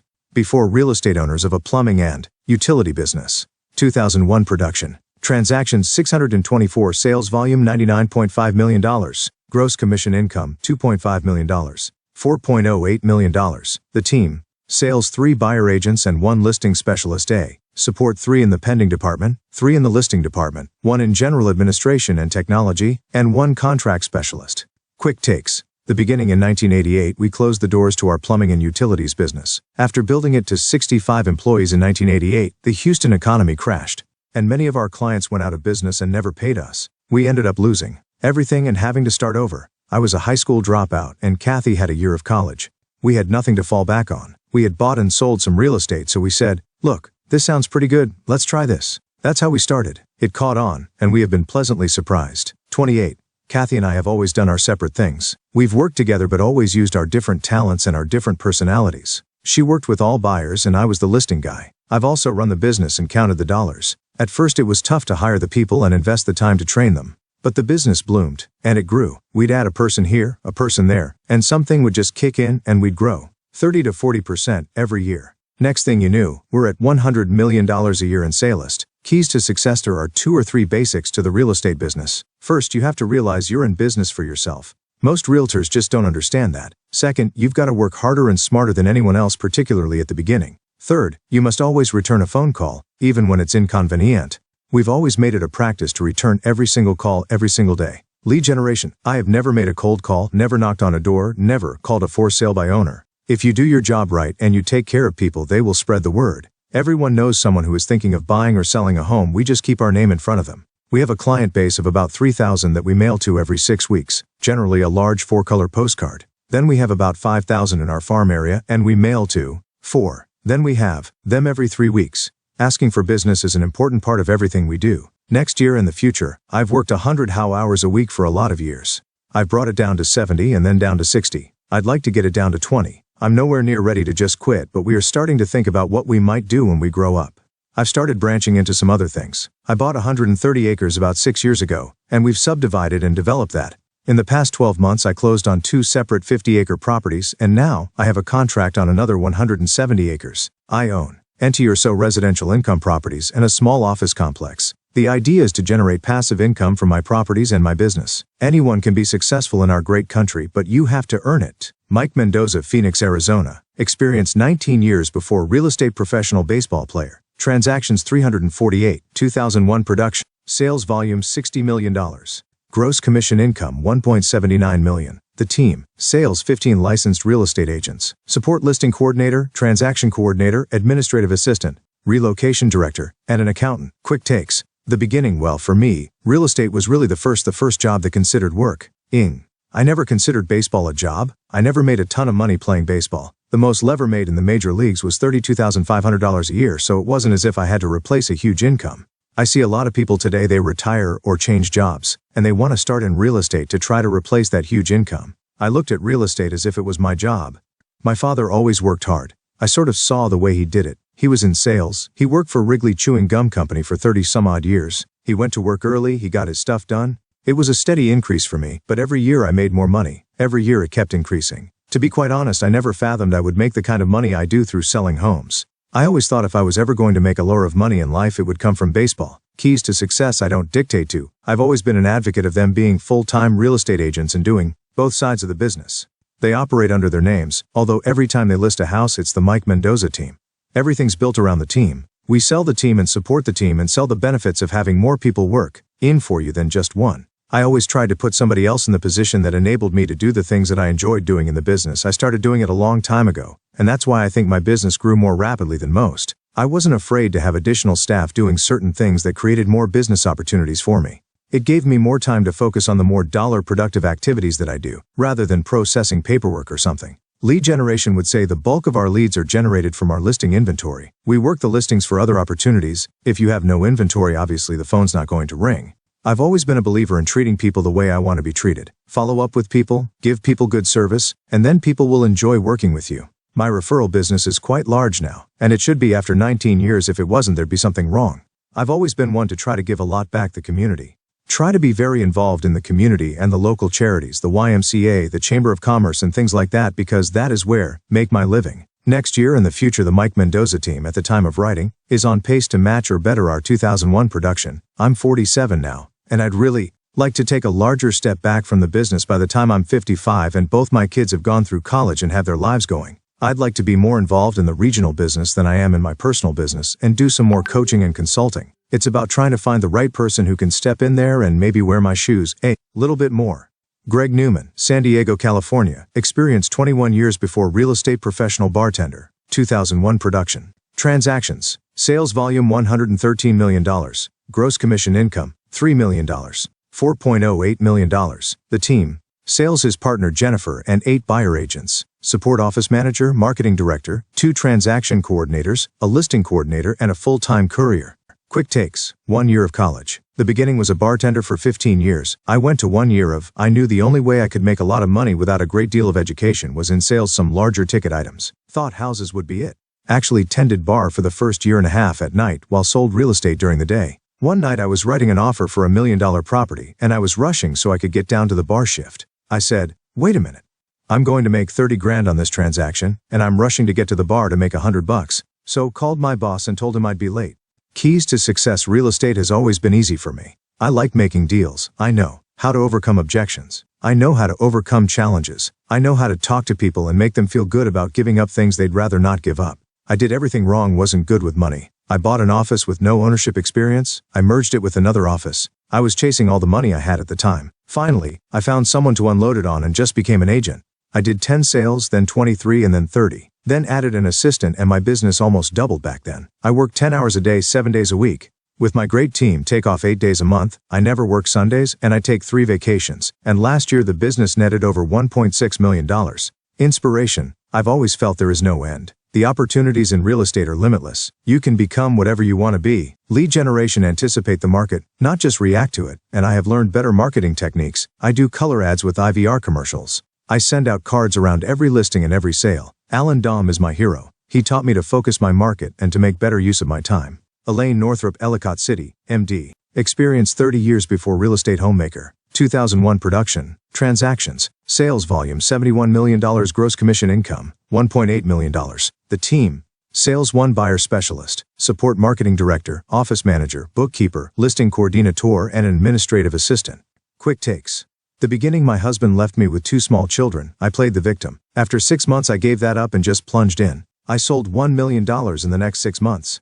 Keys to success. I learned to use creative visualization. I saw my success. I pictured my life as getting much better. The more I made those pictures happen, the more I created a new life for myself. I watched other agents who were doing well. I began to do what they were doing. Every year I set higher goals. Double it was my motto, and it worked. I got an assistant early. I love sales, not paperwork. Inspiration for me. Real estate is not work, it's a way of life. First, you must create success in your own mind. Then set goals and make them happen. Invest in yourself. Lead generation. I do extensive advertising. I take out 10 to 20 pages in the home magazines, and a full-page ad every Sunday in the local paper. Write a name and story for each house I have listed. Our ads are very creative and catchy. I do 300 just listed and just sold cards, but no other direct mail. And I hold client parties. Snapshot of a millionaire. Joe, Rothschild, Katy, Texas. Experience 21 years before real estate, phone sales, and apartment locating. 2001 production. Transactions 597, sales volume $106.9 million, gross commission income $2.6 million. The team, 3 buyer agents plus a team leader. Support, financial manager, a listing manager, a marketing director, a customer feedback coordinator, 2 closing coordinators, 2 receptionists, and a courier. Quick takes. The beginning, I went directly from college into sales, phone sales. I have no fear about calling people or knocking on doors. It's how you make business happen. I did some land sales and then apartment locating. Eventually I would help people rent an apartment, then rent a house, then buy a house. I wanted to have my own business. So I started Rothschild Realty and bought a franchise. I sold that and bought another one, and the office is very profitable. Now I have 9 staff and 4 buyer agents. My wife runs all of our financials and our apartment locating operation. My brother leads our buyer agent team. I handle all the listings and go on 3 to 5 listing appointments 6 days a week. Keys to success. My keys to real estate are knowing my industry, knowing my UCT, adding value, taking care of my clients, focusing on systems, and building my local reputation. I keep my thumb on my business. I watch everything like a hawk and make sure everyone's doing what they need to be doing. I hold them accountable. Strive to be persistent and determined in everything I do. People tell me that my goals are unachievable, but that just makes me all the more determined to meet my goals and prove them wrong. Believe that persistence and determination are omnipotent, almighty, capable of anything. The sky is the limit. Lead generation. We get a lot of referral leads, but I have a broad marketing plan. Papers, home magazines, and the internet. Our office yard signs alone generate over 7,000 prospects a year. I have always focused on local advertising media that I could dominate without spending too much money. Next year and the future, now I'm looking for more passive income. I have over 30 rental properties that I manage, including 4 commercial buildings. My goal is to receive $1 million a year in passive income from these rental properties. Bill Ryan, Chandler, Arizona. Experience 28 years. Before real estate, college, and part-time retail. 2001 production. Transactions -281. Sales volume $554 million. Gross commission income $1.4 million. The team, sales 6 buyer agents. Support, office manager, transaction coordinator, listing coordinator, client care manager, and 2 people in property management. Quick takes. The beginning, I came right out of college into real estate. I'm a native of the area to live in, so I just kind of worked from the ground up. We had a population of 15,000 to 20,000 back then. Now it is 200,000. It's been my market niche, and it's just grown over the years. Keys to success. Have learned to be more businesslike. If you don't treat it like a business, it won't become a business. I am high on education. CRS was great. I've learned to implement what I've been taught, to set goals and put systems in place. Now I enjoy teaching others how to be successful. 2. I've had an assistant for 24 years, but when I hired Carrie as my office manager 4 years ago, my business made a major leap. She's doubled her income, and Liv doubled my business. Lead generation used to just throw mud at the wall. Now I've narrowed my promotions. I stopped doing ads in home magazines and in the yellow pages. My booziness still grew, and I saved more than $40,000 in expenses. When you track your leads, you know what is working and where to spend your money. When you try a new program, track it for 6 months to a year. You have to give it a chance. I do a monthly newsletter to my 3,000 sphere of influence and to my 12,000 address farm area, 200 to 400 cards around my sales, and I've improved my internet site. Other business. The 1986 Tax Reform Act hit me hard. I went from a plus $4 million net worth to a negative $2 million. I learned to stick with what I know. Residential properties. I now own 20 and am adding 2 a year. I like equity. I build up an appreciation. Snapshot of a millionaire. Russell Shaw, Phoenix, Arizona. Experience to 24 years before real estate, insurance, sales, and radio and TV broadcasting. 2001 production. Transactions -383. Sales volume $50.6 million. Gross commission income $1.5 million. The team, sales 2 buyer agents and 1 listing specialist. Support 2 transaction managers, a listing manager, an office manager, and an administrative assistant. His wife assists with both sales and support management. Quick takes. The beginning, I came out of the insurance business, so I knew how to build a client base that would bring repeat business. Keys to success. At first I was an idiot at hiring. I've gotten better. The cleverest thing you've ever done is to delegate everything. My wife is better at hiring than I am, so I leave it up to her and my office manager. Now, I don't micromanage, and they actually do it better than I would have. With the exception of one neighbor, I haven't worked with a buyer since 1993. Last year we took 519 listings from 912 listing interviews and I went on about 25 of them. And I don't present offers, my contracts manager does this. I used to give away all of my buyers. I knew I was losing business. Now with my sales team we're doing a lot more business. It's my job to run the business and oversee our marketing to bring business to us. Inspiration agents need to stop focusing on the deal they almost got and focus on all the business that is out there. If one wants to look at waste, the customers they never contacted in any way represent the real losses, not the one that got away. I had been diagnosed with cancer and I didn't work for the bulk of last year. My business did grow wasn't there and I had my best year ever. Lead generation. Use your strengths and natural ability to build your business. I was in radio and IVIT for 12 years, so I do radio commercials and have a radio show. I write my own copy and I do comedy. I have a 5,000 person database that I mail to every month. I highlight our solds and offer our information package. Whatever you do, focus on the consumer benefits you provide. Sherry Wilson, Purcellville, Virginia. Experience 18 years before real estate middle school teacher. 2001 production. Transactions 351. Sales volume $102.6 million. Gross commission income, more than $3 million. The team, sales 6 buyer agents. Support operations manager, listing manager, contract manager, executive assistant, a reception and advertising coordinator, special project coordinator, and 2 part-time runners. Quick takes. The beginning in the middle of 1984, while still teaching school, I decided to get in since I always enjoyed reading those real estate magazines and knew the market.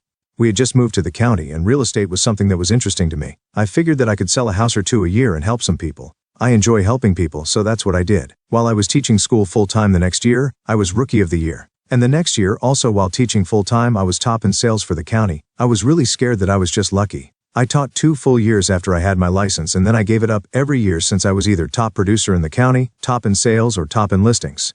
Keys to success. I always had help. 6 months into the business I had a part-time assistant. I had help long before anyone had heard of the team concept. Before everyone started talking about assistants, I had help for the parts of the business didn't enjoy. I'm very consistent in everything that I do. My eye was always on tomorrow's business and I never ever, and I teach my agents that if they think this way they too will succeed. Keep my eye on how much commission make my focus is and will always be helping others achieve their goals. Lead generation. A strong referral system and name recognition through advertising. No farm system. No direct mail. Where I am I can walk into a grocery store, a restaurant, a movie theater. I can go anywhere and I will have people coming up to me from sign recognition, from ad recognition. My budget's pretty significant in advertising. Other business loan. A real estate company, a title company, a referral company, and 15 investment properties. I was really scared that I wouldn't have a retirement, so I made it my goal for my first 10 to 15 years in the business to buy an investment property each year. Next year in the future, I am ahead of my 2001 numbers by a tad. In 2001 my goal was to reach $100 million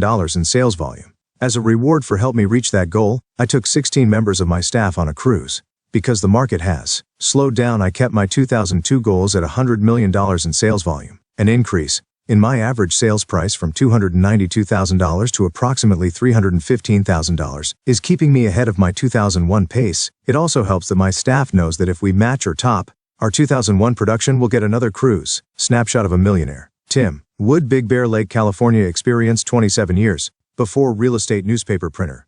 2001 production. Transactions minus 275. Sales volume, 38 million. Gross commission income, $1.45 million. The team. Sales 2 licensed real estate agents who handle approximately % of listings outright and support the 75% Tim works. Personally, support staff of 2 for administrative and sales support, relies on mortgage and escrow companies, so no transaction coordinator is needed. Quick takes. The beginning, the first 5 years I focused on how much money I could make. I thought making $100,000 a year would make me a millionaire. I drove Porsches.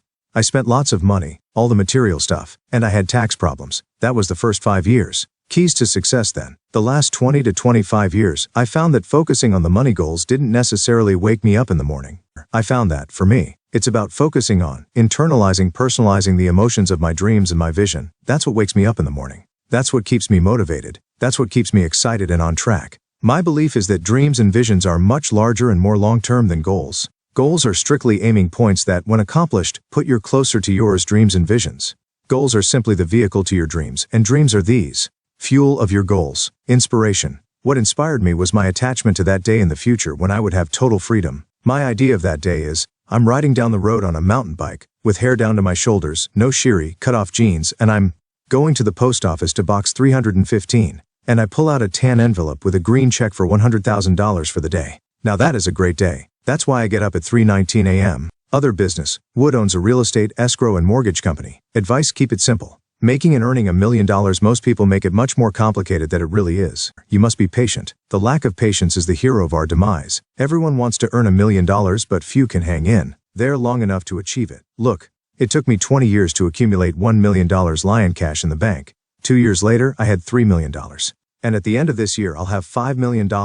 A lot of people don't understand what patience is. It is one of the final steps. It can't be sidestepped. It's either your ally of your enemy, and you need to know when it is and when it isn't. Next year and the future. This year, we've closed 275 sides and have over 500 projected for the year. Sales will be $50, $55, or $60 million, and we'll have around $2.2 million in commissions. Tyler and Mike are 27 and 28 years old. My goal is to have these kids in position to retire, if they'd like to, when they are 35 years old. Snapshot of a millionaire. Don Zalesnak, Scottsdale, Arizona. Experience 14 years before real estate, apartment syndications, financial planning. 2001 production. Transactions 491. Sales volume $7.7 million.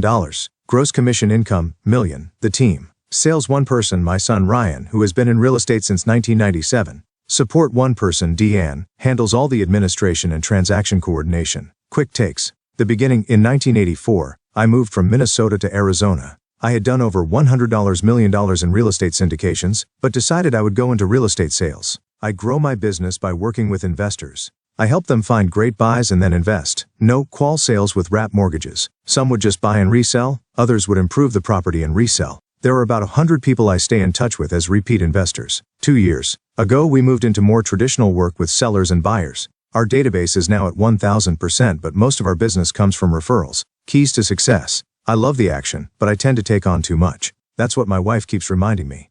I bring focus to my work and I seek to leverage cash flow and passive income from businesses or projects. Hiring my first assistant was a big step. If you are going to get someone good, you have to pay them well. Have a great accountant who understands business. Not all accountants do. Bert, do all my own budgets and I track my P&Ls closely. Next year and the future, I will do about $80 million in sales volume in 2002, with about $2.2 million in GC, but I will do that with half the transactions we did in 2001. While my son Ryan does a lot of the listings and buyer work, I'm focusing on real estate development, have 7 commercial projects and a 3,000 lot subdivision that will take 10 years to develop. It will be a great source of future buyers, sellers, and commission income. Appendix A, sample profit and loss report. Sample profit and loss report. Category income. 4,000 residential income. 4,010 listing income. Monthly total. 4,020 resales $0, 4,030 new homes $0, 4,040 relocation $0, 4,050 listing income, other $0. Total 4,010 listing income $0, 4,110 sales income, 4,120 resales $0, 4,130 new homes $0, 4,140 relocations $0, 4,150 sales income, other $0. Total 4,010 listing income $0. Total 4,000 residential income, $0. 4,200 commercial income, 4,210 listing income, 4,220 existing $0, 4,220, 4,240 existing $0, 310, 4,310 sales income, 4,320 existing $0, 4,330 new $0, 4,340 sales income, 4,020, total 4,200 commercial income $0. 4,810 residential lease income $0, 4,815 commercial leasing income $0, 4,820 referral income $0, total income $0.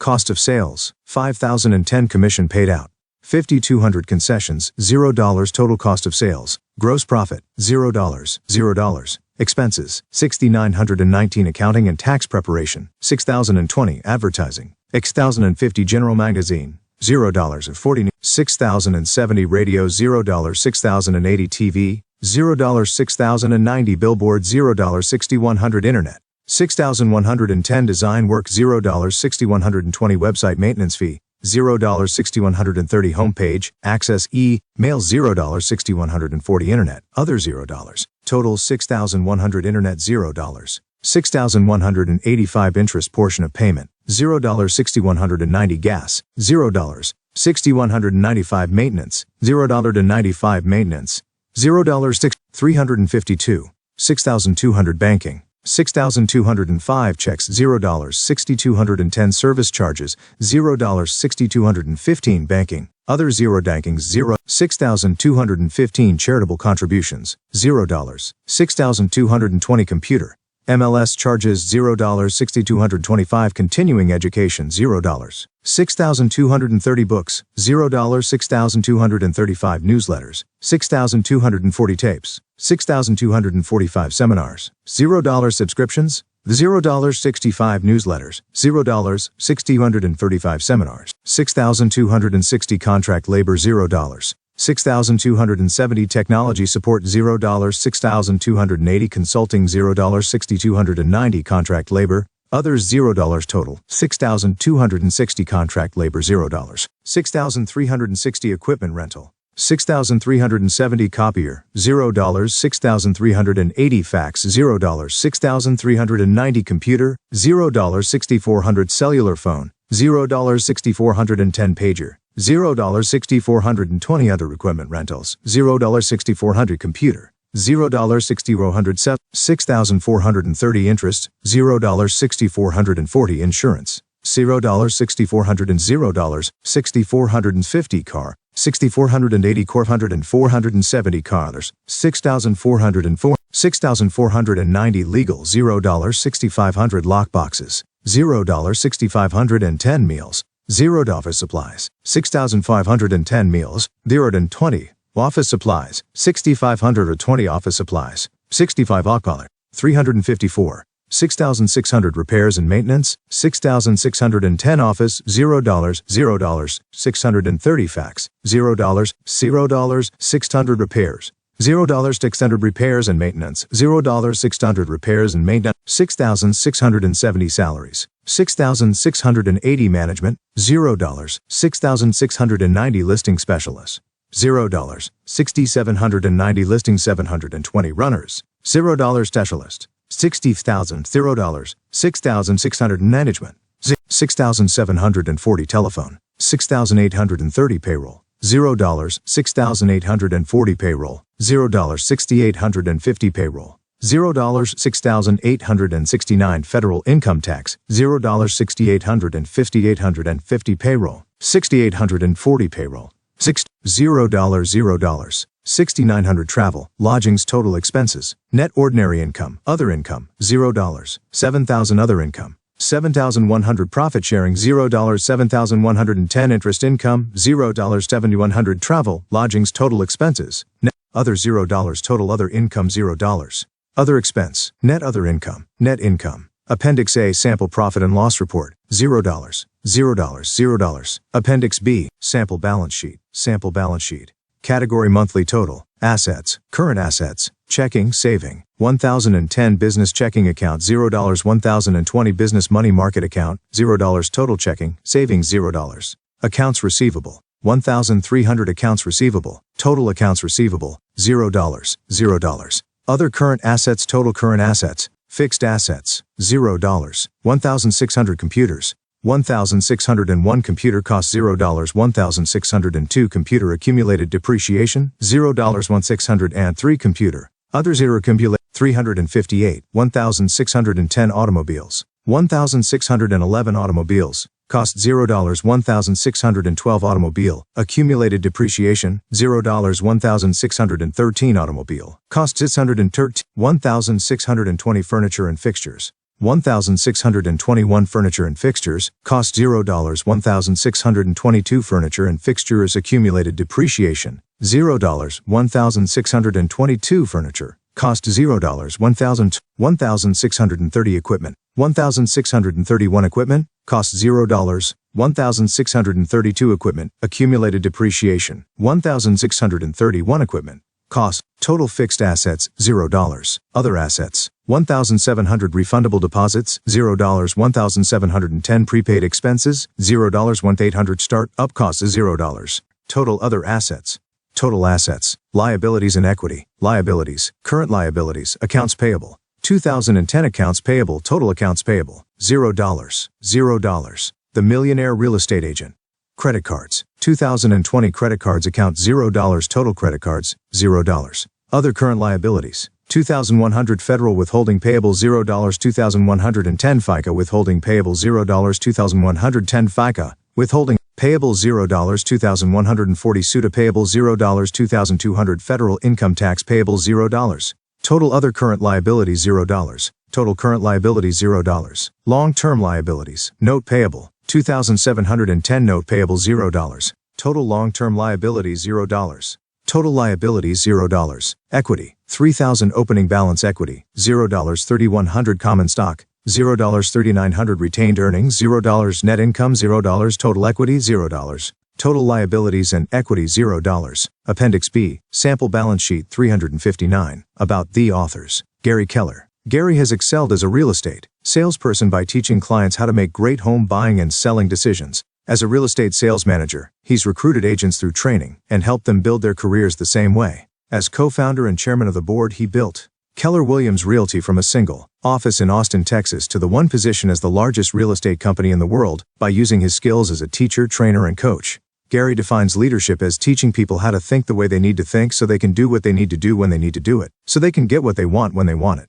An Ernst & Young Entrepreneur of the Year and finalist for Inc. magazine's Entrepreneur of the Year, Gary is recognized as one of the most influential leaders in the real estate industry. He has also helped many small business owners and entrepreneurs find success through his nationally best-selling Millionaire real estate series. He also authored The One Thing with Jay Papasan, which appeared on more than 175 national bestseller lists, including #1 on the Wall Street Journal. As a business coach and national trainer, Gary has helped countless others realize extraordinary results by narrowing their focus to their own one thing. Unsurprising to those who know him, Gary believes that his single greatest achievement is the life he's built with his wife Mary and their son John. Dave Jenks. A passion for helping people realize their greatest potential has led Dave to inspire thousands of top real estate agents, as well as entrepreneurs from many other walks of life. A consultant and trainer with more than 30 years of experience in real estate, he's taught for the Dale Carnegie Institute and Keller Williams University, where he is co-author on several books in the Millionaire real estate series with Gary Keller and Jay Papasan. Jay Papasan. Jay is the executive editor and vice president of publishing at Keller Williams Realty and president of Relic Publishing. He attempted to write his first book on an electric typewriter in junior high and was hooked. At least one high school teacher thought his writing had promise and circulated one of his essays to the entire staff. Jay paid the bills in college by working in a bookstore. He got his undergraduate degree in writing and later his master's. After graduation, Jay took a job in publishing. During his years at HarperCollins in New York, he worked on best-selling titles like Body for Life by Bill Phillips and Go for the Goal by Mia Hamm. More recently, in the 10 years he's worked with Gary, Jay has co-authored numerous award-winning or best-selling titles, including the Millionaire Real Estate Series and, most recently, The One Thing. 362 The Millionaire Real Estate Agent. Jay is passionate about sharing the ideas in his books and regularly speaks at conventions and training events. He is a member of the Keller Williams University International Master Faculty. Outside of work, Jay co-owns a successful real estate investment business and sales team with his wife Wendy. They enjoy life in Austin, Texas, with their children Gus and Veronica. Reap the benefits of thinking big and aiming high. Visit us at www.kellerinc.com and expand your possibilities as part of a growing community of top performers. Explore blogs and additional commentary written by the authors of Keller Inc. books. Browse our ever-growing content including a variety of videos, latest trends, and market of the moment. Commentary, as well as audio interviews with innovative industry leaders and rising stars. Utilize free downloads and other business building resources. Purchase Keller Inc. books, audiobooks, DVDs, CDs, and more. Plug into the energy and insights of other top-performing real estate agents, investors, and experts in the real estate community. Take your sales business to its highest level possible.